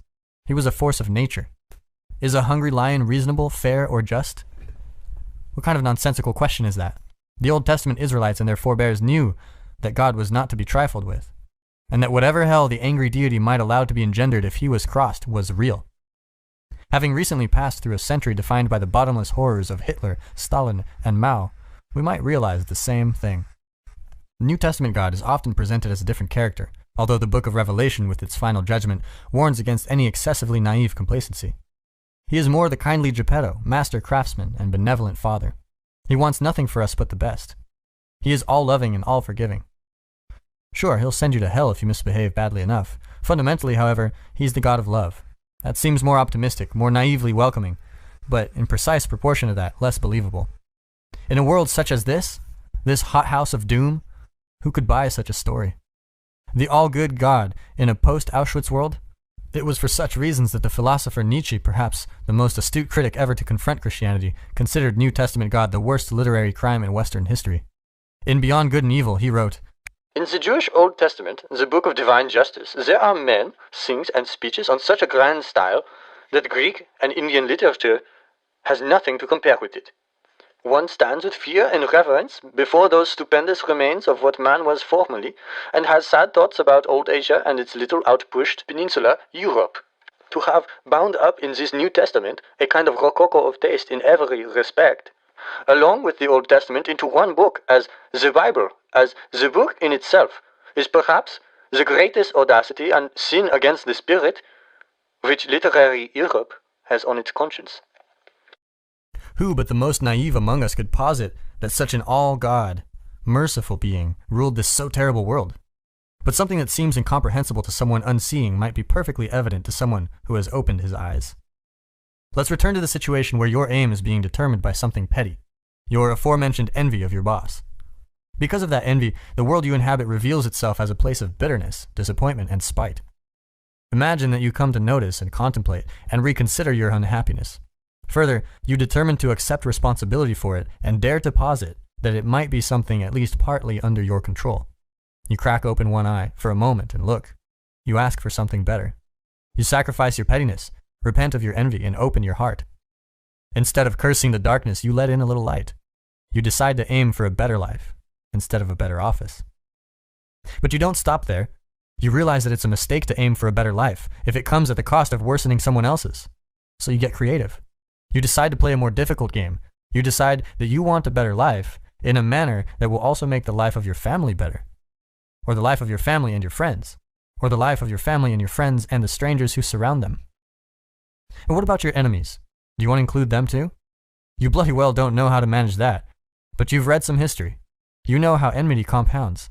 So, you start to wish even your enemies well, at least in principle, although you are by no means yet a master of such sentiments. And the direction of your sight changes. You see past the limitations that hemmed you in unknowingly. New possibilities for your life emerge and you work toward their realization. Your life indeed improves, and then you start to think further. Better, perhaps? That means better for me, and my family and my friends, even for my enemies. But that's not all that it means. It means better today, in a manner that makes everything better tomorrow, and next week, and next year, and a decade from now, and 100 years from now, and 1,000 years from now, and forever. And then better means to aim at the improvement of being with a capital I and a capital B. Thinking all of this, realizing all of this, you take a risk. You decide that you will start treating Old Testament God with all his terrible and oft arbitrary seeming power as if he could also be New Testament God, even though you understand the many ways in which that is absurd. In other words, you decide to act as if existence might be justified by its goodness, if only you behaved properly. And it is that decision, that declaration of existential faith, that allows you to overcome nihilism and resentment and arrogance. It is that declaration of faith that keeps hatred of being with all its attendant evils at bay. And, as for such faith, it is not at all the will to believe things that you know perfectly well to be false. Faith is not the childish belief in magic. That is ignorance, or even willful blindness. It is instead the realization that the tragic irrationalities of life must be counterbalanced by an equally irrational commitment to the essential goodness of being. It is simultaneously the will to dare set your sights at the unachievable, and to sacrifice everything, including, and most importantly, your life. You realize that you have literally nothing better to do. But how can you do all this, assuming you're foolish enough to try? You might start by not thinking, or more accurately, but less trenchantly, by refusing to subjugate your faith to your current rationality and its narrowness of view. That doesn't mean make yourself stupid. It means the opposite. It means instead that you must quit maneuvering and calculating and conniving and scheming and enforcing and demanding and avoiding and ignoring and punishing. It means you must place your old strategies aside. It means instead that you must pay attention as you may never have paid attention before. Pay attention. Pay attention. Focus on your surroundings, physical and psychological. Notice something that bothers you, that concerns you, that will not let you be, which you could fix and you would fix. You can find such somethings by asking yourself, as if you genuinely want to know, 3 questions. What is it that is bothering me? Is that something I could fix? And would I actually be willing to fix it? If you find that the answer is no to any or all of these questions, then look elsewhere. Aim lower. Search until you find something that bothers you, that you could fix, that you would fix, and then fix it. That might be enough for the day. Maybe there's a stack of paper on your desk and you've been avoiding it. You won't even really look at it when you walk into your room. There are terrible things lurking there. Tax forms and bills and letters from people wanting things you aren't sure you can deliver. Notice your fear and have some sympathy for it. Maybe there are snakes in that pile of paper. Maybe you'll get bitten. Maybe there are even hydras lurking there. You'll cut off one head and 7 more will grow. How could you possibly cope with that? You could ask yourself, is there anything at all that I might be willing to do about that pile of paper? Would I look maybe at one part of it for 20 minutes? Maybe the answer will be no, but you might look for 10 or even for 5, and if not that, for 1. Start there. You will soon find that the entire pile shrinks in significance merely because you have looked at part of it. And you'll find that the whole thing is made of parts. What if you allowed yourself a glass of wine with dinner, or curled up on the sofa and read, or watched a stupid movie as a reward? What if you instructed your wife or your husband to say, "Good job," after you fixed whatever you fixed? Would that motivate you? The people from whom thanks you want might not be very proficient in offering it to begin with, but that shouldn't stop you. People can learn, even if they are very unskilled at the beginning. Ask yourself, what would you require to be motivated to undertake the job, honestly, and listen to the answer. Don't tell yourself, I shouldn't need to do that to motivate myself. What do you know about yourself? You are, on the one hand, the most complex thing in the entire universe, and on the other, someone who can't even set the clock on your microwave. Don't overestimate your self-knowledge. Let the tasks for the day announce themselves for your contemplation. Maybe you can do this in the morning as you sit on the edge of your bed. Maybe you can try the night before when you're preparing to sleep. Ask yourself for a voluntary contribution. If you ask nicely and listen carefully and don't try any treachery, you might be offered one. Do this every day for a while. Then do it for the rest of your life.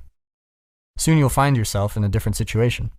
Now you'll be able to ask yourself habitually, what could I do that I would do to make life a little better? You're not dictating to yourself what better must be. You're not being a totalitarian or a utopian even to yourself, because you have learned from the Nazis and the Soviets and the Maoists and from your own experience that being a totalitarian is a bad thing. Aim high. Set your sights on the betterment of being. Align yourself in your soul with truth and the highest good. There is habitable order to establish and beauty to bring into existence. There is evil to overcome, suffering to ameliorate, and yourself to better. It is this, in my reading, that is the culminating ethic of the canon of the West. It is this, furthermore, that is communicated by those eternally confusing, glowing stanzas from Christ's Sermon on the Mount, the essence, in some sense, of the wisdom of the New Testament. This is the attempt of the spirit of mankind to transform the understanding of ethics from the initial, necessary, thou shalt not, of the child, and the 10 Commandments into the fully articulated positive vision of the true individual. This is the expression not merely of admirable self-control and self-mastery, but of the fundamental desire to set the world right. This is not the cessation of sin, but sin's opposite, good itself. The Sermon on the Mount outlines the true nature of man and the proper aim of mankind. Concentrate on the day, so that you can live in the present and attend completely and properly to what is right in front of you. But do that only after you have decided to let what is within shine forth, so that it can justify being and illuminate the world. Do that only after you have determined to sacrifice whatever it is that must be sacrificed so that you can pursue the highest good. Consider the lilies of the field, how they grow. They toil not, neither do they spin. And yet I say unto you, that even Solomon in all his glory was not arrayed like one of these. Wherefore, if God so clothe the grass of the field, which today is, and tomorrow is cast into the oven, shall he not much more clothe you, O ye of little faith? Therefore take no thought, saying, What shall we eat, or what shall we drink, or wherewithal shall we be clothed? For after all these things do the Gentiles seek. For your heavenly Father knoweth that ye have need of all these things. But seek ye first the kingdom of God and his righteousness, and all these things shall be added unto you. Take therefore no thought for the morrow shall take thought for the things of itself. Sufficient unto the day is the evil therefore. Luke chapter 12, verse 22 through 34. Realization is dawning. Instead of playing the tyrant, therefore, you are paying attention. You are telling the truth instead of manipulating the world. You are negotiating instead of playing the martyr or the tyrant. You no longer have to be envious because you no longer know that someone else truly has it better. You no longer have to be frustrated because you have learned how to aim low and to be patient. You're discovering who you are and what you want and what you are willing to do. You are finding that the solutions to your particular problems have to be tailored to you personally and precisely.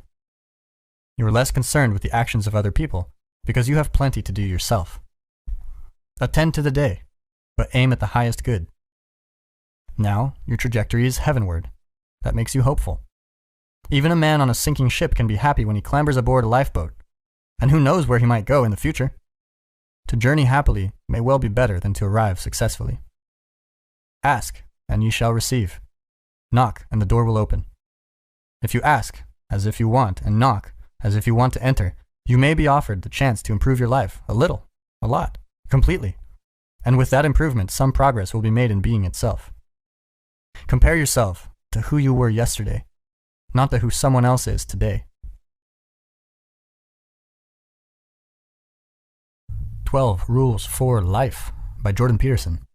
Rule number 5, do not let your children do anything that makes you dislike them. Actually, it's not okay. Recently, I watched a 3-year-old boy trail his mother and father slowly through a crowded airport.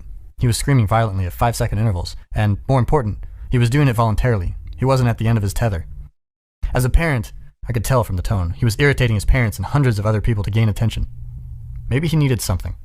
But that was no way to get it, and his parents should have let him know. You might object that perhaps they were worn out and jet-lagged after a long trip, but 30 seconds of carefully directed problem-solving would have brought this shameful episode to a halt. More thoughtful parents would not have let someone they truly cared for become the object of a crowd's contempt. I have also watched a couple, unable or unwilling to say no to their 2-year-old, obliged to follow closely behind him everywhere he went, every moment of what was supposed to be an enjoyable social visit, because he misbehaved so badly, when not micromanaged, that he could not be given a second of genuine freedom without risk. The desire of his parents to let their child act without correction on every impulse perversely produced the precisely opposite effect. They deprived him instead of every opportunity to engage in independent action. Because they did not dare to teach him what no means, he had no conception of the reasonable limits enabling maximal toddler autonomy.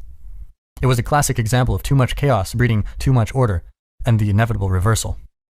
I have, similarly, seen parents rendered unable to engage in adult conversation at a dinner party because their children, 4 and 5, dominated the social scene, eating the centers out of all the sliced bread, subjecting everyone to their juvenile tyranny, while mom and dad watched, embarrassed and bereft of the ability to intervene. When my now adult daughter was a child, another child once hit her in the head with a metal toy truck. I watched that same child 1 year later viciously push his younger sister backwards over a fragile glass-surfaced coffee table. His mother picked him up immediately afterward, but not her frightened daughter, and told him in hushed tones not to do such things while she patted him comfortingly in a manner clearly indicative of approval. She was out to produce a little god emperor of the universe. That's the unstated goal of many a mother, including many who consider themselves advocates for full gender equality. Such women will object vociferously to any command uttered by an adult male, but will trot off in seconds to make their progeny a peanut butter sandwich if he demands it, while immersed self-importantly in a video game. The future mates of such boys have every reason to hate their mother-in-law. Respect for women? That's for other boys, other men, not their dear sons. Something of the same sort may underlie in part the preference for male children seen most particularly in places such as India, Pakistan, and China, where sex-selective abortion is widely practiced. The Wikipedia entry for that practice attributes its existence to cultural norms, favoring male over female children. I cite Wikipedia because it's collectively written and edited, and therefore the perfect place to find accepted wisdom. But there's no evidence that such ideas are strictly cultural. There are plausible psychobiological reasons for the evolution of such an attitude, and they're not pretty from a modern egalitarian perspective. If circumstances force you to put all your eggs into one basket, so to speak, a son is a better bet by the strict standards of evolutionary logic, where the proliferation of your genes is all that matters. Why?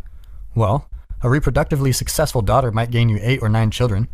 The Holocaust survivor Jutta Schwartz, a star in his regard, had 3 generations of direct descendants who matched such performance. She was the ancestor of almost 2,000 people by the time of her death in 2010. But the sky is truly the limit with a reproductively successful son. Sex with multiple female partners is his ticket to exponential reproduction, given our species' practical limitation to single births. Rumor has it that the actor Warren Beatty and the athlete Wilt Chamberlain each bedded multiple thousands of women, something not unknown as well among rock stars. They didn't produce children in those numbers. Modern birth control limits that. But similar celebrity types in the past have done so. The forefather of the Qing dynasty, Zhou Kang, how do you say that? Zhou Kang circa 1550 for example, is the male line ancestor of 1.5 million people in northeastern China. Geez, I gotta read that again. The male line ancestor of 1.5 million people in northeastern China. The medieval Yuan what's up with these names right now? Dynasty, Yuan dynasty, produced up to 3 million male descendants, localized mainly in northwestern Ireland and the US through Irish immigration. And the king of them all, Genghis Khan, conqueror of much of Asia, is a forefather of 8% of the men in Central Asia. 16 million male descendants, 34 generations later. So, from a deep biological perspective, there are reasons why parents might favor sons sufficiently to eliminate female fetuses. Although, I am not claiming direct causality, nor suggesting a lack of other, more culturally dependent reasons. Preferential treatment awarded a son during development might even help produce an attractive, well-rounded, confident man. This happened in the case of the father of psychoanalysis, Sigmund Freud, by his own account. A man who has been the indisputable favorite of his mother keeps for life the feeling of a conqueror, the confidence of success that often introduces real success. Fair enough, but feeling of a conqueror can all too easily become actual conqueror. Genghis Khan's outstanding reproductive success certainly came at the cost of any success whatsoever for others, including the dead millions of Chinese, Persians, Russians, and Hungarians. Spoiling a son might therefore work well from the standpoint of the selfish gene, allowing the favored child's genes to replicate themselves in innumerable offspring, to use the evolutionary biologist Richard Dawkins' famous expression. But it can make for a dark, painful spectacle in the here and now, and mutate into something indescribably dangerous. None of this means that all mothers favor all sons over their daughters, or that daughters are not sometimes favored over sons, or that fathers don't sometimes favor their sons. Other factors can clearly dominate. Sometimes, for example, unconscious hatred, sometimes not so unconscious either, overrides any concern a parent might have for any child, regardless of gender or personality or situation. I saw a 4-year-old boy allowed to go hungry on a regular basis. His nanny had been injured, and he was being cycled through the neighbors for temporary care. When his mother dropped him off at our house, she indicated that he wouldn't eat at all day. "That's okay," she said. It wasn't okay, in case that's not obvious. This was the same 4-year-old boy who clung to my wife for hours in absolute desperation and total commitment when she tenaciously, persistently, and mercifully managed to feed him an entire lunchtime meal, rewarding him throughout for his cooperation and refusing to let him fail. He started out with a closed mouth, sitting with all of us at the dining room table, my wife and I, our 2 kids, and 2 neighborhood kids we looked after during the day. She put the spoon in front of him, waiting patiently, persistently, while he moved his head back and forth, refusing it entry, using defensive methods typical of a recalcitrant and none too well-attended 2-year-old. She didn't let him fail. She patted him on the head every time he managed a mouthful, telling him sincerely that he was a good boy when he did so. She did think he was a good boy. He was a cute, damaged kid. 10 not too painful minutes later, he finished his meal. We were all watching intently. It was a drama of life and death. "Look," she said, holding up his bowl, "you finished all of it." This boy who was standing in the corner voluntarily and unhappily when I first saw him, who wouldn't interact with the other kids, who frowned chronically, who wouldn't respond to me when I tickled and prodded him, trying to get him to play, this boy broke immediately into a wide, radiant smile. It brought joy to everyone at the table. 20 years later, writing it down today, it still brings me to tears. Afterward, he followed my wife around like a puppy for the rest of the day, refusing to let her out of his sight. When she sat down, he jumped in her lap, cuddling in, opening himself back up to the world, searching desperately for the love he had been continually denied. Later in the day, but far too soon, his mother reappeared. She came down from the stairs into the room we all occupied. "Oh, Supermom," she uttered, resentfully, seeing her son curled up in my wife's lap. Then she departed, black, murderous heart unchanged, doomed child in hand. She was a psychologist. The things you can see with even a single open eye. It's no wonder that people want to stay blind. Everybody hates arithmetic. My clinical clients frequently come to me to discuss their day-to-day familial problems. Such quotidian concerns are insidious. Their habitual and predictable occurrence makes them appear trivial. But that appearance of triviality is deceptive. It is the things that occur every single day that truly make up our lives, and time spent the same way over and over again adds up at an alarming rate.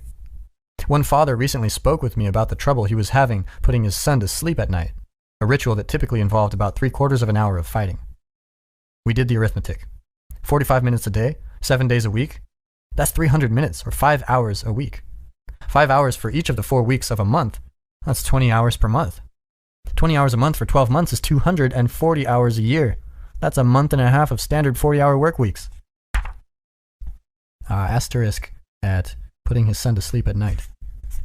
I draw here, and will many times again in the course of this book, on my clinical experience, as I have already on my personal history.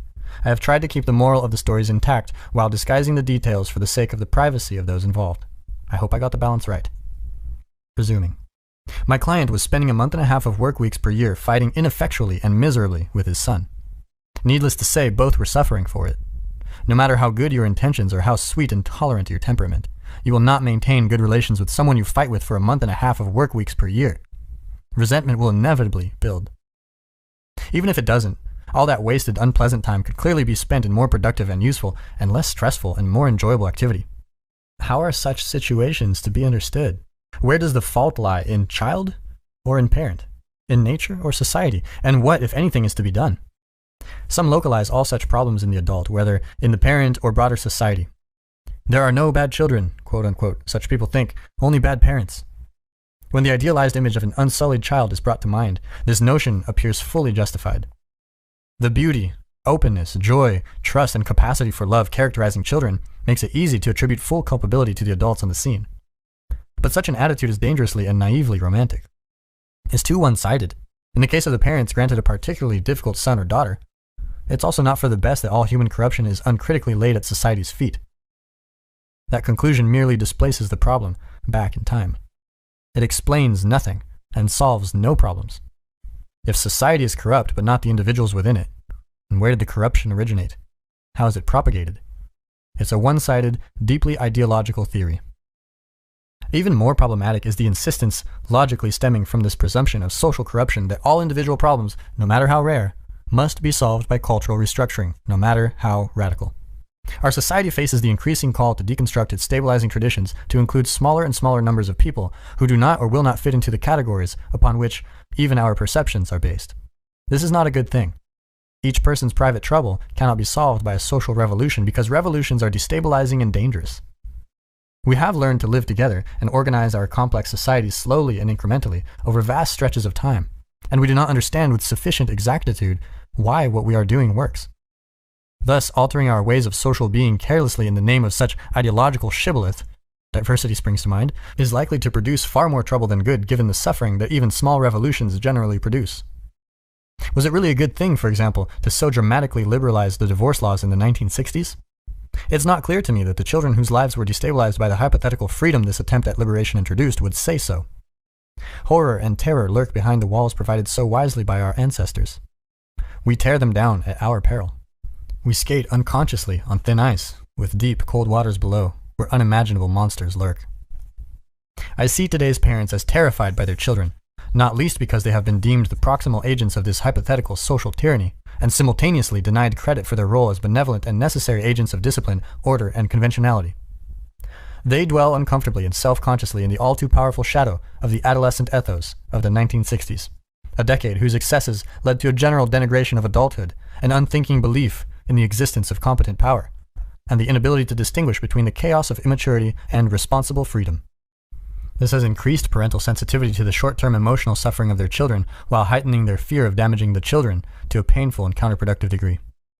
Better this than the reverse, you might argue, but there are catastrophes lurking at the extremes of every moral continuum. The ignoble savage. It has been said that every individual is the conscious or unconscious follower of some influential philosopher. The belief that children have an intrinsically unsullied spirit, damaged only by culture and society, is derived in no small part from the 18th century Genevan French philosopher Jean-Jacques Rousseau. Rousseau was a fervent believer in the corrupting influence of human society and private ownership alike. He claimed that nothing was so gentle and wonderful as man in his pre-civilized state. At precisely the same time, noting his inability as a father, he abandoned 5 of his children to the tender and fatal mercies of the orphanages of the time. The noble savage Rousseau described, however, was an ideal, an abstraction, archetypal and religious, and not the flesh and blood reality he supposed. The mythologically perfect divine child permanently inhabits our imagination. He's the potential of youth, newborn hero, the wronged innocent, and the long-lost son of the rightful king. He's the intimations of immortality that accompany our earliest experiences. He's Adam, the perfect man, walking without sin with God in the garden before the fall. But human beings are evil as well as good, and the darkness that dwells forever in our souls is also there in no small part in our younger selves. In general, people improve with age rather than worsening, becoming kinder, more conscientious, and more emotionally stable as they mature. Bullying at the sheer and often terrible intensity of the schoolyard rarely manifests itself in grown-up society. William Golding's dark and anarchistic Lord of the Flies is a classic for a reason. Furthermore, there is plenty of direct evidence that the horrors of human behavior cannot be so easily attributed to history and society. This was discovered most painfully, perhaps, by the primatologist Jane Goodall, beginning in 1974 when she learned that her beloved chimpanzees were capable of and willing to murder each other, to use the terminology appropriate to humans. Because of its shocking nature and great anthropological significance, she kept her observations secret for years, fearing that her contact with the animals had led them to manifest unnatural behavior. Even after she published her account, many refused to believe it. It soon became obvious, however, that what she observed was by no means rare. Bluntly put, chimpanzees conduct intertribal warfare. Furthermore, they do it with almost unimaginable brutality. The typical full-grown chimp is more than twice as strong as a comparable human being, despite their smaller size. Goodall reported with some terror the proclivity of the chimps she studied to snap strong steel cables and levers. Chimps can literally tear each other to pieces, and they do. Human societies and their complex technologies cannot be blamed for that. Often when I woke in the night, she wrote, horrific pictures sprang unbidden to my mind. Satan, a long-observed chimp, cupping his hand below Sniff's chin to drink the blood that welled from a great wound in his face. Jomio tearing a strip of skin from Dee's thigh. Feigen charging and hitting again and again the stricken, quivering body of Goliath, one of his childhood heroes. Small gangs of adolescent chimps, mostly male, roamed the borders of their territory. If they encountered foreigners, even chimps they once knew who had broken away from the now too large group, and if they outnumber them, the gang will mob and destroy them without mercy. Chimps don't have much of a superego, and it is prudent to remember that the human capacity for self-control may also be overestimated. Careful perusal of a book as shocking and horrific as Iris Chang's The Rape of Nanking, which describes the brutal decimation of the Chinese city by the invading Japanese, will disenchant even a committed romantic. And the less said about Unit 731, a covert Japanese biological warfare research unit established at that time, the better. Read about it at your peril. You have been warned. Hunter-gatherers, too, are much more murderous than their urban industrialized counterparts, despite their communal lives and localized cultures. The yearly rate of homicide in the modern UK is about 1 per 100,000. It's 4 to 5 times higher in the US, and about 90 times higher in Honduras, which has the highest rate recorded of any modern nation. But the evidence strongly suggests that human beings have become more peaceful rather than less so, as time has progressed and societies became larger and more organized. The Kung Bushmen of Africa, romanticized in the 1950s by Elizabeth Marshall Thomas as the harmless people, had a yearly murder rate of 40 per 100,000, which declined by more than 30% once they became subject to state authority. This is a very instructive example of complex social structures serving to reduce, not exacerbate, the violent tendencies of human beings. Yearly rates of 300 per 100,000 have been reported for the Yaomami of Brazil, famed for their aggression. But the stats don't max out there. The denizens of Papua New Guinea kill each other at yearly rates ranging from 140 to 1,000 per 100,000. However, the record appears to be held by the Kato, an indigenous people of California, 1,450 of whom per 100,000 met a violent death circa 1840. Because children, like other human beings, are not only good, they cannot simply be left to their own devices, untouched by society, and bloom into perfection. Even dogs must be socialized if they are to become acceptable members of the pack. And children are much more complex than dogs. This means that they are much more likely to go complexly astray if they are not trained, disciplined, and properly encouraged. This means that it is not just wrong to attribute all the violent tendencies of human beings to the pathologies of social structure. It's wrong enough to be virtually backward. The vital process of socialization prevents much harm and fosters good. Children must be shaped and informed or they cannot thrive. This fact is reflected starkly in their behavior. Kids are utterly desperate for attention from both peers and adults because such attention, which renders them effective and sophisticated communal players, is vitally necessary. Children can be damaged as much or more by a lack of incisive attention as they are by abuse, mental or physical. This is damage by omission rather than commission, but it is no less severe and long-lasting. Children are damaged when their quote-unquote mercifully inattentive parents fail to make them sharp and observant and awake and leave them instead in an unconscious and undifferentiated state. Children are damaged when those charged with their care, afraid of any conflict or upset, no longer dare to correct them and leave them without guidance. I can recognize such children on the street. They are doughy and unfocused and vague. They are leaden and dull instead of golden and bright. They are uncarved blocks trapped in a perpetual state of waiting to be. Such children are chronically ignored by their peers. This is because they're not fun to play with. Adults tend to manifest the same attitude, although they will deny it desperately when pressed.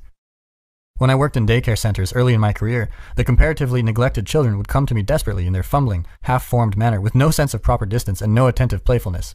They would flop nearby or directly on my lap, no matter what I was doing, driven inexorably by the powerful desire for adult attention, the necessary catalyst for further development.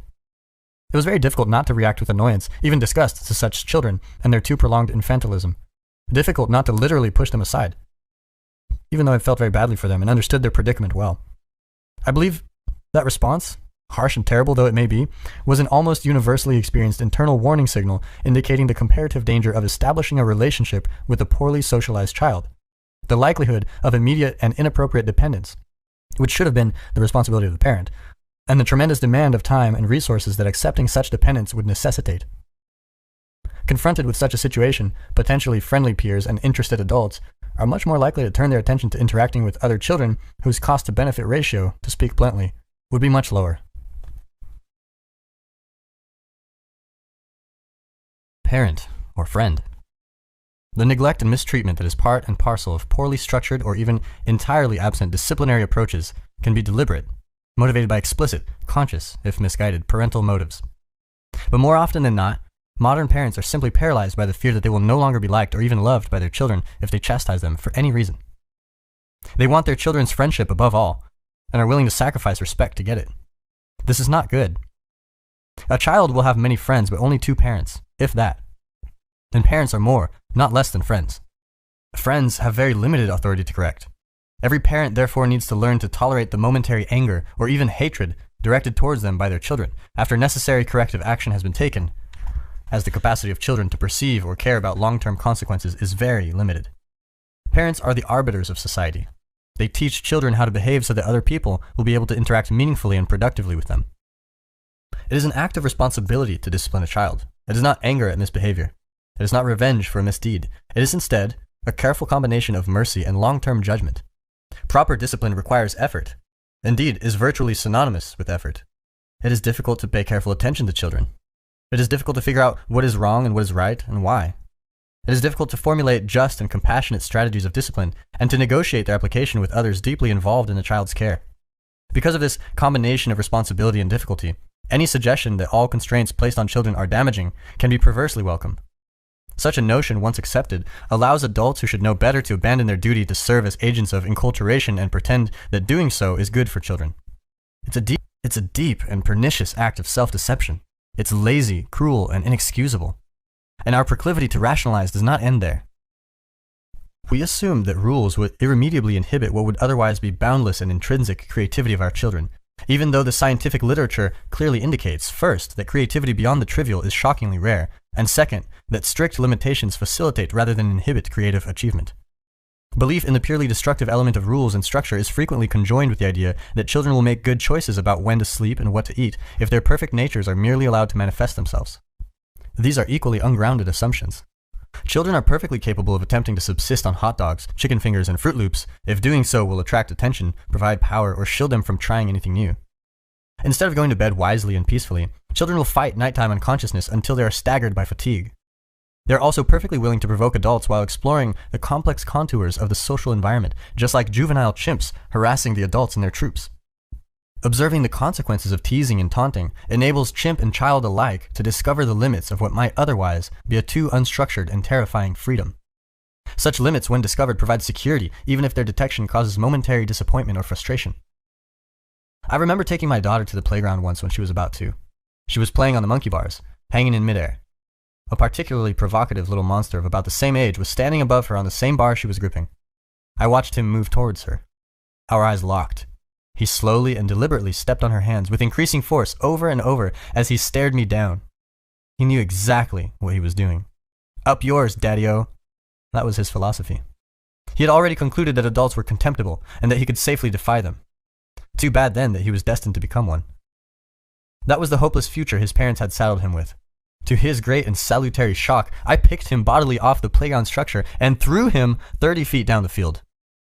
No, I didn't. I just took my daughter somewhere else. But it would have been better for him if I had.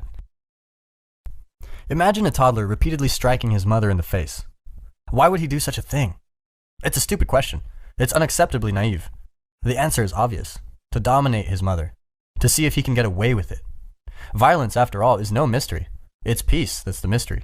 Violence is the default. It's easy. It's peace that is difficult. Learned, inculcated, earned. People often get basic psychological questions backwards. Why do people take drugs? Not a mystery. It's why they don't take them all the time that's the mystery. Why do people suffer from anxiety? That's not a mystery. How is it that people can ever be calm? There's the mystery. We're breakable and mortal. A million things can go wrong in a million ways. We should be terrified out of our skulls at every second. But we're not. The same can be said for depression, laziness, and criminality. If I can hurt and overpower you, then I can do exactly what I want, when I want, even when you're around. I can torment you to appease my curiosity. I can take the attention away from you and dominate you. I can steal your toy. Children hit first because aggression is innate, although more dominant in some individuals and less in others, and second because aggression facilitates desire. It's foolish to assume that such behavior must be learned. A snake does not have to be taught to strike. It's in the nature of the beast. 2-year-olds, statistically speaking, are the most violent of people. They kick, hit, and bite, and they steal the property of others. They do so to explore, to express outrage and frustration, and to gratify their impulsive desires. More importantly, for our purposes, they do so to discover the true limits of permissible behavior. How else are they ever going to puzzle out what is acceptable? Infants are like blind people, searching for a wall. They have to push forward and test to see where the actual boundaries lie. And those are too seldom where they are said to be. Consistent correction of such action indicates the limits of acceptable aggression to the child. Its absence merely heightens curiosity. So the child will hit and bite and kick if he is aggressive and dominant until something indicates a limit. How hard can I hit mommy? Until she objects. Given that, correction is better sooner than later if the desired end result of the parent is not to be hit. Correction also helps the child to learn that hitting others is a suboptimal social strategy. Without that correction, no child is going to undergo the effortful process of organizing and regulating their impulses so that those impulses can coexist without conflict within the psyche of the child and in the broader social world. It is no simple matter to organize a mind. My son was particularly ornery when he was a toddler. When my daughter was little, I could paralyze her into immobility with an evil glance. Such an intervention had no effect at all on my son. He had my wife, who is no pushover, stymied at the dinner table by the time he was 9 months of age. He fought her for control over the spoon. Good, we thought. We didn't want to feed him 1 more minute than necessary anyway. But the little blighter would only eat 3 or 4 mouthfuls. Then he would play. He would stir his food around in his bowl. He would drop bits of it over the high chair tabletop and watch as it fell on the floor below. No problem. He was exploring. But then he wasn't eating enough. Then, because he wasn't eating enough, he wasn't sleeping enough. Then his midnight crying was waking his parents. Then they were getting grumpy and out of sorts. He was frustrating his mother, and she was taking it out on me. The trajectory wasn't good. After a few days of this degeneration, I decided to take the spoon back. I prepared for war. I set aside sufficient time. A patient adult can defeat a 2-year-old, hard as that is to believe. And the saying goes, old age and treachery can always overcome youth and skill. This is partly because time lasts forever when you're 2. Half an hour for me was a week for my son. I assured myself of victory. He was stubborn and horrible, but I could be worse. We sat down face to face, bowl in front of him. It was high noon. He knew it and I knew it. He picked up the spoon. I took it from him and spooned up a delicious mouthful of mush. I moved it deliberately toward his mouth. He eyed me in precisely the same manner as the playground foot monster. He curled his lips downward in a tight frown, rejecting all entry. I chased his mouth around with the spoon as he twisted his head around in tight circles. But I had more tricks up my sleeve. I poked him in the chest with my free hand in a manner calculated to annoy. He didn't budge. I did it again and again and again. Not hard, but not in a manner to be ignored either. 10 or so pokes later, he opened his mouth, planning to emit a sound of outrage. Ha! His mistake. I deftly inserted the spoon. He tried gamely to force out the offending food with his tongue, but I know how to deal with that too. I just placed my forefinger horizontally across his lips. Some came out, but some was swallowed too. Score 1 for Dad. I gave him a pat on the head and told him that he was a good boy. And I meant it. When someone does something you are trying to get them to do, reward them. No grudge after victory. An hour later, it was all over. There was outrage. There was some wailing. My wife had to leave the room. The stress was too much, but food was eaten by child. My son collapsed, exhausted on my chest. We had a nap together, and he liked me a lot better when he woke up than he had before he was disciplined. This was something I commonly observed when we went head to head, and not only with him. A little later, we entered into a babysitting swap with another couple. All the kids would get together at one house. Then one pair of parents would go out to dinner or a movie and leave the other pair to watch the children, who were all under 3. One evening, another set of parents joined us. I was unfamiliar with their son, a large, strong boy of 2. "He won't sleep," said his father. "After you put him to bed, he will crawl out of his bed and come downstairs. We usually put on an Elmo video and let him watch it." There's no damn way I'm rewarding a recalcitrant child for unacceptable behavior, I thought. And I'm certainly not showing anyone any Elmo video. I always hated that creepy whiny puppet. He was a disgrace to Jim Henson's legacy. So reward by Elmo was not on the table. I didn't say anything, of course. There's just no talking to parents about their children until they're ready to listen. 2 hours later, we put the kids to bed. 4 of the 5 went promptly to sleep, but not the Muppet aficionado. I had placed him in a crib, however, so he couldn't escape. But he could still howl, and that's exactly what he did. That was tricky. It was a good strategy on his part. It was annoying, and it threatened to wake up all the other kids, who would then also start to howl. Score 1 for the kid. So I journeyed into the bedroom. "Lie down," I said. That produced no effect. "Lie down," I said, "or I will lay you down." Reasoning with kids isn't often of too much use, particularly under such circumstances, but I believe in fair warning. Of course, he didn't lie down. He howled again, for effect. Kids do this frequently. Scared parents think that a crying child is always sad or hurt. This is simply not true. Anger is one of the most common reasons for crying. Careful analysis of the musculature patterns of crying children has confirmed this. Anger crying and fear or sadness crying do not look the same. They also don't sound the same and can be distinguished with careful attention. Anger crying is often an act of dominance and should be dealt with as such. I lifted him up and laid him down. Gently, patiently, but firmly. He got up. I laid him down. He got up. I laid him down. He got up. This time, I laid him down and kept my hand on his back. He struggled mightily, but ineffectually. He was, after all, only 1/10 of my size. I could take him with one hand, so I kept him down and spoke calmly to him and told him he was a good boy and that he should relax. I gave him a soother and pounded gently on his back. He started to relax. His eyes began to close. I removed my hand. He promptly got to his feet. I was impressed. The kid had spirit. I lifted him up and laid him down again. "Lie down, monster," I said. I pounded his back gently some more. Some kids find that soothing. He was getting tired. He was ready to capitulate. He closed his eyes. I got to my feet and headed quietly and quickly to the door. I glanced back to check his position one last time. He was back on his feet. I pointed my finger at him. "Down, monster," I said, and I meant it. He went down like a shot. I closed the door. We liked each other. Neither my wife nor I heard a peep out of him for the rest of the night. "How was the kid?" his father asked me when he got home much later that night. "Good," I said. "No problem at all. He's asleep right now." "Did he get up?" said his father. "No," I said. "He slept the whole time." Dad looked at me. He wanted to know, but he didn't ask, and I didn't tell. Don't cast pearls before swine, as the old saying goes. And you might think that's harsh, but training your child not to sleep and rewarding him with the antics of a creepy puppet, that's harsh too. You pick your poison, and I'll pick mine.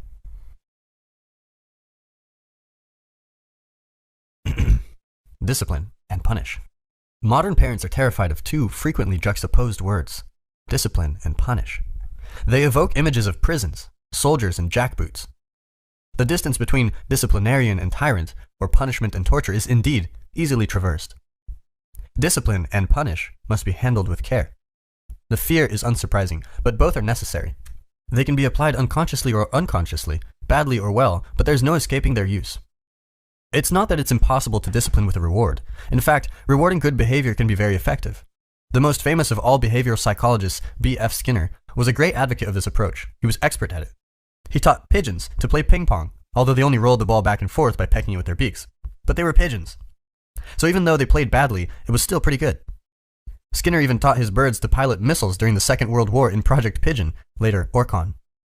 He got a long way before the invention of electronic guidance systems rendered his efforts obsolete. Skinner observed the animals he was training to perform such acts with exceptional care. Any actions that approximated what he was aiming at were immediately followed by reward of just the right size. Not small enough to be inconsequential, and not so large that it devalued future rewards.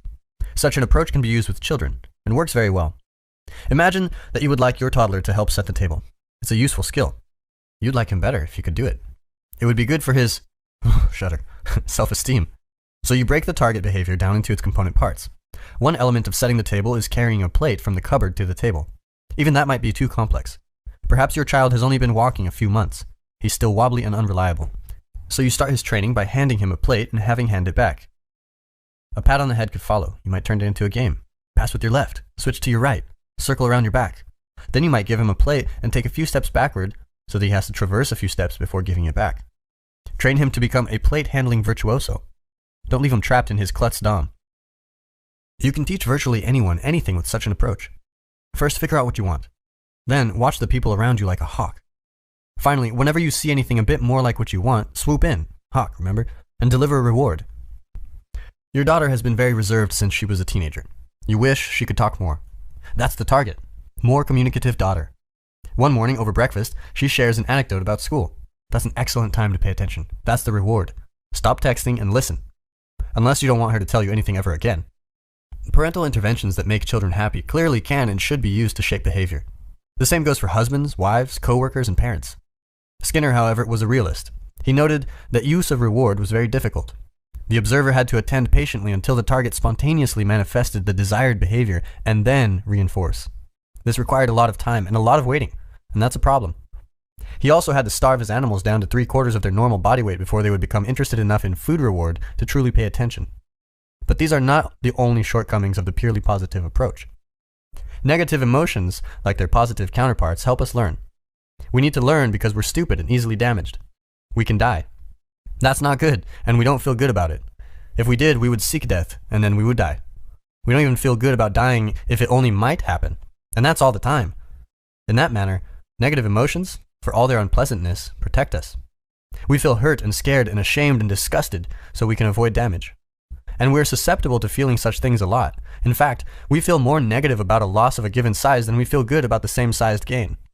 Pain is more potent than pleasure, and anxiety more than hope. Emotions, positive and negative, come in two usually differentiated variants. Satisfaction, technically satiation, tells us that what we did was good, while hope, technically incentive reward, indicates that something pleasurable is on the way. Pain hurts us, so we won't repeat actions that produced personal damage or social isolation, as loneliness is also technically a form of pain. Anxiety makes us stay away from hurtful people and bad places, so we don't have to feel pain. All these emotions must be balanced against each other and carefully judged in context, but they're all required to keep us alive and thriving. We therefore do our children a disservice by failing to use whatever is available to help them learn, including negative emotions, even though such use should occur in the most merciful possible manner. Skinner knew that threats and punishments could stop unwanted behaviors, just as reward reinforces what is desirable. In a world paralyzed at the thought of interfering with the hypothetically pristine path of natural child development, it can be difficult even to discuss the former techniques. However, children would not have such a lengthy period of natural development prior to maturity if their behavior did not have to be shaped. They would just leap out of the womb, ready to trade stocks. Children also cannot be fully sheltered from fear and pain. They're small and vulnerable. They don't know much about the world. Even when they are doing something as natural as learning to walk, they're constantly being walloped by the world. And this is to say nothing of the frustration and rejection they inevitably experience when dealing with siblings and peers and uncooperative, stubborn adults. Given this, the fundamental moral question is not how to shelter children completely from misadventure and failure so they never experience any fear or pain, but how to maximize their learning so that useful knowledge may be gained with minimal cost. In the Disney movie Sleeping Beauty, the king and queen have a daughter, the Princess Aurora, after a long wait. They plan a great christening to introduce her to the world. They welcome everyone who loves and honors their new daughter, but they failed to invite Maleficent, malicious, malevolent, who is essentially queen of the underworld, or nature in her negative guise. This means, symbolically, that the two monarchs are overprotecting their beloved daughter by setting up a world around her that has nothing negative in it. But this does not protect her. It makes her weak. Maleficent curses the princess, sentencing her to death at the age of 16, caused by the prick of a spinning wheel's needle. The spinning wheel is the wheel of fate. The prick, which produces blood, symbolizes the loss of virginity, a sign of the emergence of the woman from the child. Fortunately, a good fairy, the positive element of nature, reduces the punishment to unconsciousness, redeemable with love's first kiss. The panicked king and queen get rid of all the spinning wheels in the land and turn their daughter over to the much too nice good fairies, of whom there are 3. They continue with their strategy of removing all dangerous things, but in doing so, they leave their daughter naive, immature, and weak. One day, just before Aurora's 16th birthday, she meets a prince in the forest and falls in love the same day. By any reasonable standard, that's a bit much. Then she loudly bemoans the fact that she is to be wed to Prince Philip, to whom she was betrothed as a child, and collapses emotionally when she is brought back to her parents' castle for her birthday. It is at that moment that Maleficent's curse manifests itself. A portal opens up in the castle, a spinning wheel appears, and Aurora pricks her finger and falls unconscious. She becomes Sleeping Beauty. In doing so, again symbolically speaking, she chooses unconsciousness over the terror of adult life. Something existentially similar to this occurs very frequently with overprotected children who can be brought low and then desire the bliss of unconsciousness. By their first real contact with failure, or worse, genuine malevolence, which they do not or will not understand and against which they have no defense. Take the case of the 3-year-old who has not learned to share. She displays her selfish behavior in the presence of her parents, but they're too nice to intervene. More truthfully, they refuse to pay attention, admit to what is happening, and teach her how to act properly. They're annoyed, of course, when she won't share with her sister, but they pretend everything is okay. It's not okay. They'll snap at her later for something totally unrelated. She will be hurt by that and confused, but learn nothing. Worse, when she tries to make friends, it won't go well because of her lack of social sophistication. Children her own age will be put off by her inability to cooperate. They'll fight with her or wander off and find someone else to play with. The parent of those children will observe her awkwardness and misbehavior and won't invite her back to play with their kids. She will be lonely and rejected. That will produce anxiety, depression, resentment. That will produce the turning from life that is equivalent to the wish for unconsciousness. Parents who refuse to adopt the responsibility for disciplining their children think they can just opt out of the conflict necessary for proper child rearing. They avoid being the bad guy in the short term, but they do not at all rescue or protect their children from fear and pain. Quite the contrary, the judgmental and uncaring broader social world will met out of conflict and punishment far greater than that which would have been delivered by an awake parent. You can discipline your children, or you can turn that responsibility over to the harsh, uncaring, judgmental world, and the motivation for the latter decision should never be confused with love. You might object, as modern parents sometimes do.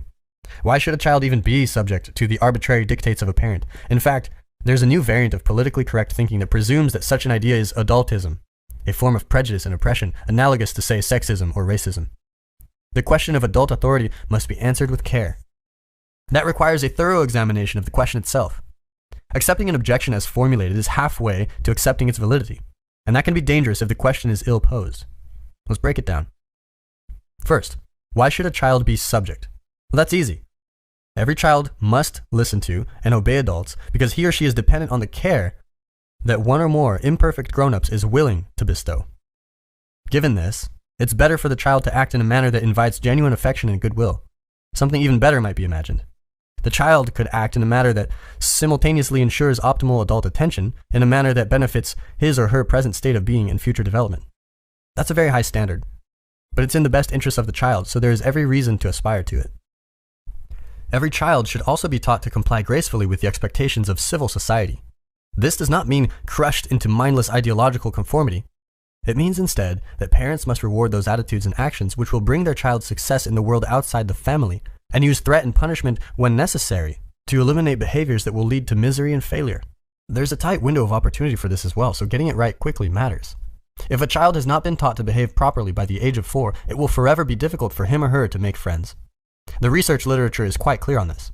This matters because peers are the primary source of socialization after the age of 4. Rejected children cease to develop because they are alienated from their peers. They fall further and further behind as other children continue to progress. Thus, the friendless child too often becomes the lonely, antisocial, or depressed teenager and adult. This is not good. Much more of our sanity than we commonly realize is a consequence of our fortunate immersion in a social community.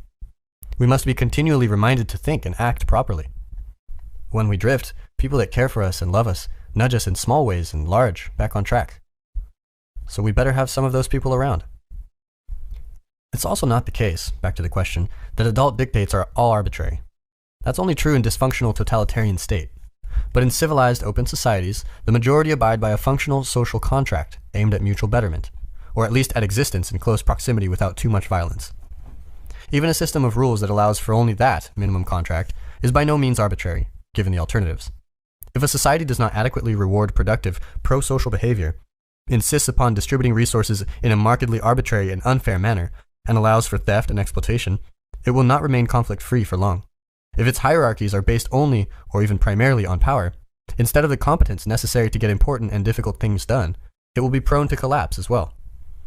This is even true in simpler form of the hierarchies of chimpanzees, which is an indication of its fundamental biological and non-arbitrary emergent truth.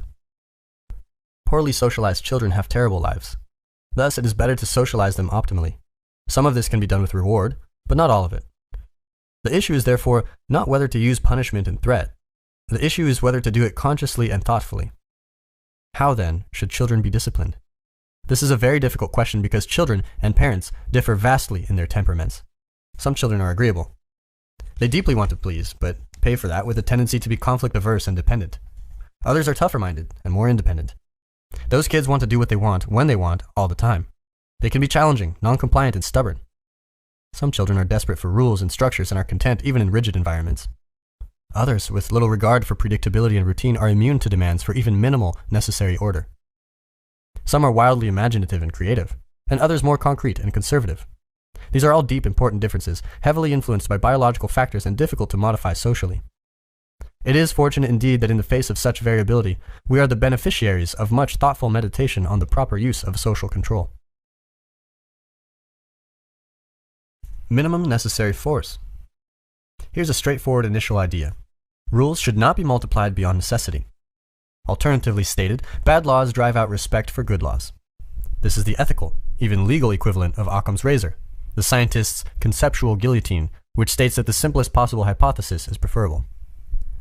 So, don't encumber children, or their disciplinarians, with too many rules. That path leads to frustration. Limit the rules. Then, figure out what to do when one of them gets broken. A general context-independent rule for punishment severity is hard to establish. However, a helpful norm has already been enshrined in English common law, one of the great products of Western civilization. Its analysis can help us establish a second useful principle. English common law allows you to defend your rights, but only in a reasonable manner. Someone breaks into your house. You have a loaded pistol. You have a right to defend yourself, but it's better to do it in stages. What if it's a drunk and confused neighbor? Shoot him, you think, but it's not that simple. So you say instead, "Stop! I have a gun." If that produces neither explanation nor retreat, you might consider a warning shot. Then, if the perpetrator still advances, you might take aim at his leg. Don't mistake any of this for legal advice, it's an example. A single brilliantly practical principle can be used to generate all these incrementally more severe reactions, that of minimum necessary force. So now we have two general principles of discipline. The first, limit the rules. The second, use the least force necessary to enforce those rules. About the first principle, you might ask, limit the rules to what exactly? Here are some suggestions. Do not bite, kick, or hit except in self-defense. Do not torture and bully other children so you don't end up in jail. Eat in a civilized and thankful manner so that people are happy to have you at their house and pleased to feed you. Learn to share so other kids will play with you. Pay attention when spoken to by adults so they don't hate you and might therefore deign to teach you something. Go to sleep properly and peaceably so that your parents can have a private life and not resent your existence. Take care of your belongings because you need to learn how and because you're lucky to have them. Be good company when something fun is happening so that you're invited for the fun. Act so that other people are happy you're around so that people will want you around. A child who knows these rules will be welcome everywhere.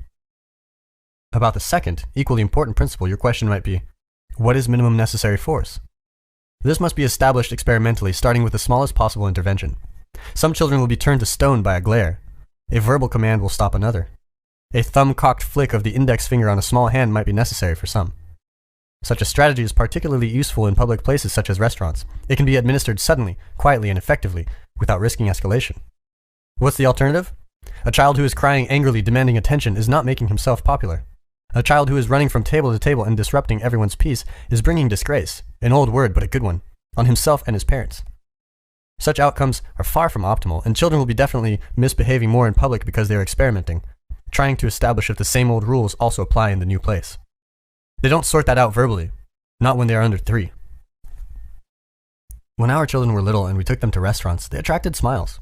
They sat nicely and ate politely. They couldn't keep it up for long, but we didn't keep them there for too long. When they started to get antsy after sitting for 45 minutes, we knew it was time to go. That was part of the deal. Nearby diners would tell us how nice it was to see a happy family. We weren't always happy, and our children weren't always properly behaved. But they were most of the time, and it was wonderful to see people responding so positively to their presence. It was truly good for the kids. They could see that people liked them. This also reinforced their good behavior. That was the reward. People will really like your kids if you give them the chance. This is something I learned as soon as we had our first baby, our daughter, Michaela.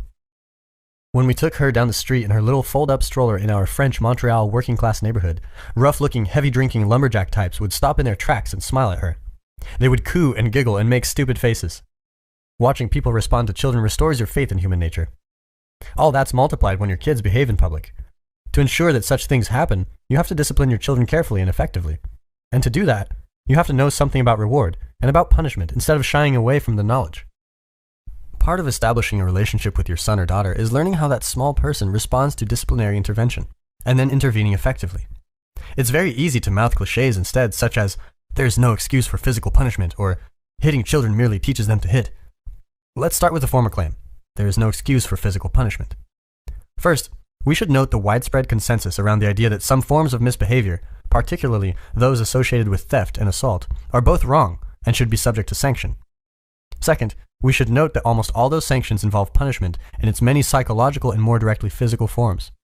Deprivation of liberty causes pain in a manner essentially similar to that of physical trauma. The same can be said of the use of social isolation, including timeout. We know this neurobiologically. The same brain areas mediate response to all three, and all are ameliorated by the same class of drugs, opiates. Jail is clearly physical punishment, particularly solitary confinement, even when nothing violent happens. Third, we should note that some misbegotten actions must be brought to a halt both effectively and immediately, not least so that something worse doesn't happen. What's the proper punishment for someone who will not stop poking a fork into an electrical socket, or who runs away laughing in a crowded supermarket parking lot? The answer is simple. Whatever will stop it fastest, within reason. Because the alternative could be fatal. That's pretty obvious in the case of parking lot or outlet. But the same thing applies in the social realm, and that brings us to the fourth point regarding excuses for physical punishment. The penalties for misbehavior, of the sort that could have been effectively halted in childhood, become increasingly severe as children get older, and it is disproportionately those who remain unsocialized effectively by age 4 who end up punished explicitly by society in their later youth and early adulthood. Those unconstrained 4-year-olds, in turn, are often those who were undully aggressive by nature at age 2. They were statistically more likely than their peers to kick, hit, bite, and take away toys, later known as stealing. They comprise about 5% of boys and a much smaller percentage of girls. To unthinkingly parrot the magic line, "There is no excuse for physical punishment," is also to foster the delusion that teenage devils magically emerge from once innocent little child angels. You're not doing your child any favors by overlooking any misbehavior, particularly if he or she is temperamentally more aggressive. To hold the no excuse for physical punishment theory is also, fifth, to assume that the word no can be effectively uttered to another person in the absence of the threat of punishment. A woman can say no to a powerful, narcissistic man only because she has social norms, the law and the state backing her up. A parent can only say no to a child who wants a third piece of cake because he or she is larger, stronger, and more capable than the child, and is additionally backed up in his authority by law and state. What no means, in the final analysis, is always, if you continue to do that, something you do not like will happen to you. Otherwise, it means nothing. Or, worse, it means another nonsensical nothing muttered by ignorable adults. Or worse still, it means all adults are ineffectual and weak. This is a particularly bad lesson when every child's destiny is to become an adult, and when most things that are learned without undue personal pain are modeled or explicitly taught by adults. What does a child who ignores adults and holds them in contempt have to look forward to? Why grow up at all? And that's the story of Peter Pan, who thinks all adults are variants of Captain Hook, tyrannical and terrified of his own mortality. Think hungry crocodile and clock in his stomach. The only time no ever means no in the absence of violence is when it is uttered by one civilized person to another. And what about the idea that hitting a child merely teaches them to hit? First, no. Wrong. Too simple. For starters, hitting is a very unsophisticated word to describe the disciplinary act of an effective parent. If hitting, quote-unquote, accurately described the entire range of physical force, then there would be no difference between rain droplets and atom bombs. Magnitude matters, and so does context if we're not being willfully blind and naive about the issue. Every child knows the difference between being bitten by a mean, unprovoked dog and being nipped by his own pet when he tries playfully but too carelessly to take its bone. How hard someone is hit, and why they are hit, cannot merely be ignored when speaking of hitting. Timing, part of context, is also of crucial importance. If you flick your 2-year-old with your finger just after he smacks the baby on the head with a wooden block, he will get the connection and be at least somewhat less willing to smack her again in the future. That seems like a good outcome. He certainly won't conclude that he should hit her more using the flick of his mother's finger as an example. He's not stupid. He's just jealous, impulsive, and not very sophisticated. How else are you going to protect his younger sibling? If you discipline ineffectively, then the baby will suffer, maybe for years. The bullying will continue because you won't do a damn thing to stop it. You'll avoid the conflict that's necessary to establish peace. You'll turn a blind eye. And then later, when the younger child confronts you, maybe even in adulthood, you'll say, I never knew it was like that. You just didn't want to know. So you didn't. You just rejected the responsibility of discipline and justified it with a continual show of your niceness. Every gingerbread house has a witch inside it that devours children. So where does all that leave us? With the decision to discipline effectively or to discipline ineffectively. But never the decision to forego discipline altogether, because nature and society will punish in a draconian manner whatever errors of childhood behavior remain uncorrected. So here are a few practical hints. Time out can be an extremely effective form of punishment, particularly if the misbehaving child is welcome as soon as he controls his temper. An angry child should sit by himself until he calms down. Then he should be allowed to return to his normal life. That means the child wins, instead of his anger. The rule is, come be with us as soon as you can behave properly. This is a very good deal for a child, parent, and society. You'll be able to tell if your child has really regained control. You'll like him again despite his earlier misbehavior. If you're still mad, maybe he hasn't completely repented. Or maybe you should do something about your tendency to hold a grudge. If your child is the kind of determined varmint who simply runs away laughing when placed on the steps or in his room, physical restraint might have to be added to the timeout routine. A child can be held carefully but firmly by the upper arms until he or she stops squirming and pays attention. If that fails, being turned over a parent's knee might be required. For the child who is pushing the limits in a spectacularly inspired way, a swat across the backside can indicate requisite seriousness on the part of a responsible adult. There are some situations in which even that will not suffice, partly because there are some children who are very determined, exploratory, and tough, or because the offending behavior is truly severe. And if you're not thinking such things through, then you're not acting responsibly as a parent. You're leaving the dirty work to someone else, who will be much dirtier doing it. A summary of principles. Disciplinary Principle 1. Limit the rules. Principle 2. Use minimum necessary force. Here's a third. Parents should come in pairs. Raising young children is demanding and exhausting. Because of this, it's easy for a parent to make a mistake. Insomnia, hunger, the aftermath of an argument, a hangover, a bad day at work, any of these things singly can make a person unreasonable, while in combination, they can produce someone dangerous. Under such circumstances, it is necessary to have someone else around to observe and step in and discuss. This will make it less likely that a whiny, provocative child and her fed-up, cranky parent will excite each other to the point of no return. Parents should come in pairs so the father of a newborn can watch the new mother so she won't get worn out and do something desperate after hearing her colicky baby wail from 11 in the evening until 5 in the morning for 30 nights in a row. I'm not saying we should be mean to single mothers, many of whom struggle impossibly and courageously, and a proportion of whom have had to escape singly from a brutal relationship. But that doesn't mean we should pretend that all family forms are equally viable. They're not. Period. Here's a fourth principle, one that is more particularly psychological. Parents should understand their own capacity to be harsh, vengeful, arrogant, resentful, angry, deceitful. Very few people set out consciously to do a terrible job as a father or mother, but bad parenting happens all the time. This is because people have a great capacity for evil, as well as good, and because they remain willfully blind to that fact. People are aggressive and selfish, as well as kind and thoughtful. For this reason, no adult human being, no hierarchical predatory ape can truly tolerate being dominated by an upstart child. Revenge will come. 10 minutes after a pair of all too nice and patient parents have failed to prevent a public tantrum at the local supermarket, they will pay their toddler back with the cold shoulder when he runs up, excited, to show mom and dad his newest accomplishment. Enough embarrassment, disobedience, and dominance challenge, and even the most hypothetically selfless parent will become resentful. And then the real punishment will begin. Resentment breeds the desire for vengeance.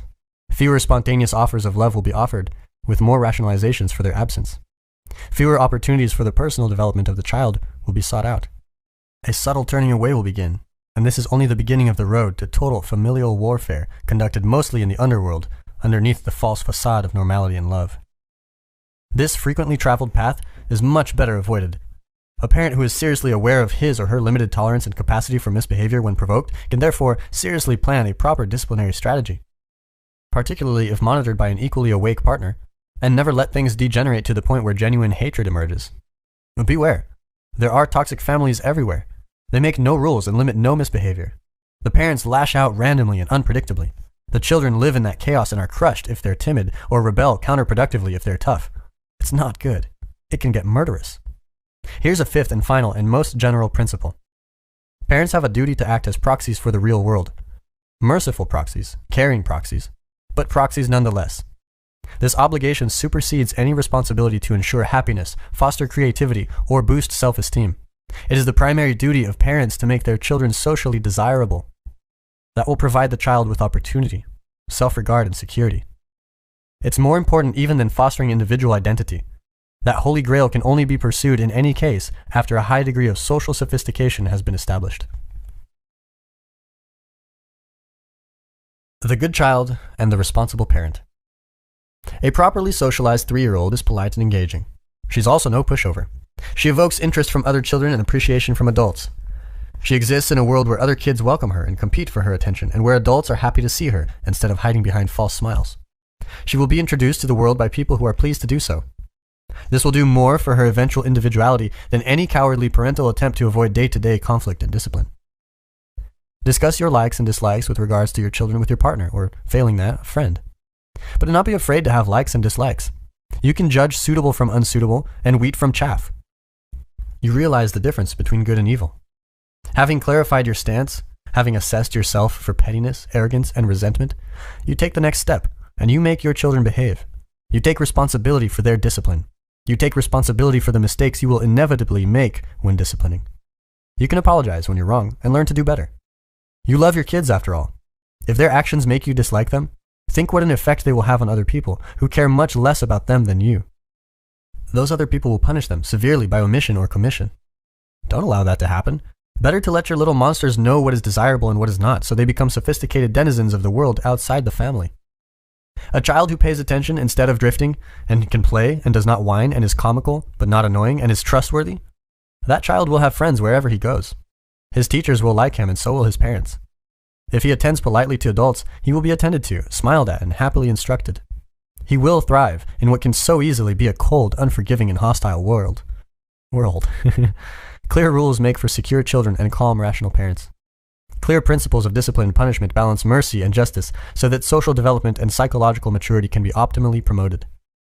Clear rules and proper discipline help the child and the family and society establish, maintain, and expand the order that is all that protects us from chaos and the terrors of the underworld, where everything is uncertain, anxiety-provoking, hopeless, and depressing. There are no greater gifts that a committed and courageous parent can bestow. Do not let your children do anything that makes you dislike them. 12 Rules for Life by Jordan B. Peterson. Rule number 6. Set your house in perfect order before you criticize the world. A religious problem. It does not seem reasonable to describe the young man who shot 20 children and 6 staff members at Sandy Hook Elementary School in Newtown, Connecticut in 2012 as a religious person. This is equally true for the Colorado theater gunman and the Columbine high school killers. But these murderous individuals had a problem with reality that existed at a religious depth. As one of the members of the Columbine duo wrote, "The human race isn't worth fighting for, only worth killing. Give the earth back to the animals, they deserve it infinitely more than we do. Nothing means anything anymore." People who think such things view being itself as inequitable and harsh to the point of corruption, and human being in particular as contemptible. They appoint themselves supreme adjudicators of reality and find it wanting. They are the ultimate critics. The deeply cynical writer continues, "If you recall your history, the Nazis came up with the final solution to the Jewish problem. Kill them all. Well, in case you haven't figured it out, I say kill mankind. No one should survive." For such individuals, the world of experience is insufficient and evil, so to hell with everything. What is happening when someone comes to think in this manner? A great German play, Faust, a tragedy, written by Johann Wolfgang von Goethe, addresses that issue. The play's main character, a scholar named Heinrich Faust, trades his immortal soul to the devil, Mephistopheles. In return, he receives whatever he desires while still alive on earth. In Goethe's play, Mephistopheles is the eternal adversary of being. He has a central defining credo. "I am the spirit who negates, and rightly so, for all that comes to be deserves to perish wretchedly. It were better nothing would begin, thus everything your terms sin, destruction, evil represent. That is my proper element." Goethe considered this hateful sentiment so important, so key to the central element of vengeful human destructiveness, that he had Mephistopheles say it a second time, phrased somewhat differently in part 2 of the play, written many years later. People think often in the Mephistophelian manner, although they seldom act upon their thoughts as brutally as the mass murderers of school, college, and theater. Whenever we experience injustice, real or imagined, whenever we encounter tragedy or fall prey to the machinations of others, whenever we experience the horror and pain of our own apparently arbitrary limitations, the temptation to question being and then to curse it rises foully from the darkness. Why must innocent people suffer so terribly? What kind of bloody, horrible planet is this anyway? Life is in truth very hard. Everyone is destined for pain and slated for destruction. Sometimes, suffering is clearly the result of a personal fault such as willful blindness, poor decision-making, or malevolence. In such cases, when it appears to be self-inflicted, it may even seem just. People get what they deserve, you might contend. That's cold comfort, however, even when true. Sometimes, if those who are suffering change their behavior, then their lives would unfold less tragically. But human control is limited. Susceptibility to despair, disease, aging, and death is universal. In the final analysis, we do not appear to be the architects of our own fragility. Whose fault is it then? People who are very ill, or worse, who have a sick child, will inevitably find themselves asking this question whether they are religious believers or not. The same is true of someone who finds his shirt sleeve caught in the gears of a giant bureaucracy, who is suffering through a tax audit or fighting an interminable lawsuit or divorce. And it's not only the obviously suffering who are tormented by the need to blame someone or something for the intolerable state of their being. At the height of his fame, influence, and creative power, for example, the towering Leo Tolstoy himself began to question the value of human existence. He reasoned in this way. My position was terrible. I knew that I could find nothing in the way of rational knowledge except the denial of life, and in faith I could find nothing except the denial of reason, and this was even more impossible than a denial of life. According to rational knowledge, it followed that life is evil and people know it. They do not have to live, yet they have lived and they do live, just as I myself have lived, even though I had known for a long time that life is meaningless and evil. Try as he might, Tolstoy could identify only 4 means of escaping from such thoughts. One was retreating into childlike ignorance of the problem. Another was pursuing mindless pleasure.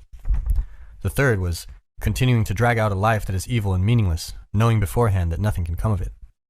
He identified that particular form of escape with weakness. The people in this category know that death is better than life, but they do not have the strength to act rationally and quickly, put an end to the delusion by killing themselves. Quote unquote.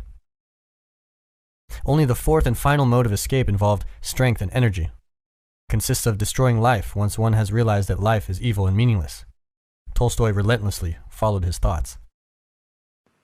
Only unusually strong and logically consistent people act in this manner.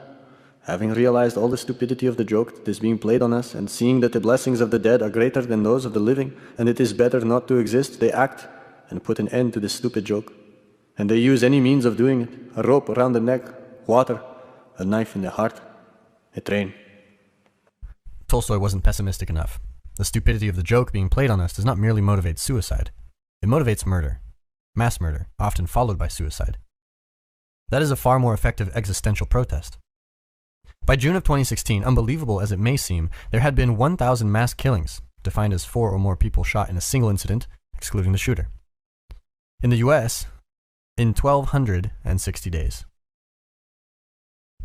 That's one such event on 5 of every 6 days for more than 3 years. Everyone says, we don't understand. How can we still pretend that? Tolstoy understood more than a century ago. The ancient authors of the biblical story of Cain and Abel understood as well more than 20 centuries ago. They described murder as the first act of post-Edenic history. And not just murder, but fratricidal murder. Murder not only of someone innocent, but of someone ideal and good. And murder done consciously, to spite the creator of the universe. Today's killers tell us the same thing in their own words. But who would dare say that this is not the worm at the core of the apple?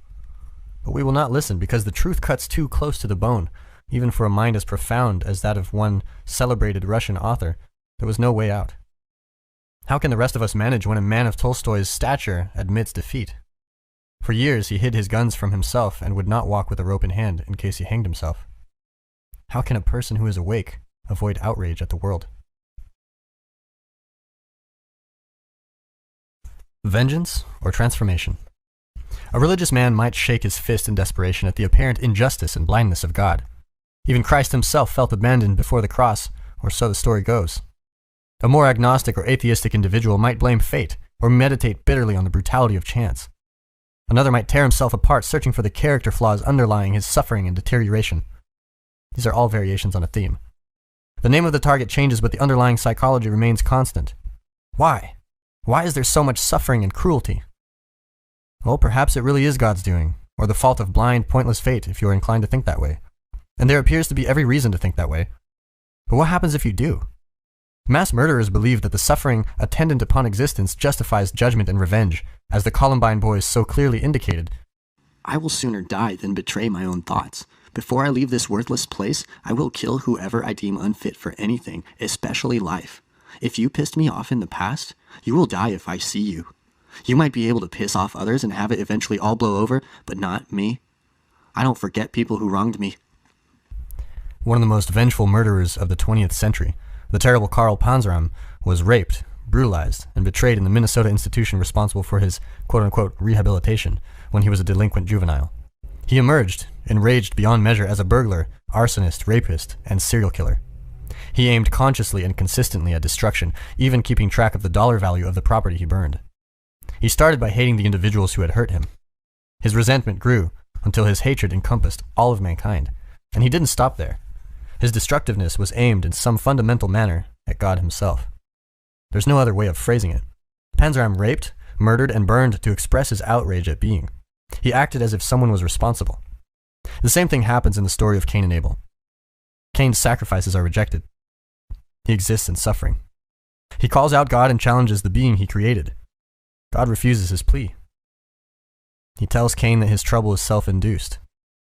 Cain in his rage kills Abel, God's favorite, and truth be known, Cain's idol.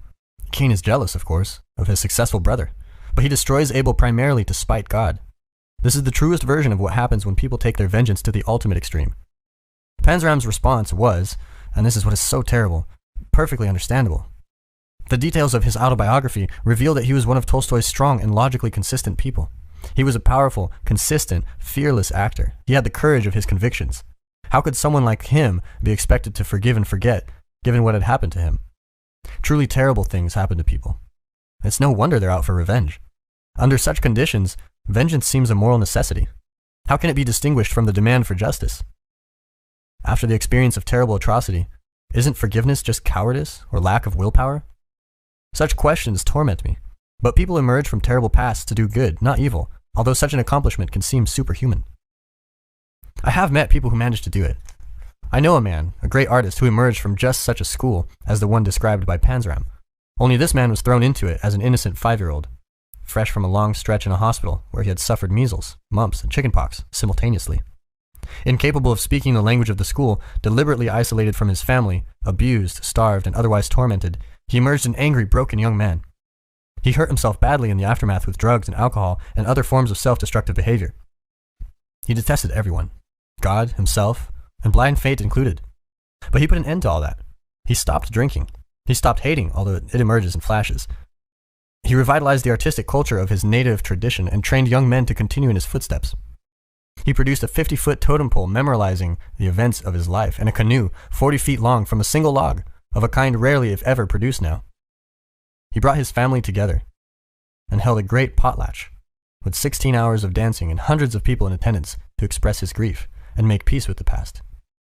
He decided to be a good person, and then he did the impossible things required to live that way. I had a client who did not have good parents. Her mother died when she was very young. Her grandmother, who raised her, was a harridan, bitter and over-concerned with appearances. She mistreated her granddaughter, punishing her for her virtues, creativity, sensitivity, intelligence. Unable to resist acting out her resentment for an admittedly hard life on her granddaughter. She had a better relationship with her father, but he was an addict who died badly while she cared for him. My client had a son. She perpetuated none of this with him. He grew up truthful and independent and hardworking and smart. Instead of widening the tear in the cultural fabric she inherited and transmitting it, she sewed it up. She rejected the sins of her forefathers. Such things can be done. Distress, whether psychic, physical, or intellectual, need not at all produce nihilism. That is, the radical rejection of value, meaning, and desirability. Such distress always permits a variety of interpretations. Nietzsche wrote those words. What he meant was this: people who experience evil may certainly desire to perpetuate it, to pay it forward. But it is also possible to learn good by experiencing evil. A bullied boy can mimic his tormentors, but he can also learn from his own abuse that it is wrong to push people around and make their lives miserable. Someone tormented by her mother can learn from her terrible experiences how important it is to be a good parent. Many, perhaps even most, of adults who abuse children were abused themselves as children. However, the majority of people who are abused as children do not abuse their own children. This is a well-established fact, which can be demonstrated simply arithmetically in this way. If one parent abused 3 children, and each of those children had 3 children, and so on, there would be 3 abusers of the first generation, 9 the second, 27 the third, 81 the fourth, and so on exponentially. After 20 generations, more than 10 billion would have suffered childhood abuse, more people than currently inhabit the planet. But instead, abuse disappears across generations. People constrain its spread. That's a testament to the genuine dominance of good over evil in the human heart. The desire for vengeance, however justified, also bars the way to other productive thoughts. The American English poet T.S. Eliot explained why in his play The Cocktail Party. One of his characters is not having a good time of it. She speaks of her profound unhappiness to a psychiatrist. She says she hopes that all her suffering is her own fault. The psychiatrist is taken aback. He asks why. She has thought long and hard about this, she says, and has come to the following conclusion. If it's her fault, she might be able to do something about it. If it's God's fault, however, if reality itself is flawed, hell-bent on ensuring her if reality itself is flawed, hell-bent on ensuring her misery, then she is doomed. She couldn't change the structure of reality itself. But maybe she could change her own life. Alexander Solzhenitsyn had every reason to question the structure of existence when he was imprisoned in a Soviet labor camp in the middle of the terrible 20th century. He had served as a soldier on the ill-prepared Russian front lines in the face of a Nazi invasion. He had been arrested, beaten, and thrown into prison by his own people. Then he was struck by cancer. He could have become resentful and bitter. His life had been rendered miserable by both Stalin and Hitler, 2 of the worst tyrants in history. He lived in brutal conditions. Vast stretches of his precious time were stolen from him and squandered. He witnessed the pointless and degrading suffering and death of his friends and acquaintances. Then he contracted an extremely serious disease. Solzhenitsyn had a cause to curse God. Job himself barely had it as hard. But the great writer, the profound, spirited defender of truth, did not allow his mind to turn towards vengeance and destruction. He opened his eyes instead. During his many trials, Solzhenitsyn encountered people who comported themselves nobly under horrific circumstances. He contemplated their behavior deeply. Then he asked himself the most difficult of questions. Had he personally contributed to the catastrophe of his life? If so, how? He remembered his unquestioning support of the Communist Party in his early years. He reconsidered his whole life. He had plenty of time in the camps. How had he missed the mark in the past? How many times had he acted against his own conscience, engaging in actions that he knew to be wrong? How many times had he betrayed himself and lied? Was there any way that the sins of his past could be rectified, atoned for in the muddy hell of a Soviet gulag? Solzhenitsyn pored over the details of his life with a fine-toothed comb. He asked himself a second question, and a third. Can I stop making such mistakes now? Can I repair the damage done by my past failures now? He learned to watch and to listen. He found people he admired, who were honest despite everything. He took himself apart piece by piece, let what was unnecessary and harmful die, and resurrected himself. Then he wrote the Gulag Archipelago, a history of the Soviet prison camp system. It's a forceful, terrible book, written with the overwhelming moral force of unvarnished truth.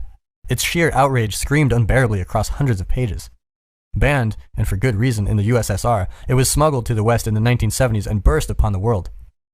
Solzhenitsyn's writing utterly and finally demolished the intellectual credibility of communism as ideology or society. He took an axe to the trunk of the tree whose bitter fruits had nourished him so poorly, and whose planting he had witnessed and supported. One man's decision to change his life instead of cursing fate shook the whole pathological system of communist tyranny to its core. It crumbled entirely not so many years later, and Solzhenitsyn's courage was not the least of the reasons why. He was not the only such person to perform such a miracle. Václav Havel, the persecuted writer of later, impossibly became the president of Czechoslovakia. Then the new Czech Republic comes to mind, as does Mahatma Gandhi. Things fall apart. Whole peoples have adamantly refused to judge reality, to criticize being, to blame God. It's interesting to consider the Old Testament Hebrews in this regard. Their travails followed a consistent pattern. The stories of Adam and Eve and Cain and Abel and Noah and the Tower of Babel are truly ancient. Their origins vanish into the mysteries of time. It's not until after the flood story in Genesis that something like history, as we understand it, truly starts. It starts with Abraham. Abraham's descendants become the Hebrew people of the Old Testament, also known as the Hebrew Bible. They enter a covenant with Yahweh, with God, and begin their recognizably historical adventures. Under the leadership of a great man, the Hebrews organize themselves into a society and then an empire. As their fortunes rise, success breeds pride and arrogance. Corruption raises its ugly head. The increasingly hubristic state becomes obsessed with power, begins to forget its duty to the widows and orphans, and deviates from its age-old agreement with God. A prophet arises. He brazenly and publicly reviles the authoritarian king and faithless country for their failures before God, in act of blind courage, telling them of the terrible judgment they come. When his wise words are not completely ignored, they are heeded too late. God smites his wayward people, dooming them to abject defeat in battle and generations of subjugation. The Hebrews repent at length, blaming their misfortune on their own failure to adhere to God's word. They insist to themselves that they could have done better. They rebuild their state, and the cycle begins again. This is life. We build structures to live in. We build families and states and countries. We abstract the principles upon which those structures are founded and formulate systems of belief. At first, we inhabit those structures and beliefs like Adam and Eve in paradise. But success makes us complacent. We forget to pay attention. We take what we have for granted. We turn a blind eye. We fail to notice that things are changing or that corruption is taking root, and everything falls apart. Is that the fault of reality? Of God? Or do things fall apart because we have not paid sufficient attention? When the hurricane hit New Orleans and the town sank under the waves, was that a natural disaster? The Dutch prepared their dikes for the worst storm in 10,000 years. Had New Orleans followed that example, no tragedy would have occurred. It's not that no one knew. The Flood Control Act of 1965 mandated improvements in the levee system that held back Lake Pontchartrain. Pontchartrain. Okay. The system was to be completed by 1978. 40 years later, only 60% of the work had been done. Willful blindness and corruption took the city down. A hurricane is an act of God, but failure to prepare when the necessity for preparation is well known, that's a sin. That's failure to hit the mark. And the wages of sin is death. Romans chapter 6, verse 23. The ancient Jews always blamed themselves when things fell apart. They acted as if God's goodness, the goodness of reality, was axiomatic and took responsibility for their own failure. That's insanely responsible. But the alternative is to judge reality as insufficient, to criticize being itself, and to sink into resentment and the desire for revenge. If you are suffering, well, that's the norm. People are limited and life is tragic. If your suffering is unbearable, however, and you are starting to become corrupted, here's something to think about. Clean up your life. Consider your circumstances. Start small. Have you taken full advantage of the opportunities offered to you? Are you working hard on your career or even your job? Or are you letting bitterness and resentment hold you back and drag you down? Have you made peace with your brother? Are you treating your spouse and your children with dignity and respect? Do you have habits that are destroying your health and well-being? Are you truly shouldering your responsibilities? Have you said what you need to say to your friends and family members? Are there things that you could do, that you know you could do, that would make things around you better? Have you cleaned up your life? If the answer is no, here's something to try. Start to stop doing what you know to be wrong. Start stopping today. Don't waste time questioning how you know that what you're doing is wrong, if you are certain that it is. Inopportune questioning can confuse without enlightening, as well as deflecting you from action. You can know that something is wrong or right without knowing why. Your entire being can tell you something that you can neither explain nor articulate. Every person is too complex to know themselves completely, and we all contain wisdom that we cannot comprehend. So simply stop when you apprehend, however dimly, that you should stop. Stop acting in that particular despicable manner. Stop saying those things that make you weak and ashamed. Say only those things that make you strong. Do only those things that you could speak of with honor. You can use your own standards of judgment. You can rely on yourself for guidance. You don't have to adhere to some external arbitrary code of behavior, although you should not overlook the guidelines of your culture. Life is short, and you don't have time to figure everything out on your own. The wisdom of the past was hard-earned, and your dead ancestors may have something useful to tell you. Don't blame capitalism, the radical left, or the iniquity of your enemies. Don't recognize the state until you have ordered your own experience. Have some humility. If you cannot bring peace to your household, how dare you try to rule a city? Let your own soul guide you. Watch what happens over the days and weeks. When you are at work, you'll begin to say what you really think. You will start to tell your wife, or your husband, or your children, or your parents what you really want and need. When you know that you have left something undone, you will act to correct the omission. Your head will start to clear up as you stop filling it with lies. Your experience will improve. as you stop distorting it with inauthentic actions. You will then begin to discover new, more subtle things that you are doing wrong. Stop doing those too. After some months and years of diligent effort, your life will become simpler and less complicated. Your judgment will improve. You will untangle your past. You will become stronger and less bitter. You will move more confidently into the future. You will stop making your life unnecessarily difficult. You will then be left with the inevitable, bare tragedies of life, but they will no longer be compounded with bitterness and deceit.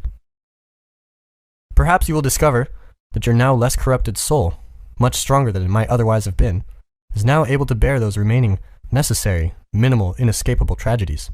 Perhaps you will even learn to encounter them so that they stay tragic, merely tragic, instead of degenerating into outright hellishness.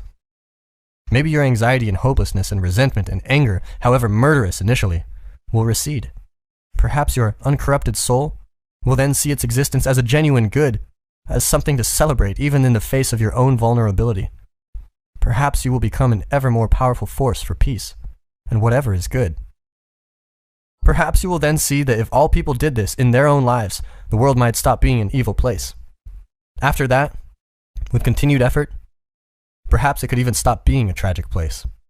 Who knows what existence might be like if we all decided to strive for the best? Who knows what eternal heavens might be established by our spirits, purified by truth, aiming skyward, right here on the fallen earth? Set your house in perfect order before you criticize the world. 12 Rules for Life by Jordan Peterson. Rule number 7.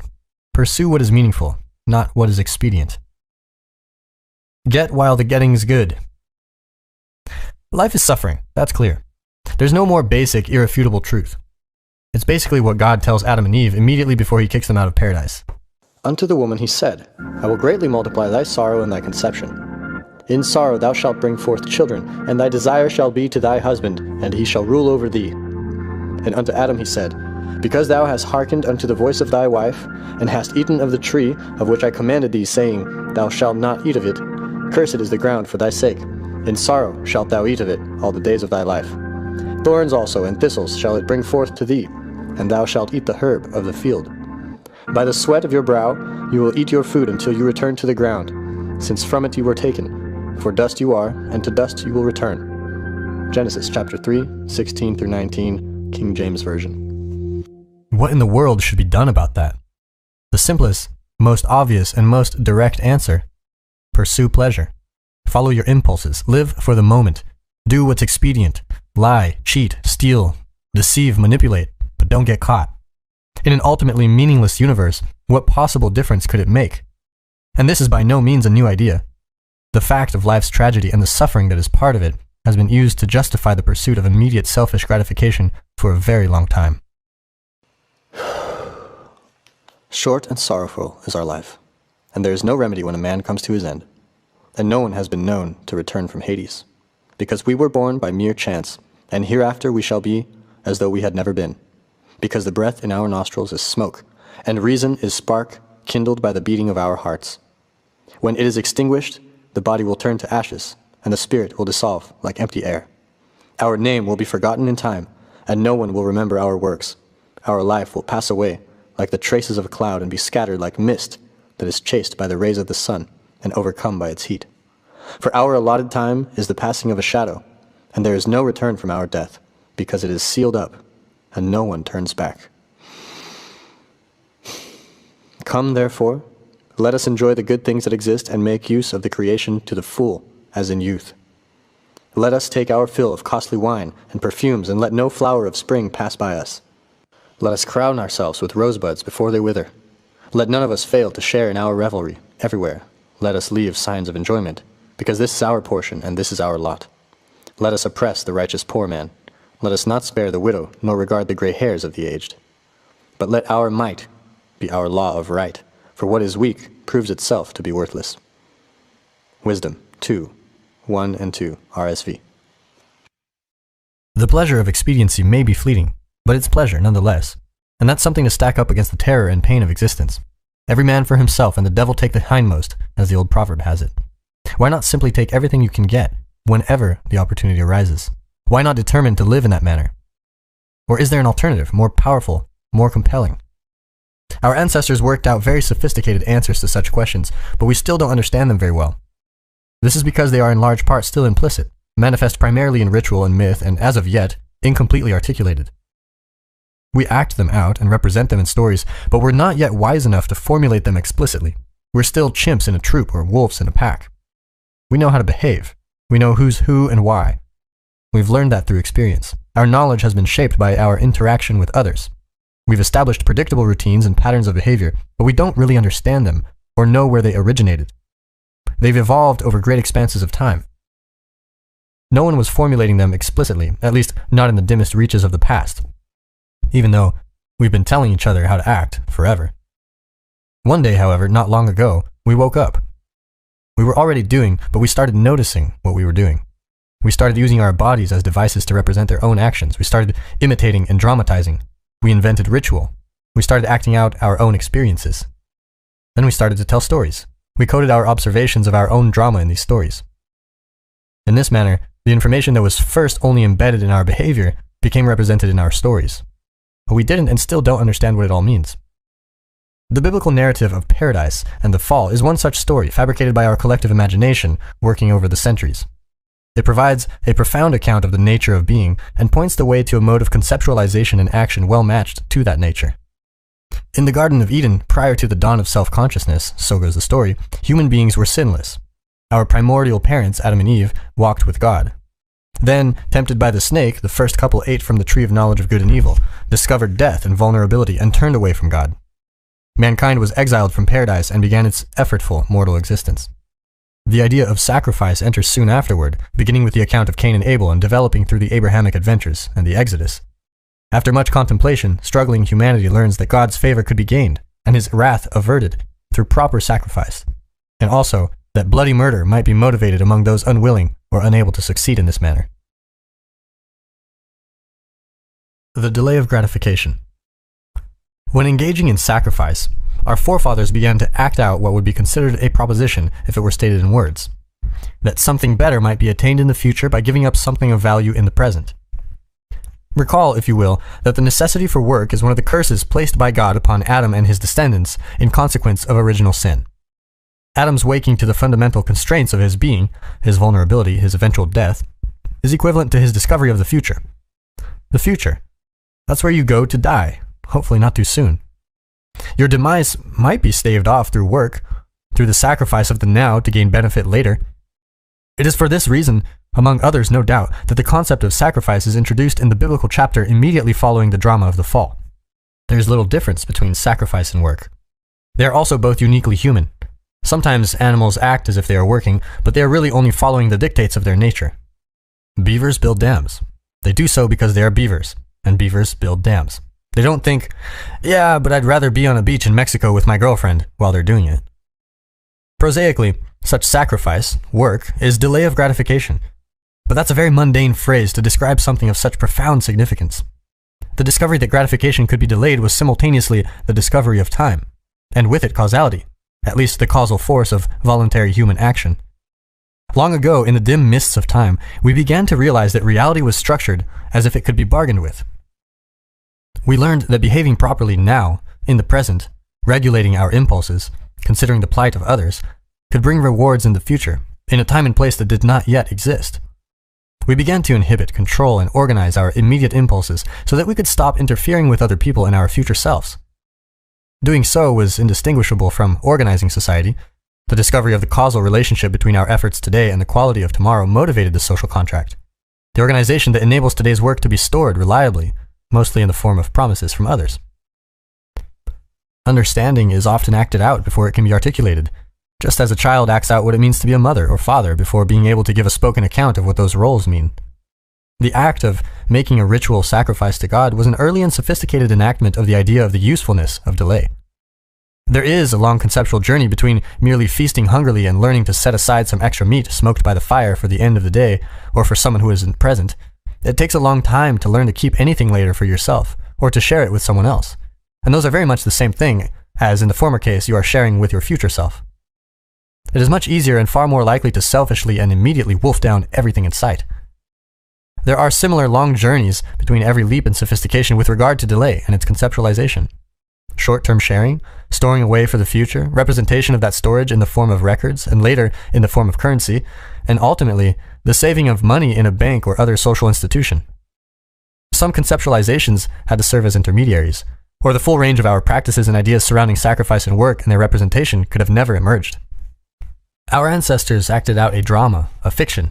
They personified the force that governs fate as a spirit that can be bargained with, traded with, as if it were another human being. And the amazing thing is that it worked. This was in part because the future is largely composed of other human beings, precisely those who have watched and evaluated and appraised the tiniest details of your past behavior. It's not very far from that to God, sitting above on high, tracking your every move and writing it down for further reference in a big book. Here's a productive symbolic idea. The future is a judgmental father. That's a good start. But two additional archetypal foundational questions arose because the discovery of sacrifice, of work. Both have to do with the ultimate extension of the logic of work, which is sacrifice now to gain later. First question, what must be sacrificed? Small sacrifices may be sufficient to solve small, singular problems, but it is possible that larger, more comprehensive sacrifices might solve an array of large and complex problems all at the same time. That's harder, but it might be better. Adapting to the necessary discipline of medical school will, for example, fatally interfere with the licentious lifestyle of a hardcore undergraduate party animal. Giving that up is a sacrifice. But a physician can, to paraphrase George W., really put food on his family. That's a lot of trouble dispensed with over a very long period of time. So sacrifices are necessary to improve the future, and larger sacrifices can be better. Second question. Set of related questions, really. We've already established the basic principle. Sacrifice will improve the future. But a principle, once established, has to be fleshed out. Its full extension or significance has to be understood. What is implied by the idea that sacrifice will improve the future in the most extreme and final of cases? Where does that basic principle find its limits? We must ask, to begin, what would be the largest, most effective, most pleasing of all possible sacrifices? And then, how good might the best possible future be if the most effective sacrifice could be made? The biblical story of Cain and Abel, Adam and Eve's sons, immediately follows the story of the expulsion from paradise, as mentioned previously. Cain and Abel are really the first humans, since their parents were made directly by God and not born in the standard manner. Cain and Abel live in history, not in Eden. They must work, they must make sacrifices to please God, and they do so with altar and proper ritual. But things get complicated. Abel's offerings please God, but Cain's do not. Abel is rewarded many times over, but Cain is not. It's not precisely clear why, although the text strongly hints that Cain's heart is just not in it. Maybe the quality of what Cain has put forward was low. Maybe his spirit was begrudging. Or maybe God was vexed for some secret reasons of his own. And all of this is realistic, including the text's vagueness of explanation. Not all sacrifices are of equal quality. Furthermore, it often appears that sacrifices of apparently high quality are not rewarded with a better future, and it's not clear why. Why isn't God happy? What would have to change to make him so? Those are difficult questions, and everyone asks them all the time, even if they don't notice.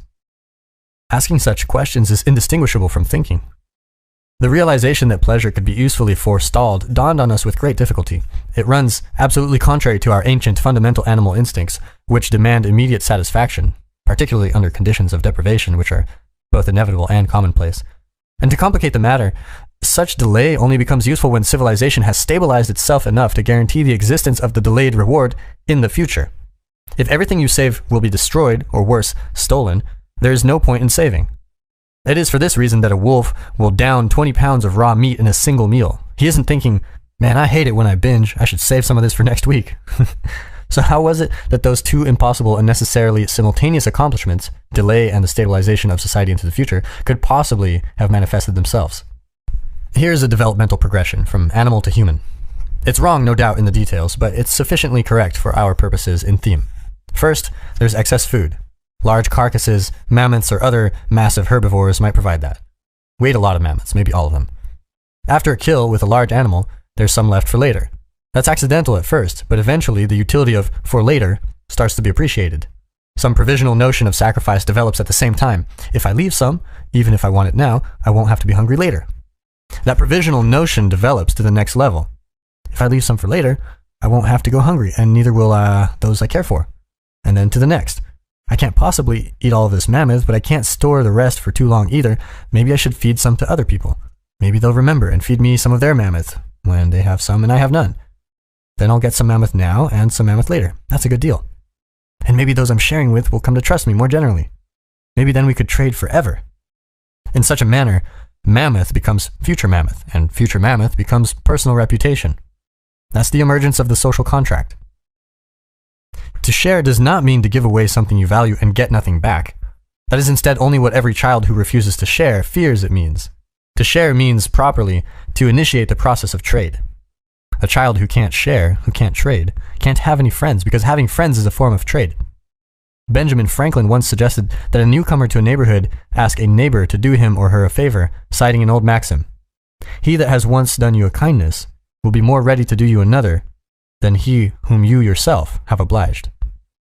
In Franklin's opinion, asking someone for something, not too extreme obviously, was the most useful and immediate invitation to social interaction.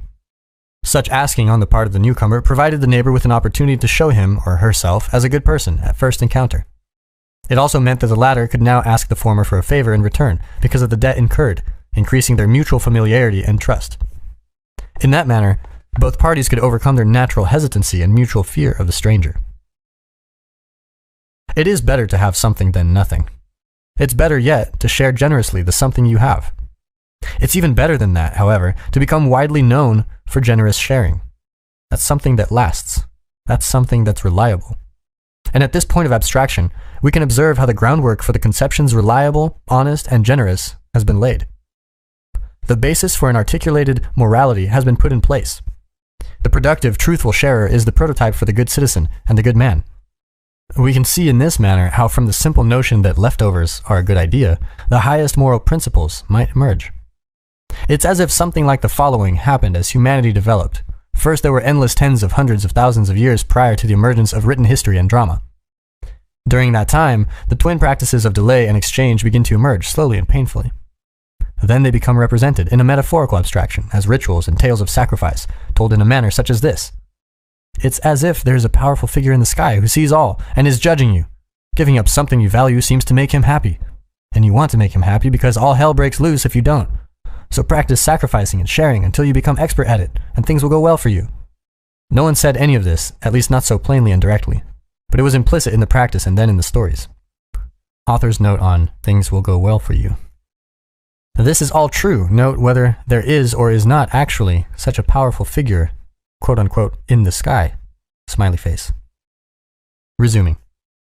Action came first, as it had to, as the animals we once were could act but could not think. Implicit, unrecognized value came first, as the actions that preceded thought embodied value but did not make that value explicit.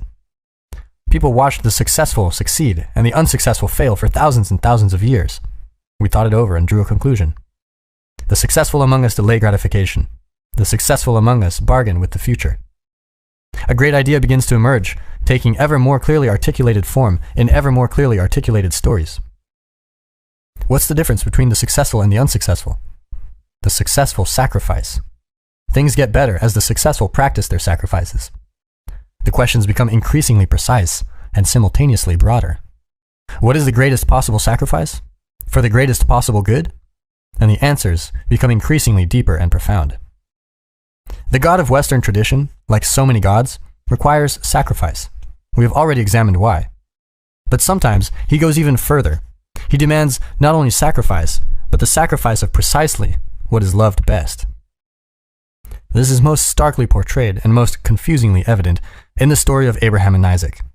Abraham, beloved of God, long wanted a son, and God promised him exactly that, after many delays and under the apparently impossible conditions of old age and a long barren wife. But not so long afterward, when the miraculously born Isaac is still a child, God turns around and in unreasonable and apparently barbaric fashion demands that his faithful servant offer his son as a sacrifice. The story ends happily. God sends an angel to stay Abraham's obedient hand and accepts a ram in Isaac's stead. That's a good thing, but it doesn't really address the issue at hand. Why is God's going further necessary? Why does life impose such demands? We'll start our analysis with a truism, stark, self-evident, and understated. Sometimes things do not go well. That seems to have much to do with the terrible nature of the world with its plagues and famines and tyrannies and betrayals. But here's the rub. Sometimes, when things are not going well, it's not the world that's the cause. The cause is instead that which is currently most valued, subjectively and personally. Why? Because the world is revealed, to an indeterminate degree, through the template of your values. Much more on this in Rule 10. If the world that you are seeing is not the world you want, therefore it's time to examine your values. It's time to rid yourself of your current presuppositions. It's time to let go. It might even be time to sacrifice what you love best, so that you can become what you might become, instead of staying who you are. There's an old and possibly apocryphal story about how to catch a monkey that illustrates this set of ideas very well. First, you must find a large, narrow-necked jar, just barely wide enough in diameter at the top for a monkey to put his hand inside. Then you must fill the jar partway with rocks, so it's far too heavy for a monkey to carry. Then you must scatter some treats, attractive to monkeys, near the jar, to attract one, and put some more inside the jar. A monkey will come along, reach into the narrow opening, and grab while the grabbing is good. But now, he won't be able to extract his fist, now full of treats, from the too narrow opening of the jar. Not without unclenching his hand, not without relinquishing what he already has. And that's just what he won't do. The monkey catcher can just walk over to the jar and pick up the monkey. The animal will not sacrifice the part to preserve the whole. Something valuable, given up, ensures future prosperity. Something valuable sacrificed pleases the Lord. What is most valuable and best sacrificed? Or what is at least emblematic of that? A choice cut of meat, the best animal in the flock, a most valued possession. What's above even that? Something intensely personal and painful to give up. That's symbolized perhaps in God's insistence on circumcision as a part of Abraham's sacrificial routine, where the part is offered symbolically to redeem the whole. What's beyond that? What pertains more closely to the whole person rather than the part? What constitutes the ultimate sacrifice for the gain of the ultimate prize? It's a close race between child and self. The sacrifice of the mother offering her child to the world is exemplified profoundly by Michelangelo's great sculpture, the Pietà, illustrated at the beginning of this chapter. Michelangelo crafted Mary contemplating her son, crucified and ruined. It's her fault. It was through her that he entered the world and its great drama of being. Is it right to bring a baby into this terrible world? Every woman asks herself that question. Some say no, and they have their reasons. Mary answers yes, voluntarily, knowing full well what's to come, as do all mothers if they allow themselves to see. It's an act of supreme courage when undertaken voluntarily. In turn, Mary's son, Christ, offers himself to God and the world to betrayal, torture, and death, to the very point of despair on the cross, where he cries out those terrible words, my God, why hast thou forsaken me?" Matthew chapter 27, verse 46. That is the archetypal story of the man who gives his all for the sake of the better, who offers up his life for the advancement of being, who allows God's will to become manifest fully within the confines of a single mortal life. That is the model for the honorable man. In Christ's case, however, as he sacrifices himself, God, his Father, is simultaneously sacrificing his Son. It is for this reason that the Christian sacrificial drama of Son and self is archetypal. It's a story at the limit, where nothing more extreme, nothing greater can be imagined. That's the very definition of archetypal. That's the core of what constitutes religious. Pain and suffering define the world. Of that, there can be no doubt. Sacrifice can hold pain and suffering in abeyance to a greater or lesser degree, and greater sacrifices can do that more effectively than lesser. Of that, there can be no doubt. Everyone holds this knowledge in their soul. Thus, the person who wishes to alleviate suffering, who wishes to rectify the flaws in being, who wants to bring about the best of all possible futures, who wants to create heaven on earth, will make the greatest of sacrifices, of self and child, of everything that is loved, to live a life aimed at the good. He will forego expediency. He will pursue the path of ultimate meaning. And he will, in that manner, bring salvation to the ever-desperate world. But is such a thing even possible? Is this simply not asking too much of the individual? It's all well and good for Christ. It might be objected, but he was the veritable Son of God. But we do have other examples, some much less mythologized and archetypal. Consider, for example, the case of Socrates, the ancient Greek philosopher. After a lifetime of seeking the truth and educating his countrymen, Socrates faced a trial for crimes against the city-state of Athens, his hometown. His accusers provided him with plenty of opportunity to simply leave and avoid the trouble, but the great sage had already considered and rejected this course of action.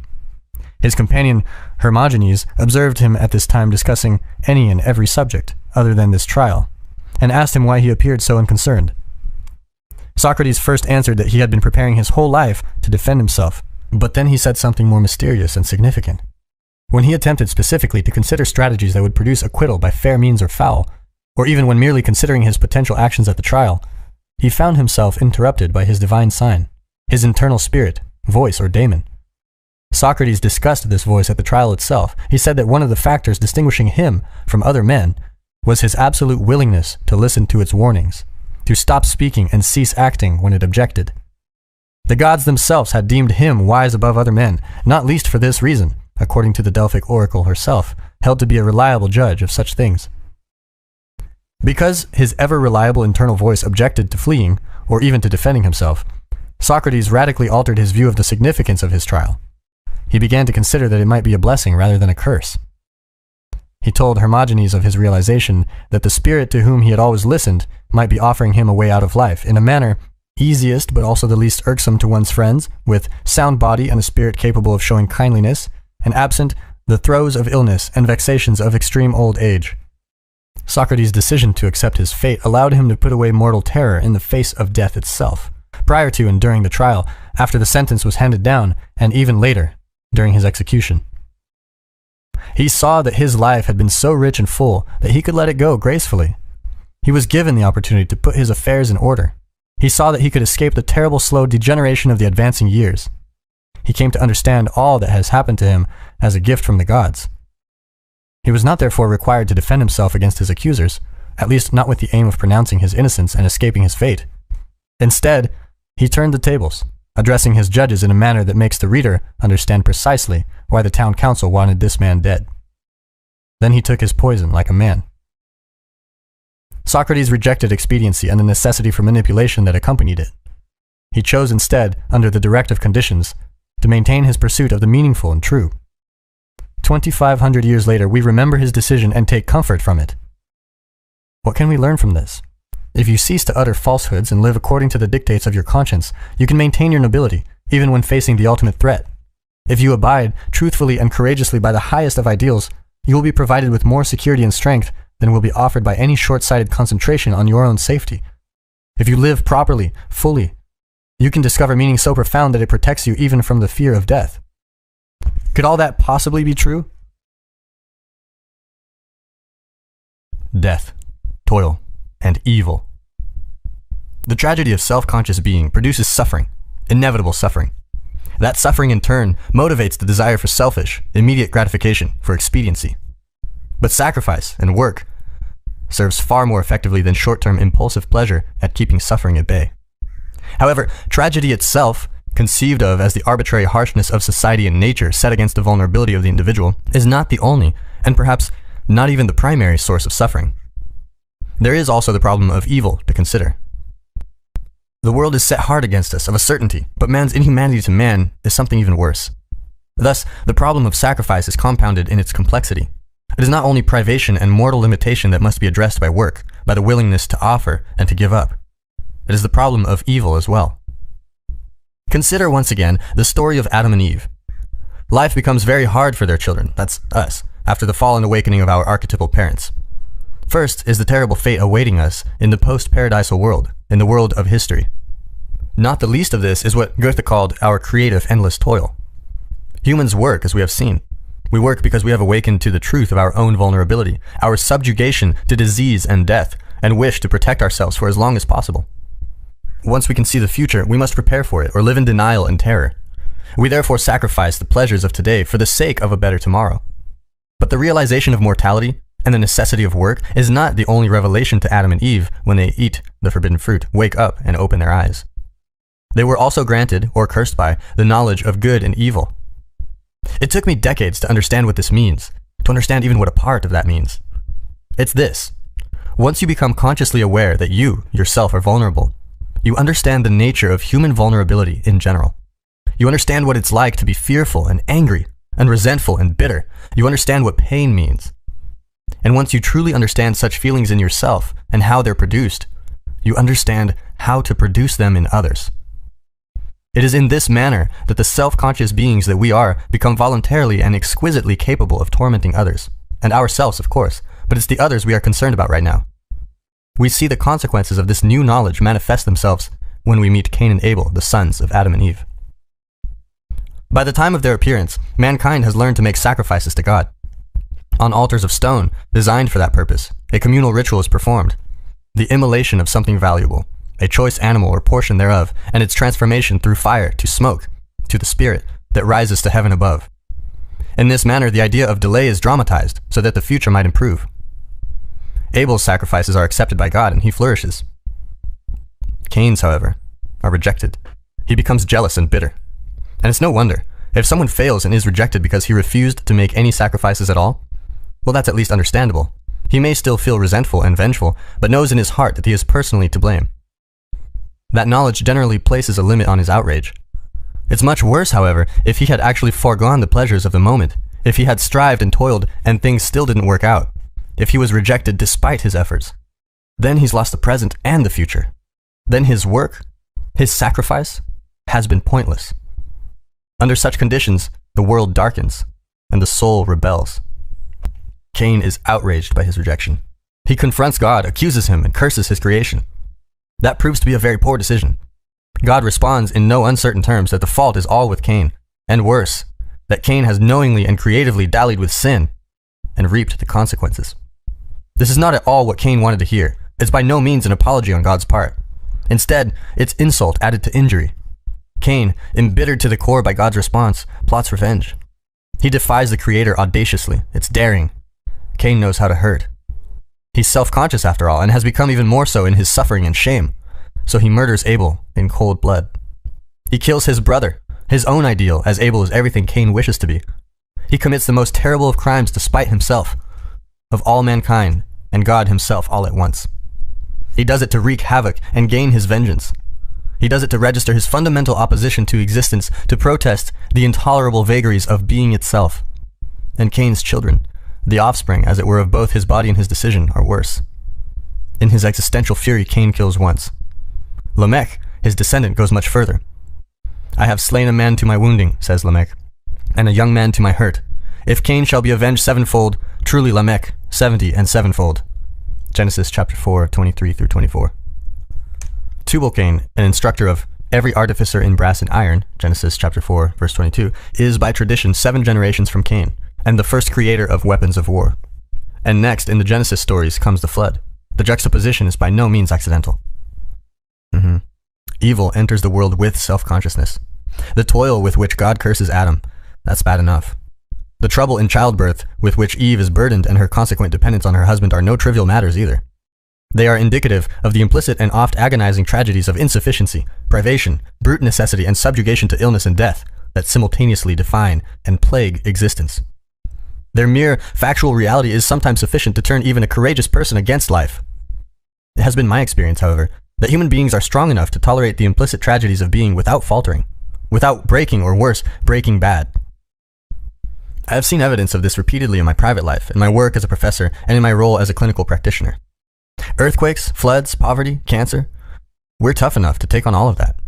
But human evil adds a whole new dimension of misery to the world.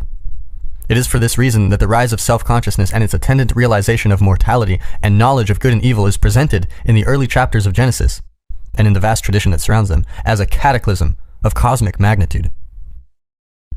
Conscious human malevolence can break the spirit even tragedy could not shake. I remember discovering with her that one of my clients had been shocked into years of serious post-traumatic stress disorder, daily physical shaking and terror, chronic nightly insomnia, by the mere expression on her enraged, drunken boyfriend's face. His fallen countenance, Genesis chapter 4-5, indicated his clear and conscious desire to do her harm. She was more naive than she should have been, and that predisposed her to the trauma, but that's not the point. The voluntary evil we do one another can be profoundly and permanently damaging, even to the strong. And what is it precisely that motivates such evil? It doesn't make itself manifest merely in consequence of the hard lot of life. It doesn't even emerge simply because of failure itself, or because of the disappointment and bitterness that failure often and understandably engenders. But the hard lot of life, magnified by the consequence of continually rejected sacrifices, however poorly conceptualized, however half-heartedly executed, That will bend and twist people into the truly monstrous forms who then begin consciously to work evil, who then begin to generate for themselves and others little besides pain and suffering, and who do it for the sake of that pain and suffering. In that manner, a truly vicious circle takes hold. Begrudging sacrifice, half-heartedly undertaken, rejection of that sacrifice by God or by reality. Take your pick. Angry resentment generated by that rejection, descent into bitterness and the desire for revenge. Sacrifice undertaken even more begrudgingly, or refused altogether. And it's hell itself that serves as the destination place of that downward spiral. Life is indeed nasty, brutish, and short, as the English philosopher Thomas Hobbes so memorably remarked. But man's capacity for evil makes it worse. This means that the central problem of life, the dealing with its brute facts, is not merely what and how to sacrifice to diminish suffering, but what and how to sacrifice to diminish suffering and evil, the conscious and voluntary and vengeful source of the worst suffering. The story of Cain and Abel is one manifestation of the archetypal tale of the hostile brothers, hero and adversary, the two elements of the individual human psyche, one aimed up at the good and the other down at hell itself. Abel is a hero, true, but a hero who is ultimately defeated by Cain. Abel could please God, a non-trivial and unlikely accomplishment, but he could not overcome human evil. And for this reason, Abel is archetypally incomplete. Perhaps he was naive, although a vengeful brother can be inconceivably treacherous and subtle, like the snake in Genesis chapter 3, verse 1. But excuses, even reasons, even understandable reasons, don't matter, not in the final analysis. The problem of evil remained unsolved, even by the divinely acceptable sacrifices of Abel. It took thousands of additional years for humanity to come up with anything else resembling a solution. The same issue emerges again in its culminating form in the story of Christ and his temptation by Satan. But this time, it's expressed more comprehensively, and the hero wins. Evil confronted. Jesus was led into the wilderness, according to the story, to be tempted by the devil, Matthew chapter 4, verse 1, prior to his crucifixion. This is the story of Cain restated abstractly. Cain is neither content nor happy, as we have seen. He's working hard, or so he thinks, but God is not pleased. Meanwhile, Abel is, by all appearances, dancing his way through life. His crops flourish, women love him. Worst of all, he's a genuinely good man, everyone knows it. He deserves his good fortune. All the more reason to envy and hate him. Things do not progress well for Cain by contrast, and he broods on his misfortune like a vulture on an egg. He strives, in his misery, to give birth to something hellish, and in doing so, enters the desert wilderness of his own mind. He obsesses over his ill fortune, his betrayal by God. He nourishes his resentment. He indulges in ever more elaborate fantasies of revenge, and as he does so, his arrogance grows to Luciferian proportions. I'm ill-used and oppressed, he thinks. This is a stupid bloody planet. As far as I'm concerned, it can go to hell. And with that, Cain encounters Satan in the wilderness, for all intents and purposes, and falls prey to his temptations. And he does what he can to make things as bad as possible, motivated by, in John Milton's imperishable words, so deep a malice to confound the race of mankind in one root and earth with hell, to mingle and involve, done all to spite the great Creator. Cain turns to evil to obtain what good denied him, and he does it voluntarily, self-consciously and with malice aforethought. Christ takes a different path. His sojourn into the desert is the dark night of the soul, a deeply human and universal experience. It's the journey to that place each of us goes when things fall apart. Friends and family are distant, hopelessness and despair reign, and black nihilism beckons. And let us suggest, in testament to the exactitude of the story, 40 days and nights starving alone in the wilderness might take you exactly to that place. It is in such a manner that the objective and subjective worlds come crashing synchronistically together. 40 days is a deeply symbolic period of time, echoing the 40 years the Israelites spent wandering in the desert after escaping the tyranny of Pharaoh in Egypt. 40 days is a long time in the underworld of dark assumptions, confusion, and fear. Long enough to journey to the very center, which is hell itself. A journey there to see the sights can be undertaken by anyone. Anyone, that is, who is willing to take the evil of self and man with sufficient seriousness. A bit of familiarity with history can help. A sojourn through the totalitarian horrors of the 20th century with its concentration camps, forced labor, and murderous ideological pathologies is as good a place as any to start. That and some consideration of the fact that the worst of the concentration camp guards were human, all too human too. That's all part of making the desert story real again, part of updating it for the modern mind. After Auschwitz, said Theodor Adorno, student of authoritarianism, there should be no poetry. He was wrong, but the poetry should be about Auschwitz. In the grim wake of the last 10 decades of the previous millennium, the terrible destructiveness of man has become a problem whose seriousness self-evidently dwarfs even the problem of unredeemed suffering.